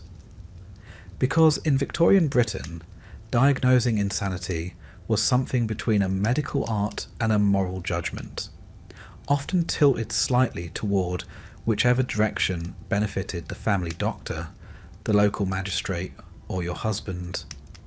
You see, mental illness didn't exist in neat categories. There were no brain scans or standardized psychiatric manuals. Instead, doctors relied on observation, character, and an alarming amount of speculation. And so, the moment you entered the asylum, you were not simply unwell. You were something else entirely, classified. Let's start with the Big Four. These were the primary diagnostic labels scrawled into thousands of asylum ledgers across Britain. 1. Mania. 2. Melancholia. 3. Dementia. 4. Monomania. Let's break them down. Slowly, of course. Mania was not what it is today. It didn't necessarily mean euphoria or high energy. No, in Victorian terms, mania meant excitable, agitated, or worse, opinionated. If you were loud, restless, had racing thoughts, or refused to sit still during your intake interview, you were likely to receive this label. Men got this diagnosis more often, but women weren't immune, especially if they raised their voice in public. Melancholia, on the other hand, was sadness. Not just grief, mind you. Persistent sadness, especially when it came without visible cause. Women were particularly susceptible to this diagnosis. If you wept too frequently, stayed in bed too long, or lost your appetite after a death in the family, and didn't recover on schedule, you were marked as melancholic. The preferred treatment? Isolation, cold baths, and spiritual reflection. Dementia in the 19th century didn't mean Alzheimer's. It simply meant cognitive deterioration of any sort. If you were forgetful, confused, or slow to respond, whether from trauma, illness, or poor nutrition, it was assumed that your faculties were declining. Incurably, of course. And then we have monomania, a charmingly vague term meaning madness about one thing. You could be entirely coherent in every aspect of life, but if you had a single fixed idea that didn't align with the norm, say, believing you'd written the next great epic, or that a local pastor was stealing your thoughts, that one obsession might be enough to land you in an asylum. There were more specialised terms, of course. The Victorians were nothing if not enthusiastic classifiers. We had moral insanity, religious insanity, hysterical madness, puerperal mania, madness after childbirth, senile insanity, epileptic insanity, alcoholic insanity. Each a label, each with its own assumptions, and each conveniently vague enough to fit just about anyone, provided they were inconvenient enough. Let's linger a little on moral insanity. This particular favourite of the mid-century alienists described patients who weren't irrational, per se, just morally defective. That is, rude, unpredictable, sexually disobedient, too cheerful, too sombre, too irreligious, or in the case of women, simply too independent. One could be morally insane without ever raising their voice. You just had to want something you weren't supposed to. It's worth noting that gender played a significant role in diagnosis. A man who read obsessively might be considered a scholar. A woman who did the same could be seen as overstimulated, even unhinged. Women were more likely to be diagnosed with hysteria, a condition so broad it included fainting, laughing, crying, reading poetry, and showing any sexual desire whatsoever. The root of the word hysteria, of course, comes from the Greek hystera, womb. The idea was that a woman's uterus wandered around her body like a disobedient cat, causing all sorts of mischief. Bloating, hysteria. Weeping, hysteria. Headaches, libido, restlessness, boredom. All uterine, apparently. There's a rather telling case from 1871. A woman named Mary Hall was admitted to an asylum in Suffolk. Her file read, "Subject to talking rapidly, walking fast, and spending beyond her means. Has refused food and attempted to lecture the doctor." The diagnosis? Acute mania. The treatment? Seclusion, prayer, and warm milk.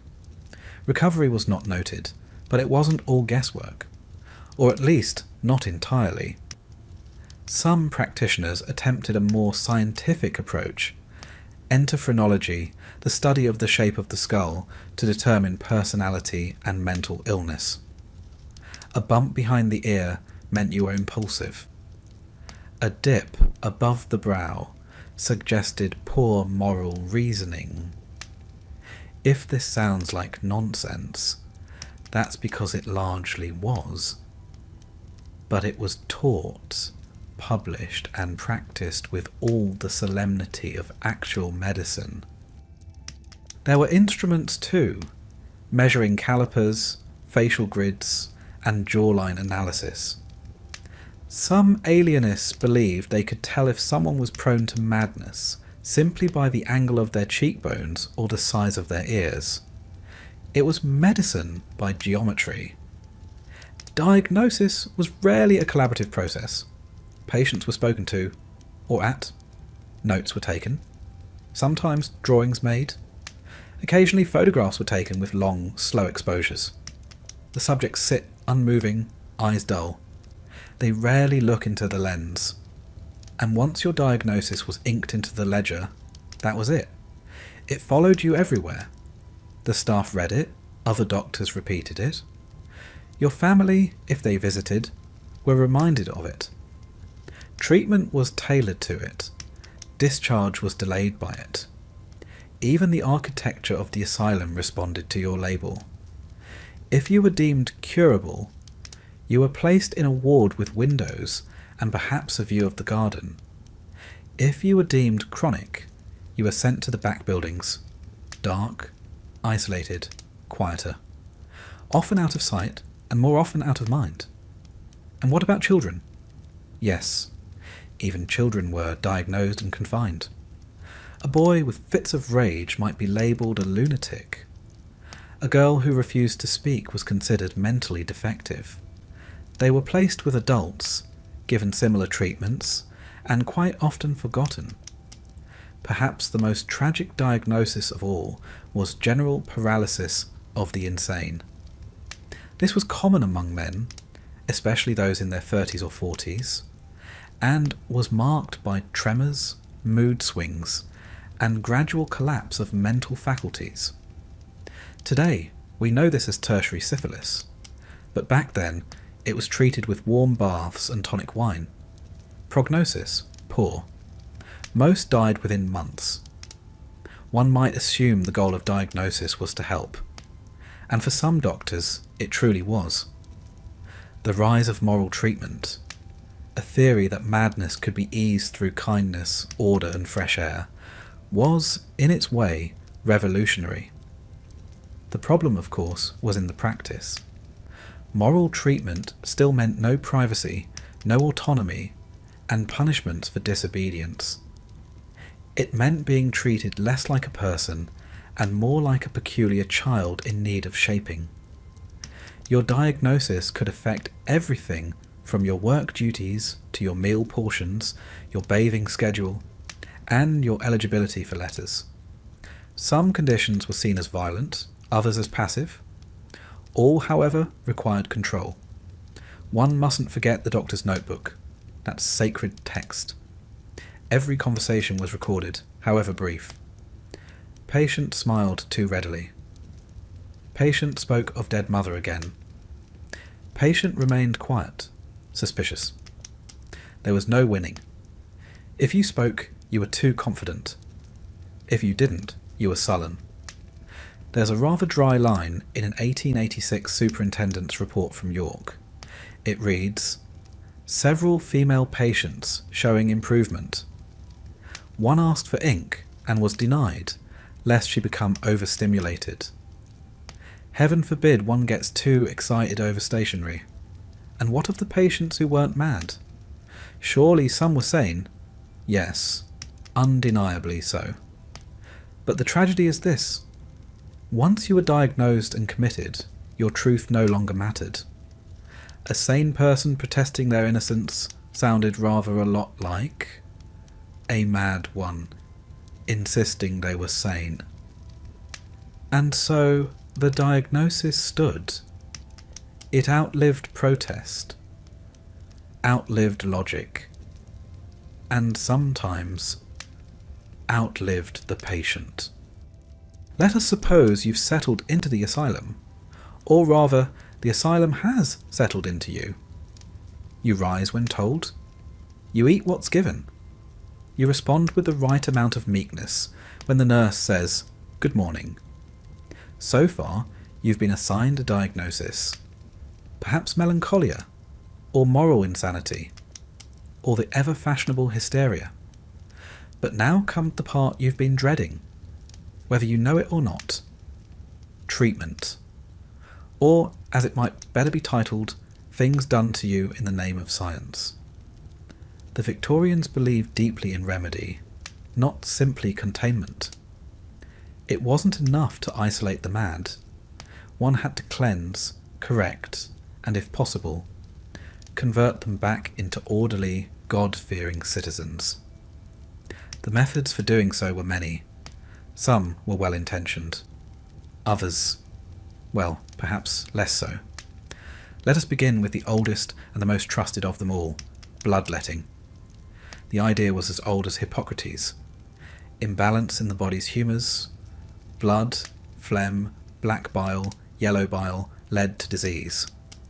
In the case of madness, it was believed that the brain was overheated, congested. The solution? Release the pressure. A small incision in the arm. A few ounces drawn. Sometimes more, if the patient didn't faint too quickly. Leeches were popular too. Elegant, if you enjoy creatures that wriggle while they feed. They were placed behind the ears, on the temples, or on the spine.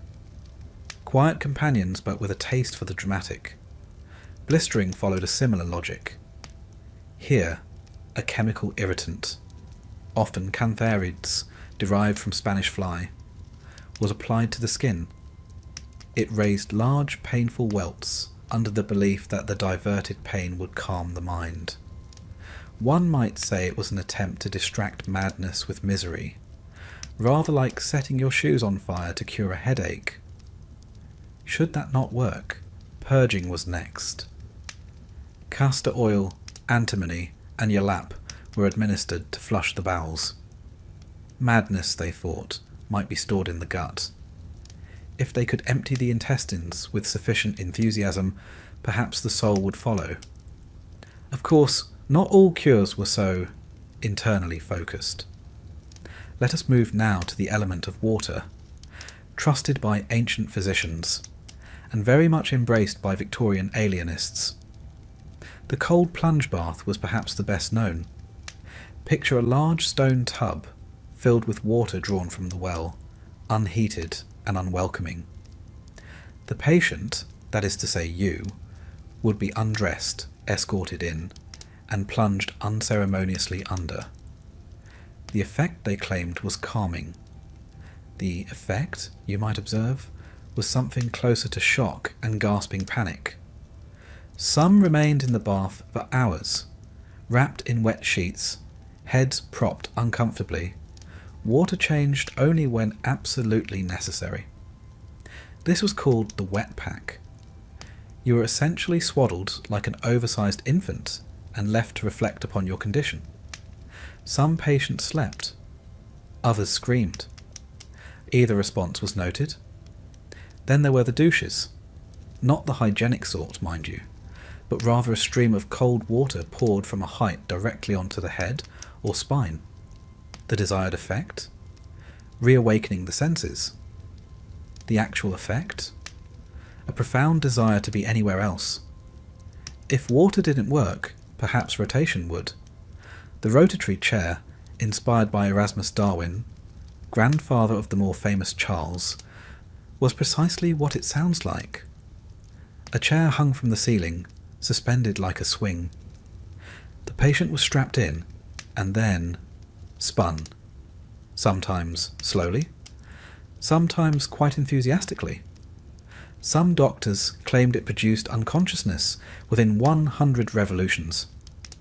Others merely used it to inspire submission. It was said to rebalance the fluids of the inner ear. Patients mostly reported nausea, and the occasional vision of angels or devils. Now, if you happened to be suffering from what was considered a more delicate condition, for instance, female hysteria, your treatment would differ slightly. Enter the rest cure, made popular by Dr. Silas Weir Mitchell. It sounds pleasant, doesn't it? Like something involving blankets and warm soup. And it did, at first, but the rest cure required complete bed rest, for weeks, even months. No reading, no conversation, no writing, no visitors, no standing unless escorted. Meals were taken lying down, the body atrophied, the mind was expected to submit. This cure was most often prescribed to women of intellect, writers, artists, readers of novels. Those who found the constraints of 19th century womanhood a little too snug. The logic was simple. If the mind resists, the body will be restrained until it complies. The writer Charlotte Perkins Gilman underwent the rest cure. She later wrote The Yellow Wallpaper, a tale of creeping madness in a locked room. One might say the treatment worked a little too well. For men, especially those suffering melancholia or religious delusions, moral therapy was the gold standard. This approach was kinder in theory. Patients were encouraged to work, to engage in routine, to avoid idle thoughts. Gardening, laundry, letter writing, no restraint, if possible. But morality was enforced with all the rigidity of Victorian sensibility. If you failed to improve, failed to behave, then the leather restraints returned. The seclusion room reopened. You were helped back into discipline. By the mid-century, a more shocking option emerged: electricity. The earliest experiments used galvanism, named after Luigi Galvani, who famously made a frog's leg twitch with a jolt. In the asylum, electrodes were placed on the temples or spine. A gentle current was passed through, gentle being a relative term. The patient's limbs might jerk, their teeth clench. One might weep or laugh involuntarily.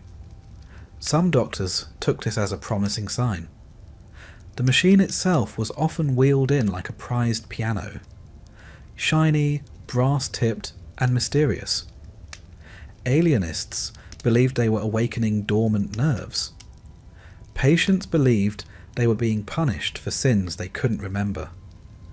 Hydroelectric baths were also used. The patient sat in a tub, while mild currents pulsed through the water. A warm embrace, if your idea of warmth includes involuntary twitching. Still, others preferred more natural methods. Air, sunlight, simplicity. The York Retreat, founded by Quakers, rejected harsh treatment in favour of calmness and prayer. Patients wore ordinary clothes, not uniforms. They dined with the staff. They walked in gardens. Their names were remembered. It worked, sometimes. But it was rare, expensive, and not easily replicated in the larger state-run asylums. Which brings us, inevitably, to restraint. Despite the supposed age of non-restraint beginning in the 1830s, led by men like Dr. John Connolly, who abolished physical restraints at Hanwell Asylum, many institutions quietly continued the practice. Straitjackets, muffs, leglocks, belts, handcuffs, and crib beds, a sort of adult-sized cage, were all used as needed. Often, the goal wasn't punishment, but convenience. A difficult patient needed watching. A strapped patient, less so. One might be confined for resisting food, or for shouting in prayer, or quite simply for asking to go home too many times. The justification was always the same: protection. Of the patient, of the staff, of the fragile order the asylum tried to maintain. Of course, not every treatment left physical scars. Some were psychological. Patients were encouraged, or forced, to confess to imaginary crimes, to renounce their delusions, to sit day after day in silence. The goal was to break the will, then slowly to rebuild it with obedience, order, and the occasional hymn. Were these methods effective? Well, that depends on how one measures success. Some patients did leave the asylum, some even said they felt better, but many, far too many, remained. Years turned to decades. Their treatment ceased to change, even if they did. Their case files gathered dust. Their diagnoses remained frozen. By the end of the century, newer ideas were emerging. Psychoanalysis in Europe, early neurology, but these had not yet reached the long halls of the county asylum. Here, you are still treated with carbolic, prayer, and cold baths. You are still silenced, still watched, still cared for by a system more interested in your stillness than your story. And so you endured the cures, one by one. The blister, the bath, the battery, each applied with equal parts conviction and confusion. After all, how do you fix something you cannot see? You simply try everything, and you do it again, and again, until the patient is quiet, or gone, or both. You may think that life inside a Victorian asylum was dramatic. Chaos, screaming, padded walls, and flailing patients. But the truth, far more unsettling, is this: it was quiet, dreadfully, oppressively quiet. A life ruled not by chaos, but by routine. In here, the sun doesn't rise because it's morning. It rises because the night attendant unlocks the door at 5. Always 5. You're already awake, probably. Few people sleep well in a place like this. The beds squeak, the pipes groan. Someone weeps softly in the next bed. Another whispers to herself about crows. But at 5 o'clock, the day begins. Precisely. There is no alarm bell, just footsteps. The rustle of uniforms, the clatter of pails. You rise without being told. Not out of eagerness, but from long habit. Resistance is noted.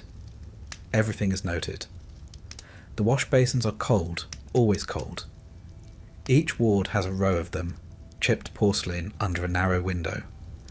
The soap smells like coal tar and hopelessness. You scrub. Not because you feel unclean, but because someone will look behind your ears to see if you have. Dressing comes next.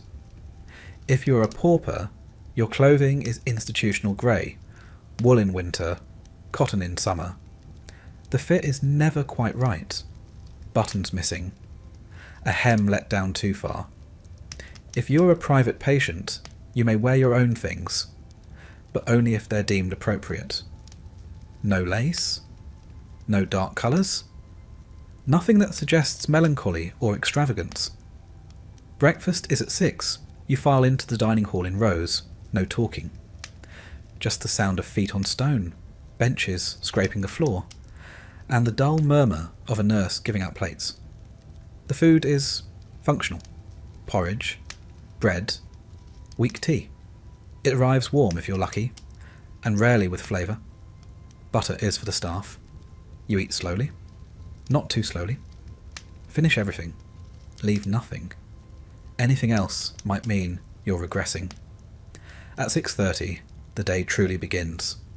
7 o'clock, assembly and supervised work you are expected to contribute. Idleness is not just wasteful, it is morally suspect. The Victorians feared what might happen if a lunatic were left with their own thoughts. So, you work. If you are a woman, you may be sent to the laundry, where enormous copper vats boil linen, and the air hangs heavy with steam and the sharp bite of lye. You scrub sheets until your hands blister. And if you do it well, and quietly, it may be marked in your chart as cooperative behaviour. Others are assigned to the needle room, repairing uniforms or sewing sheets. No embroidery, mind you, just straight lines, no flourishes. Flourishes suggest delusion. Men are often sent to the gardens, where they rake gravel paths into perfect lines, only for wind or footsteps to erase them hours later. Or the carpentry shed, where dull tools and heavy supervision keep both furniture and tempers from splintering. There is also work in the kitchens, boiler rooms, coal stores, and morgue, though the latter is rarely assigned, unless you are particularly well behaved, or particularly forgettable. 10 o'clock, inspection. The doctor arrives, sometimes the superintendent himself, sometimes a junior alienist with a stiff collar and eager notebook. You're called forward by surname, not by title. You sit straight, hands folded. He asks how you are feeling. There is only one correct answer. Better, sir. He asks if the voices have gone. If you had any, they have. For now. He writes something in your chart. You're not told what. Sometimes he asks you to read from a Bible or recite the date. Occasionally he performs a brief physical exam, checking your pulse, your tongue, your pupils. No privacy. You learn to detach. They are not examining you after all. Only the madness that wears your face. 11 o'clock. Walks and air. If the weather is mild and your behaviour has not offended anyone recently, you may be permitted outside. The asylum gardens are orderly, not lush. Gravel paths bordered by clipped hedges. Iron benches every 20 yards. Trees planted in rows. Nature here is not for pleasure. It is for order. You walk in a loop. Men with men. Women with women. No touching. No straying from the path. There is always an attendant nearby, jangling his keys like a metronome of vigilance. And yet it is the highlight of the day. The air smells of damp earth. A crow caws somewhere. You feel for a moment human again, even if your shoes are 2 sizes too large and your coat smells faintly of the last person to wear it. Noon, lunch. Back in the dining hall, the meal is heartier. Boiled meat, usually mutton, with root vegetables that have surrendered all texture. There may be broth, cloudy and lukewarm. Sometimes a boiled pudding, dense enough to bruise if dropped. Conversation is discouraged. Laughter is suspicious. Silence is safest. After lunch, you may be returned to work, or sent to the day room where you are to sit quietly and not disturb others. Newspapers are a privilege. Books must be approved. The Bible is always acceptable. Dickens is tolerated. Byron is not. There is a piano. Occasionally someone plays, always hymns, no Chopin, no Wagner. A woman once tried to play something passionate. She was corrected. 3 o'clock, recreation supervised. Sometimes the staff organises entertainments, a reading, a hymn singing session. In wealthier asylums, a magic lantern show. Once a conjurer was brought in. He pulled a dove from a hat. The patients wept. It was the first unexpected thing they'd seen in years. More commonly, there are games, drafts, dominoes, no cards. Cards suggest gambling, and gambling leads to sin. In some institutions, dances were held monthly. Men on one side, women on the other. A nurse stood between them. The music was soft, the dancing stiffer than the punch. 5 o'clock. Supper bread, cheese, tea. If you're lucky, there is jam.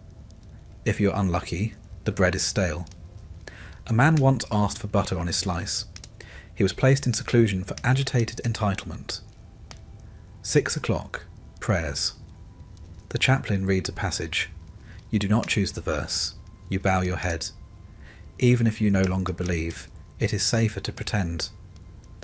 Blessed are the meek, he says. You do not look up. 7 o'clock. To bed, back to the ward. Or your room, if you are fortunate. Nightgowns folded at the foot of the bed. The attendants begin their rounds. You climb beneath the blanket. It is thin in winter. There is no fire in the pauper wards. The private patients get coal, the poor get coughs. The lights are dimmed. Not off. Darkness is discouraged. Too much shadow invites madness, they say, as if it needed an invitation. Outside, an owl calls once. You hear it only faintly. The walls are thick. Everything here is thick. The walls, the silence, the air. And then, the night begins. Night, you do not sleep well. No one does. There are sounds, whispers, soft weeping, the scrape of a bed leg, a muffled shout. Occasionally a scream, sudden, sharp, quickly muffled by footsteps, and a door that opens and closes without ceremony. If it is not your scream, you remain still. Sometimes the nurse makes rounds with a lantern. It flickers on each bed for a moment, then moves on. You are not permitted to lock your door, even if you have one. Privacy is too dangerous. You are watched even while dreaming. Repeat. And in the morning, 5 o'clock, the steps return. The day begins again. Each hour measured, each movement observed. Days bleed into weeks, weeks into years. And that is life in the asylum. Not madness, not violence, but repetition. A life made small enough to manage, predictable enough to contain. The Victorian asylum was not designed to cure. It was designed to keep still. And you now are very still indeed. In the eyes of the Victorian asylum, madness wore a dress.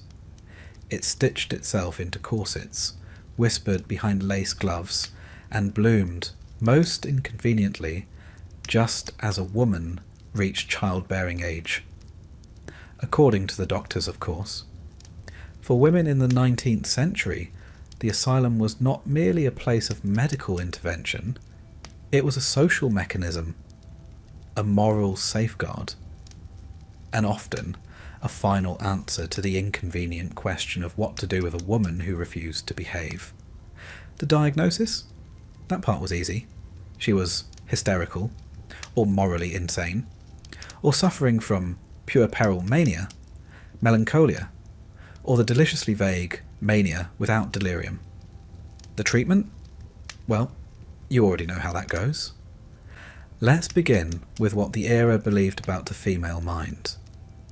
To the Victorian doctor, a woman's mental health was deeply entwined with her biology, especially her reproductive organs. The womb in particular bore much of the blame. It was a migratory organ, apparently. It could travel inside the body, disrupting digestion, polluting thoughts, and instigating sin. This wandering womb, known since ancient times as hystera, gave rise to that infamous diagnosis, hysteria, a condition that could conveniently explain nearly any behaviour a woman might exhibit. If she cried too much, hysteria. If she didn't cry at all, hysteria. If she read too much, walked alone, laughed at the wrong moment, or declined a suitor, hysteria. And best of all, it was treatable. In theory. Often indefinitely. Consider Eliza B., age 31, admitted to an asylum in 1873, formerly a governess. Well-read, intelligent. She was brought in by her brother for what he described as dangerous independence. She'd refused 2 marriage proposals. She had opinions about politics. She had taken to writing poetry. Her chart read, talks of liberty, refuses religion, reads novels. Diagnosis, moral insanity. Prescribed treatment, seclusion, needlework, supervised silence.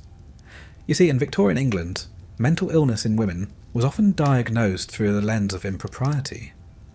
The more a woman deviated from the ideal, modest, docile, silent, the more likely she was to be labelled mad. Let's turn now to the admission process. How did a woman find herself locked behind asylum walls?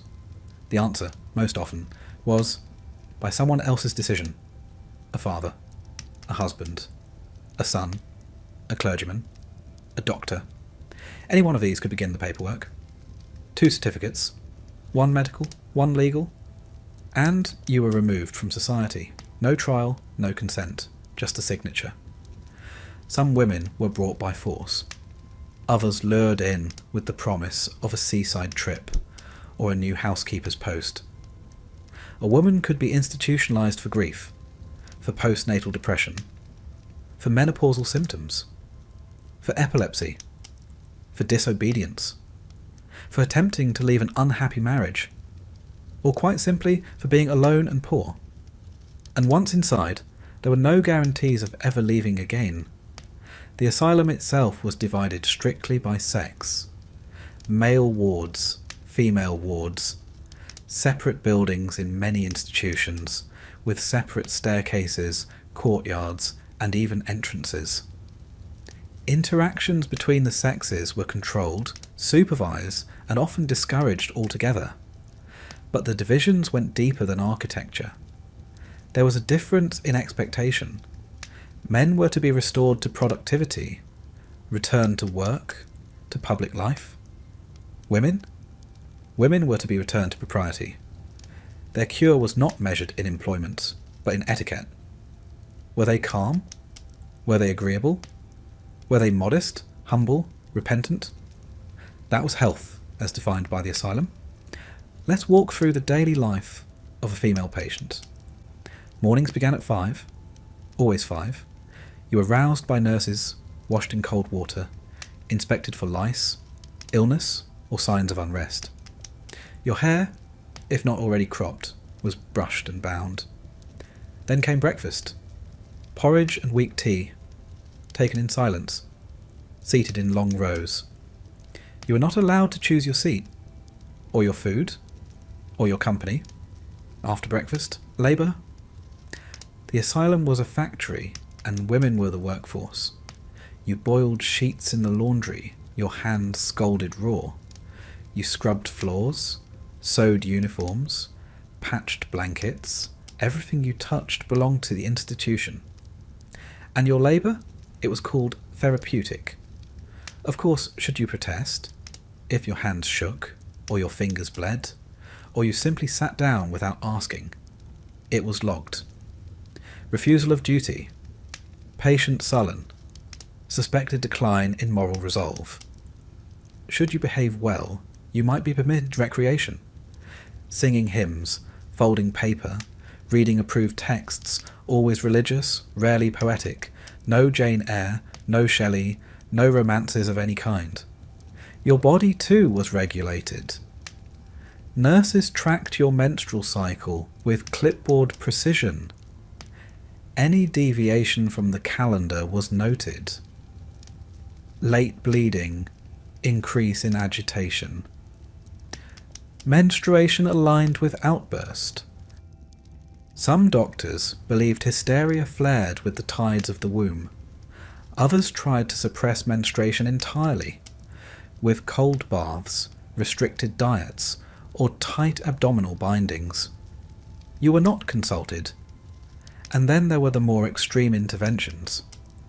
If you refused to speak, isolation. If you spoke too much, sedation. If you cried at night, chloral hydrate. If you screamed, cold packs, soaked in icy water, wrapped tightly around your arms, chest, and legs until the shrieking stopped. Or you passed out, whichever came first. And if nothing worked, if you continued to challenge authority, if you threw your doll across the room or refused to bow your head at chapel, then came the ultimate solution, surgery. From the 1860s onward, a small number of alienists began advocating for ovarian removal in female patients. They called it oophorectomy, and they believed that by removing the reproductive organs, they could silence the madness. Patients with excessive desire, hysterical outbreaks, or persistent melancholia were deemed eligible. The operation was crude, painful, and often deadly. Infection was common. Many women died within days. Others survived, but were left sterile, obedient, quiet. The procedure was rarely advertised in public reports, but it happened, behind locked doors, on operating tables stained with blood and ambition. And then there was puerperal insanity, a diagnosis reserved for women following childbirth. Symptoms included depression, hallucinations, refusal to nurse, or confusion. In truth, we now know it as postnatal depression or postpartum psychosis. In the Victorian asylum, it was seen as a moral failing, a woman rejecting her most sacred duty. Some women were institutionalized within days of giving birth, their children sent to relatives, or orphanages, or into the care of someone who simply didn't ask too many questions. Some recovered, some never saw their babies again. Now let us consider religion. The asylum was a spiritual place in its way. Chaplains held services each week. Psalms were sung, prayers said, morality reinforced. But religion had boundaries. Too little faith was cause for concern. Too much? A sign of delusion. A woman who fasted too long, or claimed to see angels, or insisted she'd been chosen by God. Well, she'd likely be placed in the excitable ward. It was a delicate balance. One must believe, but not too vividly. Some women were sent to the asylum for masturbation, or for being suspected of it. Others for immoral conduct, which might mean a love letter or an overheard moan in the night. Sexuality in women, particularly desire, was viewed as pathological. A man might be excused for urges.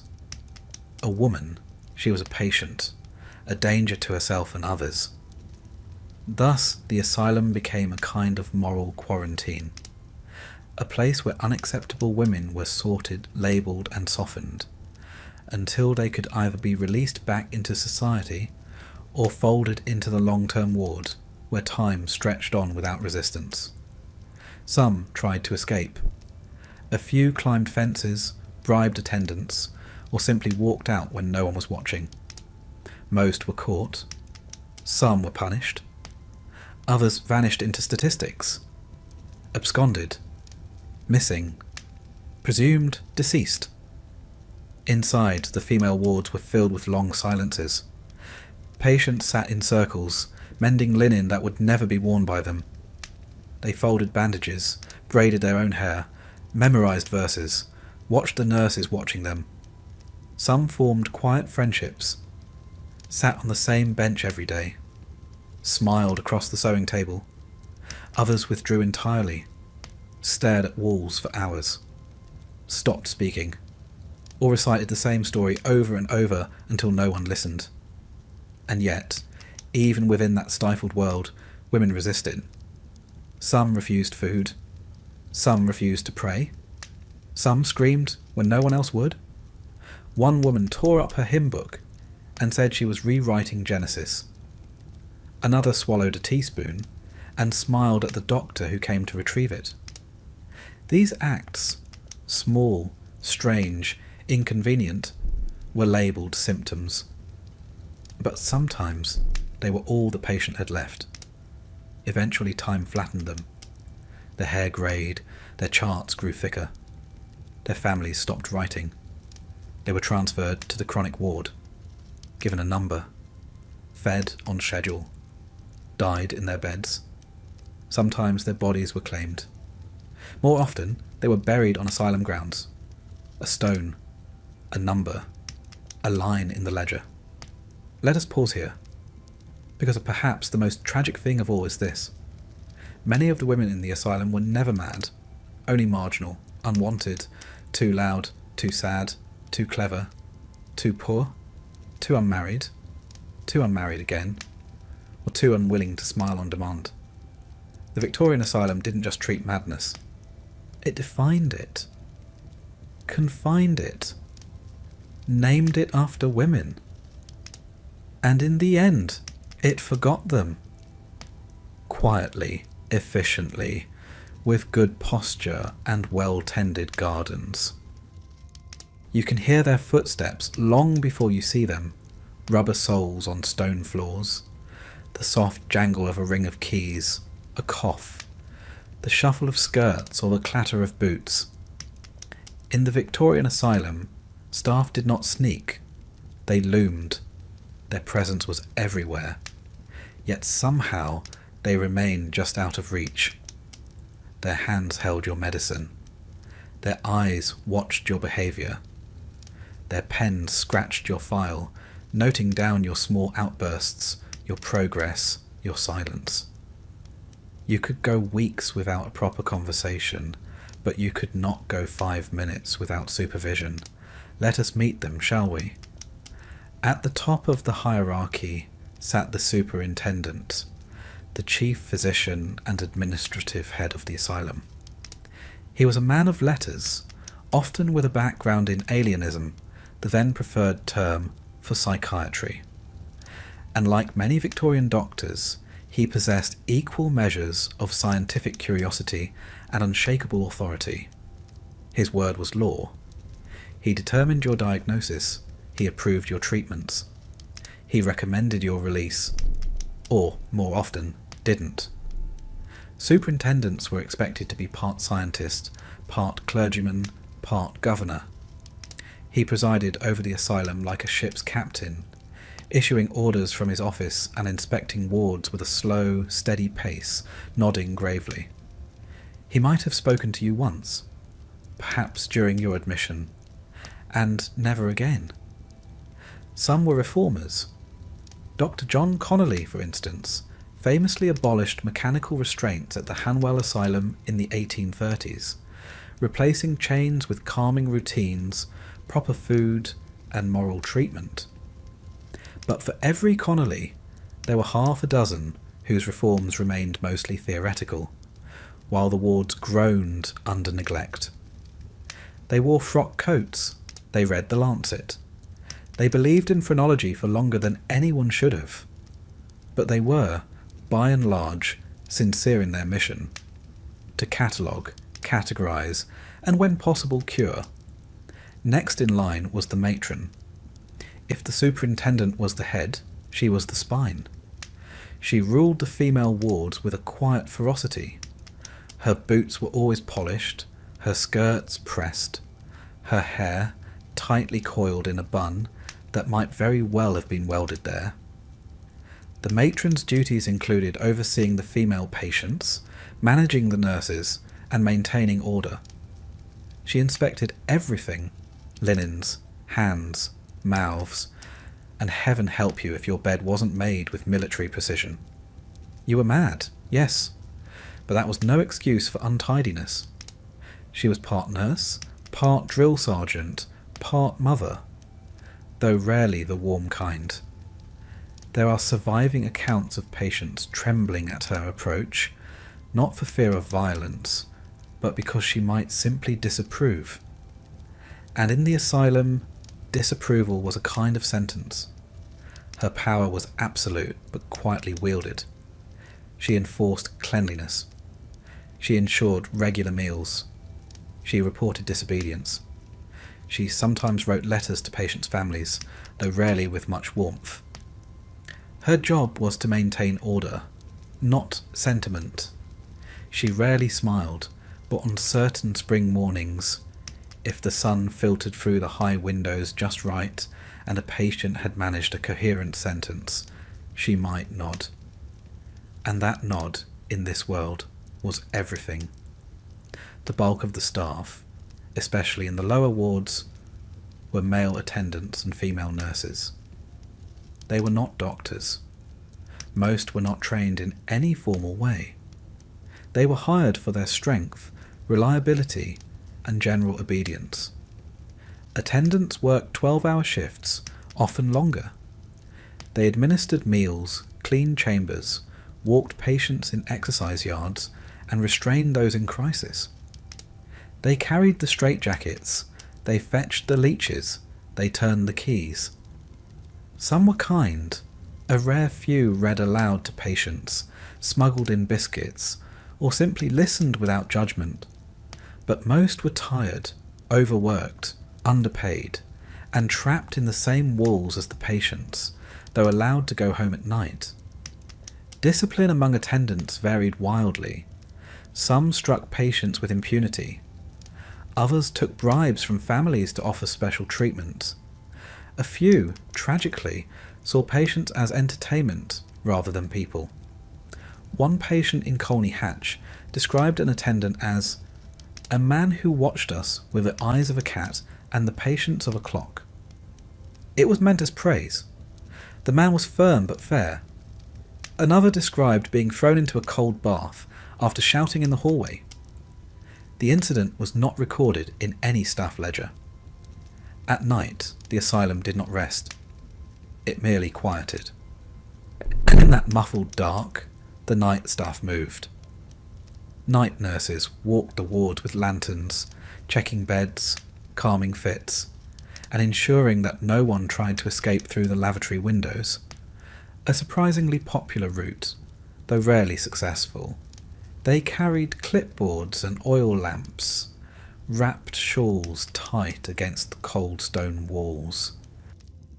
Many of them were widows or spinsters, women with no other employment options. They were considered respectable, but expendable. Their work was solitary, often frightening. They were expected to manage violent outbursts alone until help could be summoned. In the stillness of the asylum night, the smallest sounds became magnified. The clink of metal, the creak of a bed frame, the whisper of breath. Some night nurses told of hearing voices in empty corridors. Others refused to discuss such things. They did their job, wrote their reports, and disappeared at dawn. Down by the entrance, half visible through the front hall, was the porter. He had one of the most overlooked, yet crucial jobs. He controlled the doors. He answered the bell.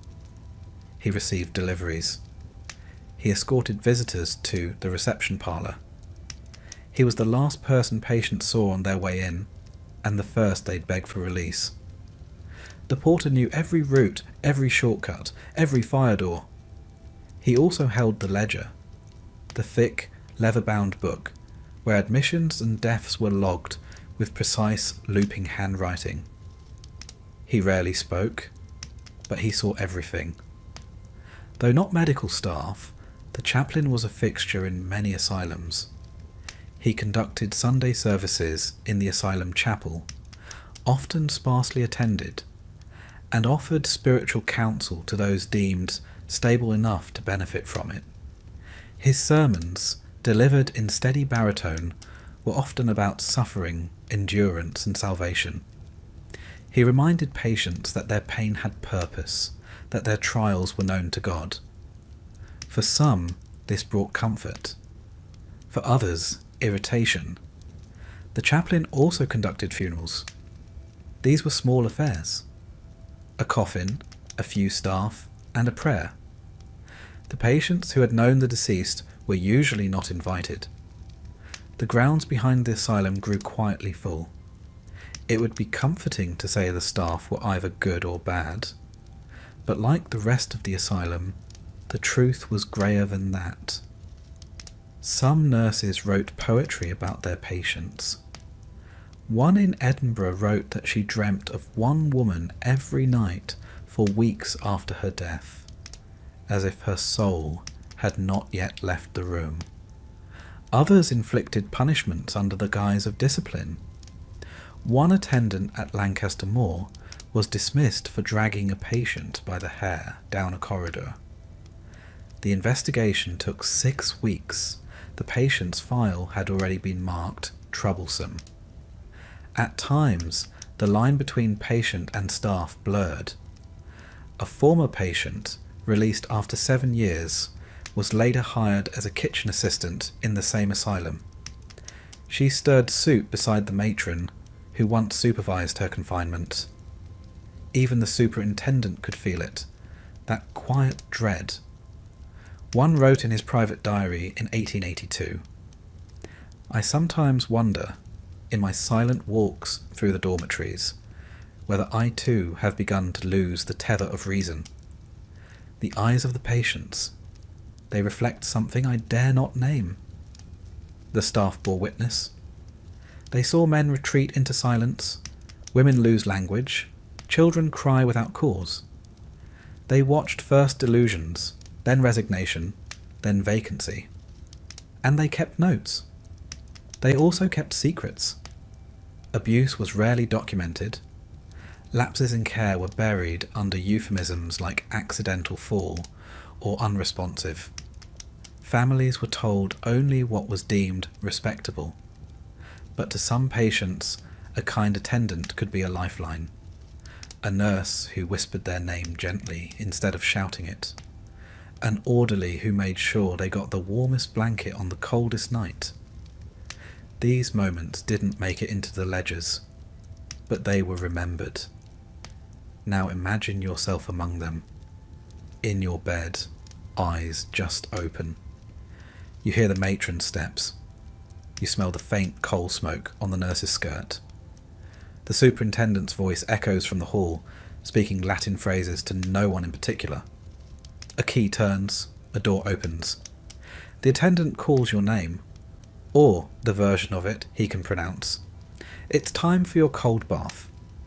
You rise, because not rising has consequences. The floor is cold, your slippers are gone again. And the nurse does not meet your eyes this morning. She's tired. You understand. You're tired too. And the day has only just begun. You sit in a hard-backed wooden chair while the doctor scans your face, scribbling into his notebook with a long, scratchy pen. He doesn't ask how you're feeling. He doesn't ask what you've been through. Instead, he observes the tilt of your head, the tremble in your hand, the gap between your answers. Then he writes a word. Melancholia. Or maybe it's hysteria. Perhaps dementia praecox. Perhaps you're simply listed as morally defective. The words matter, but not in the way you might hope. Because in a Victorian asylum, diagnosis is less about treatment than it is about classification. And once you are labelled, the label sticks. There were hundreds of entries in the record books, and more every year. The language was florid, speculative, and often revealing of more than just the patient's mind. It told you what society feared, what it didn't understand, and what it was desperate to control. Take hysteria, for instance. A popular choice for women, especially those with opinions. Symptoms included weeping, disobedience, refusal to marry, or a tendency to faint when being told what to do. Doctors could diagnose it from a single glance, often without speaking a word to the patient. Treatment ranged from cold water dousing to isolation, though some private clinics favoured rather more intrusive methods involving vibrating devices and supervised sedation.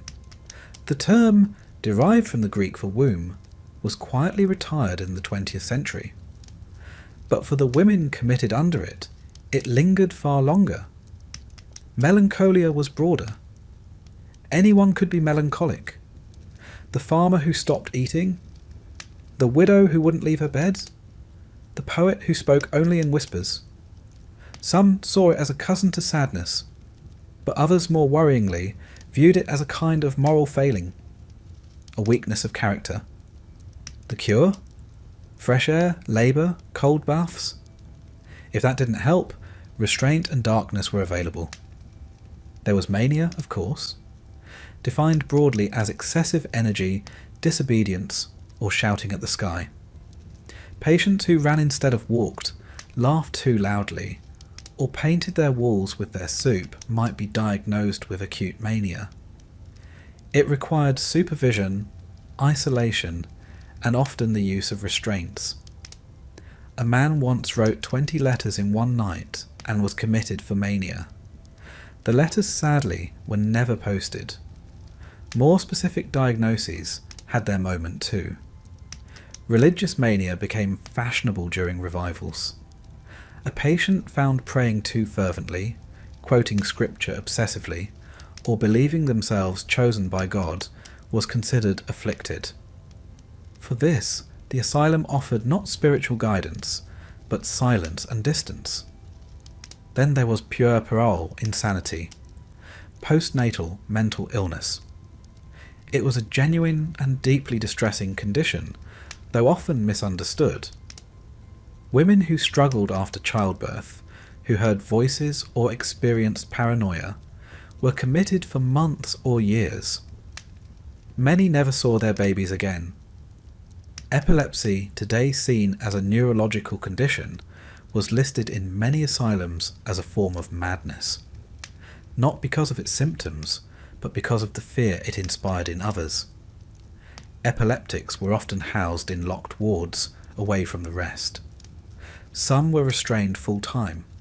The seizures, it was believed, signalled demonic possession, or at least a dangerous instability. There were diagnoses so vague they bordered on poetry. Imaginary female troubles, novel reading, overstudy, and even excessive tea drinking. A woman in Bath was committed for excessive use of the intellect. Her case notes indicated she had written several essays on natural history. No mention of how the essays were received. Only that she was subsequently quiet and uncooperative. She remained in the asylum for 8 years. Men, too, were not spared the vagaries of diagnosis. Drunkenness, once considered moral failing, became medicalised. The dipsomaniac was now ill, not wicked. This helped some avoid prison, though it rarely led to effective treatment. Delirium tremens, hallucinations from alcohol withdrawal, was common in the wards. So too were fights, broken windows, and blackened eyes. Masturbation was considered both cause and symptom. Victorian medicine linked it to insanity, weakness, and spiritual decline. Young men caught in the act were sometimes committed outright, or sent to special facilities for correction. The belief persisted, reinforced by lectures, pamphlets, and the occasional bracing application of carbolic soap. The asylums themselves published annual reports, cataloguing patient conditions with grim pride. Tables listed causes: grief, fright, love affairs, poverty, sunstroke. One listed overexertion in the tropics, another blamed loss of a lawsuit. Diagnosis wasn't just about the mind, it was about context. A working-class man with delusions might be labelled a lunatic.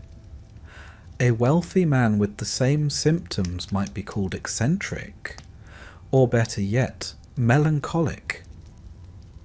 One could be treated at home, the other never seen again. And once inside, your diagnosis followed you. Every incident, every word, was interpreted through it. If you cried, it proved your melancholy. If you grew silent, it confirmed your catatonia. If you smiled, it was noted as suspiciously cheerful.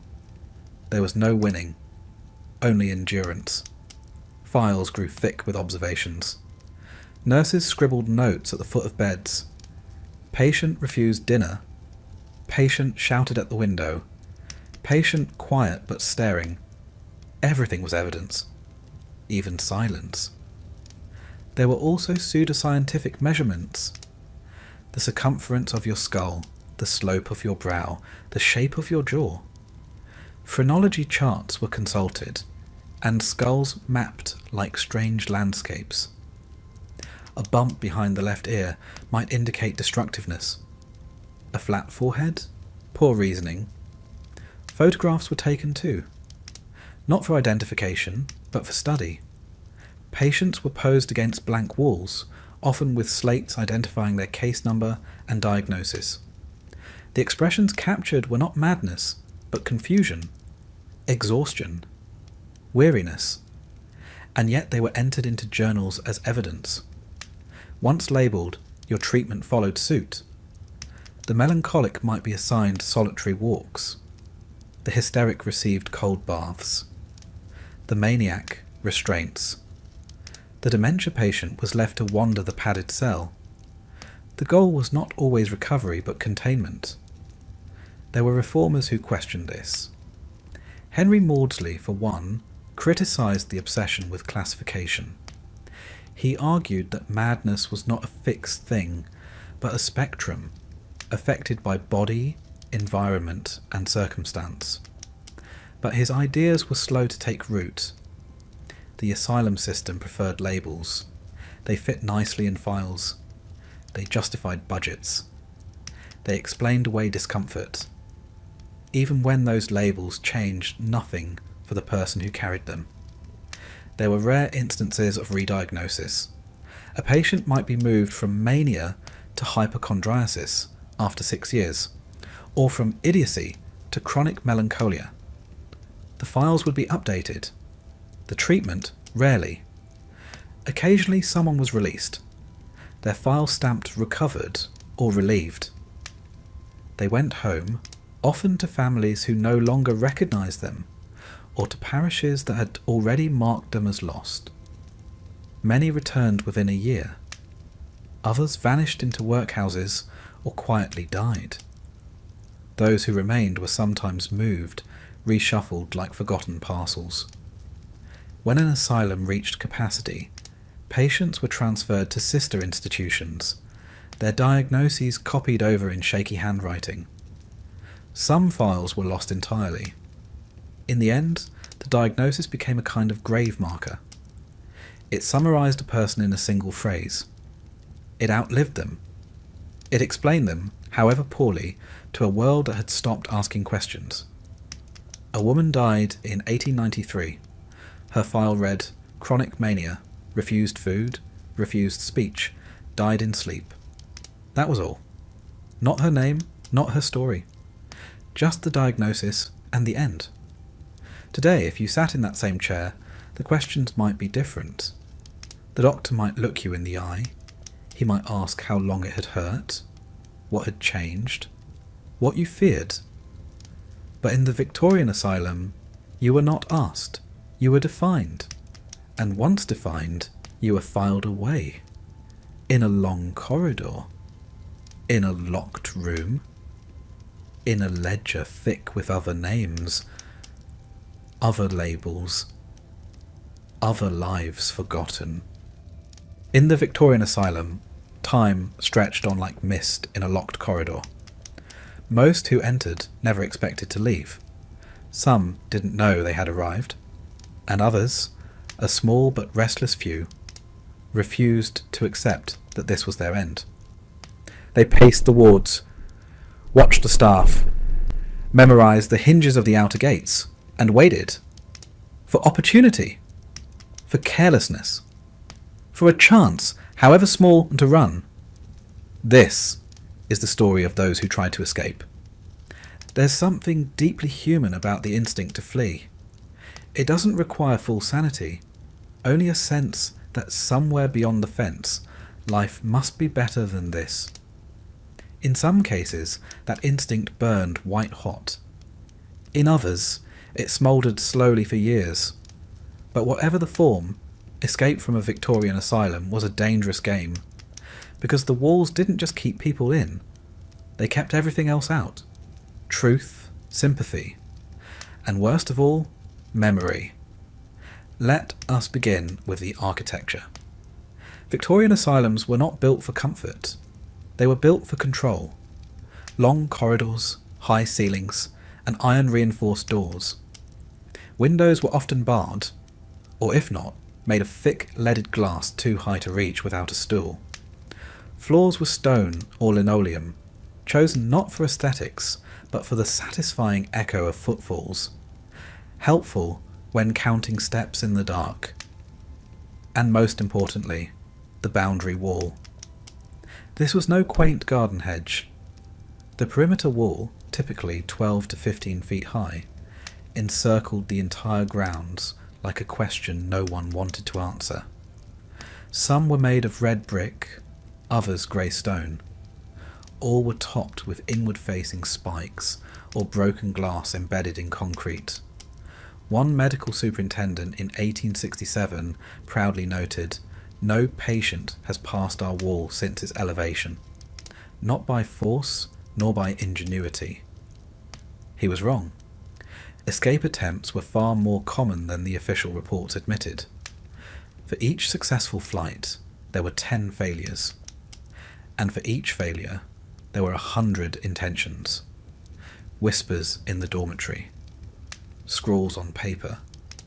A stocking hidden under a mattress, tied into rope. And they came from all types. The melancholic and the maniacal. The criminal and the gentle. The delusional and the clear-eyed. Not all who ran were mad. Not all who stayed were sane. Take John T., age 42. Committed for religious mania. A former schoolteacher, prone to quoting scripture backwards and refusing pork. John observed the attendants closely, noted their habits, and one winter morning in 1882, while the staff changed shifts and the fog lay heavy over the airing court, he disappeared. He used a ladder from the gardening shed, stashed behind the tall wall weeks before. No one had noticed or cared. He was found 3 days later, half frozen, wandering near a canal. He told police he was on his way to Nineveh. He was returned, no longer allowed outdoors. The gardening shed was locked permanently. And then there was Miss Charlotte E., age 28, committed for moral insanity after repeated attempts to leave her employer's house in the middle of the night. Charlotte believed she was being poisoned. Whether true or not was never determined. In the asylum, she remained quiet for months, ate her meals, folded linens, smiled.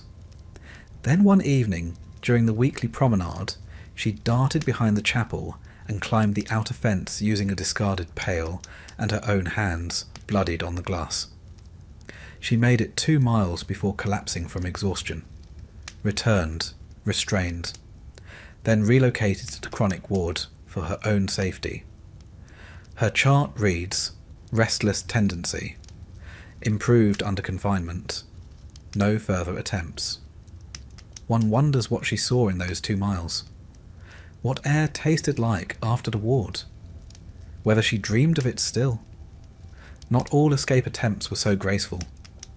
Some patients attempted to scale walls with torn sheets. Others dressed in nurse uniforms sewn from stolen linen. One man tried to walk out disguised as a visiting reverend, complete with a fake collar fashioned from a page of Psalms. He nearly succeeded until he asked for wine at the door and quoted the wrong gospel. He was detained, rebuked, and denied communion for a month. Not for the attempt, but for misquoting scripture. A particular concern for superintendents were women who tried to run.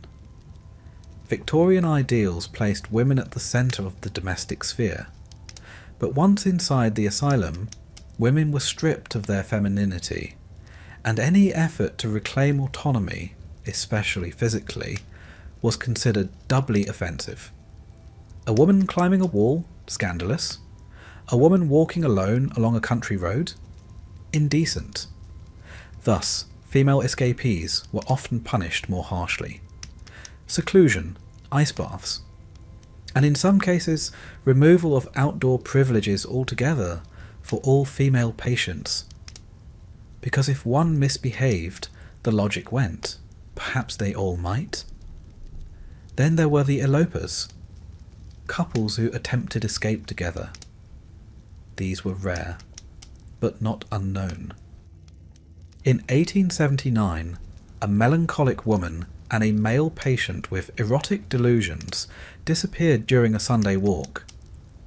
The staff believed they had fled together, although no proof of a plan was found. They were discovered 6 hours later, hiding in a barn. She was weeping. He was asleep. Returned. Separated. She was reassigned to the dementia ward. He was sent to seclusion for 10 days and denied tobacco for 3 months. Their names were never again recorded on the same day. Sometimes assistance came from outside. A sympathetic sister, a bribed attendant, a clever child with access to keys. One story tells of a patient who escaped dressed in a gardener's smock. It was later discovered his cousin worked on the grounds. The cousin was dismissed, the patient never found. Rumours placed him in Scotland, or America, or married with 4 children in Derbyshire. The superintendent simply wrote, "Lost to the record." But most escape attempts failed, some tragically. One woman, reportedly in good spirits, attempted to flee across a frozen pond behind the asylum. The ice cracked. She was found hours later. Her death was ruled accidental. Her chart updated with a final note. Previously restless, now at peace. Another patient, a deaf man institutionalized for idiocy, ran into the road and was struck by a horse-drawn coal cart. His death too was quieted. No inquiry. Just another line in the book. What drove them? Hope, of course. Or fear. Or clarity. The cruel kind that comes when you realise no one intends to come for you. But also the knowledge that the outside world, however unforgiving, still held the illusion of freedom. The asylum was orderly, yes. Clean, sometimes. Predictable, always. But it was not freedom. Every room was watched. Every word could be recorded. Every action questioned. In the asylum, even the birds were locked behind glass.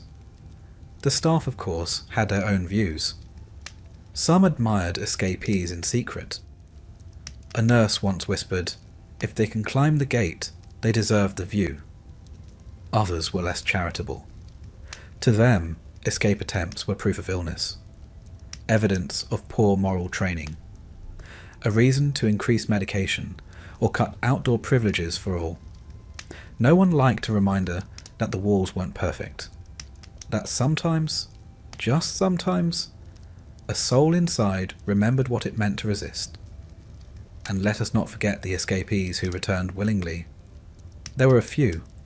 One man left during a delivery, walked 5 miles, ate a meat pie, then returned. Said he'd forgotten how loud the world was. Too many voices. Too many choices. He preferred the quiet, the routine, the same gruel every day, the same voice reading Proverbs. He died 6 years later. Peacefully, they said, in the bed nearest the window. By the late 19th century, escape prevention became an obsession. Locks were upgraded, uniforms more closely monitored, staff trained in rapid response, gardens were redesigned, with sunken fencing invisible from the patient side. A trick of landscape, like a painting that only revealed its cruelty when you stepped too far. Dogs were considered at some institutions. Motion alarms, brighter lanterns, anything to preserve the idea that the asylum was secure, not just physically, but morally, that those within were here by right, that their place was appropriate, that no one could, or should, want to leave. But escape still happened, because minds are not so easily contained. Some left through physical means, others left only in spirit. 1,000 small rebellions, refusing to speak, refusing to pray, eating the flower from a bedside vase, refusing to sleep. These were their own escapes, ways of saying, "You may hold my body, but not everything else." One patient sang opera every Tuesday, whether allowed or not. Another claimed to be the Queen and demanded tea with the matron. Both were denied their requests, but never stopped asking. Perhaps the saddest truth is this: even escape didn't always bring freedom. Many who fled were recaptured, some injured, some forgotten. Some never made it past the asylum gates, stopped by fear or fog, or the realization that the world no longer remembered them. Others returned voluntarily, not because they missed the place, but because it was, at last, the only place left that knew their name. And so the walls endured, the gates, the guards, the routines. But so did the hope that maybe one day the door would open for the last time, and someone, anyone, would choose to walk through it, not as a patient, but as a person, whole, free, remembered. In the end, nothing lasts forever. Not even stone, not even silence. The Victorian asylum, once the beating bureaucratic heart of moral reform and medical ambition, would not survive the 20th century unscathed. Its wards would empty. Its chapels would fall quiet. Its ledgers would gather dust. And its ghosts? Well, they never left. This is the story of how the doors finally opened, or at least stopped being locked. Let us begin with numbers. By the close of the 19th century, asylums across Britain were bursting at the seams. Hanwell, Colney Hatch, Broadmoor, the West Riding Asylum, all filled with thousands of patients. In 1900, the asylum system held more than 100,000 people in England and Wales alone. It was one of the largest peacetime institutions ever created, larger than the army, larger than the church. But with size came stagnation. The great dream of curing madness had faded into routine, and routine into inertia. For every patient treated, 10 more arrived, diagnoses expanded, definitions blurred. You might find yourself admitted for melancholia, or for epilepsy, or for disobedience to husband. And once inside, the chances of release grew slimmer each year. People no longer spoke of healing. They spoke of management, of stability, of the status quo, until slowly the outside world began to notice. At first, the criticism came in whispers. Letters in newspapers, columns in medical journals, sermons given by ministers who had once walked those halls. One of the earliest and sharpest voices was that of Dr. John Charles Bucknell, a former superintendent himself. By the 1870s, he was publicly lamenting the state of British asylums. "We are building prisons and calling them hospitals," he wrote. Others echoed the sentiment. "There was no cure behind a locked door," said one Member of Parliament in 1889. And by the early 20th century, reformers were knocking loudly. New ideas emerged, new language too. Mental hospitals began to replace asylums in official documents. Alienists became psychiatrists, Moral management gave way to scientific treatment. These weren't just words, they were rebranding. An attempt to scrub away the rot of centuries. The Lunacy Act of 1890 codified admission procedures, requiring judicial oversight for many cases. The Mental Deficiency Act of 1913 created categories for those deemed feeble-minded, shifting many into separate institutions. These laws, while flawed, marked a turning point. The state was no longer merely locking away the mad. It was trying, or at least pretending, to understand them. World War I brought its own kind of reform.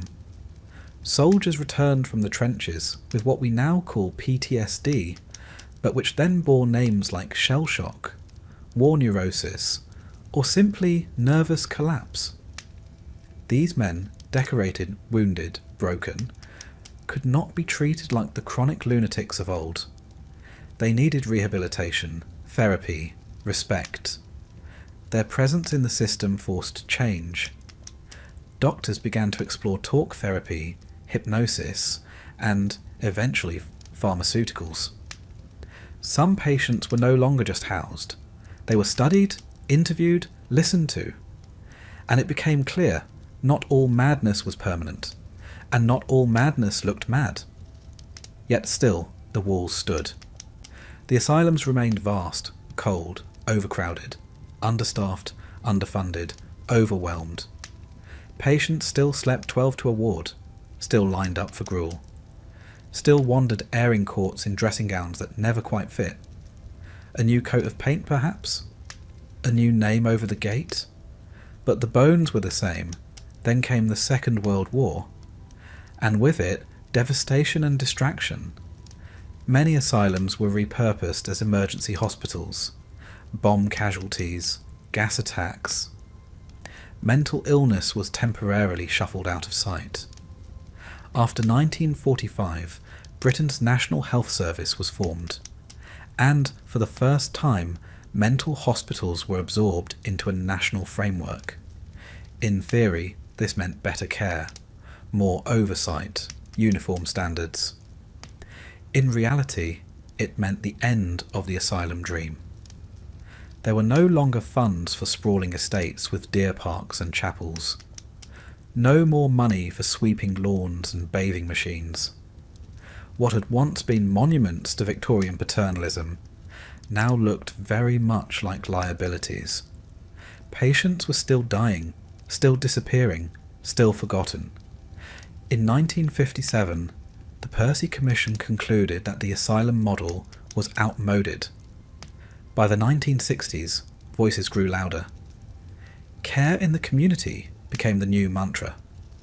Why keep people behind stone walls, reformers argued, when they could live in halfway houses? In family homes? In local clinics? Prime Minister Harold Wilson's government began to quietly prepare for asylum closure. Not with fanfare, not with apologies, but with bureaucracy. A file here, a transfer there, a budget cut, a new policy memo. The death of the asylum came not with fire, but with forms. For the patients who remained, life became stranger. Wards grew emptier. Staff retired, not replaced. Garden sheds collapsed. The piano in the rec room lost its last playable key. Some patients were moved to hospitals, others to group homes.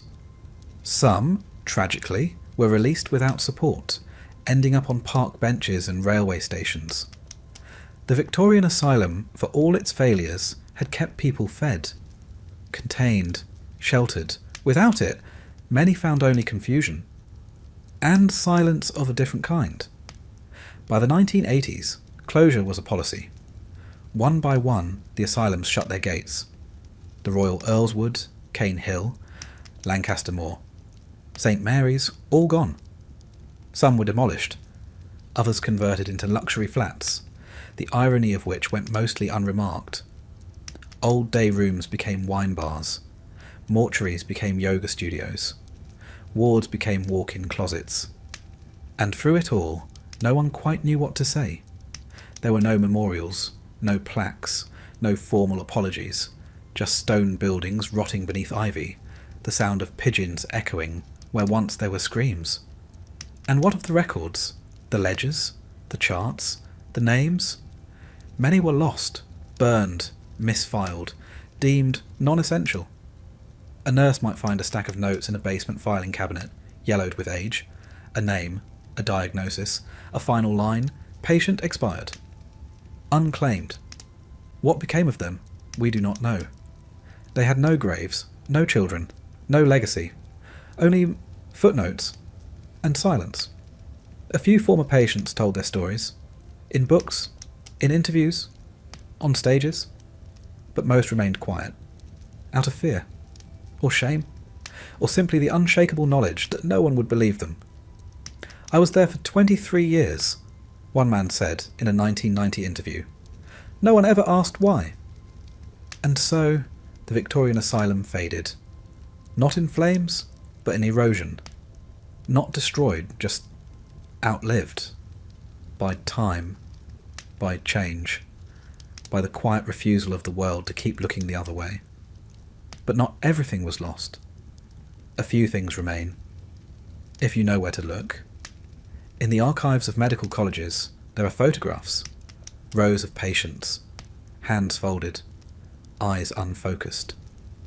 In the woods behind old hospital sites, you'll still find boundary walls, thick with moss, a door that leads nowhere, a rusted hinge, a gate that swings for no one. And sometimes, if you pause long enough, you'll hear a whisper. Not a ghost, not a memory, just a breath, like someone waiting to be remembered.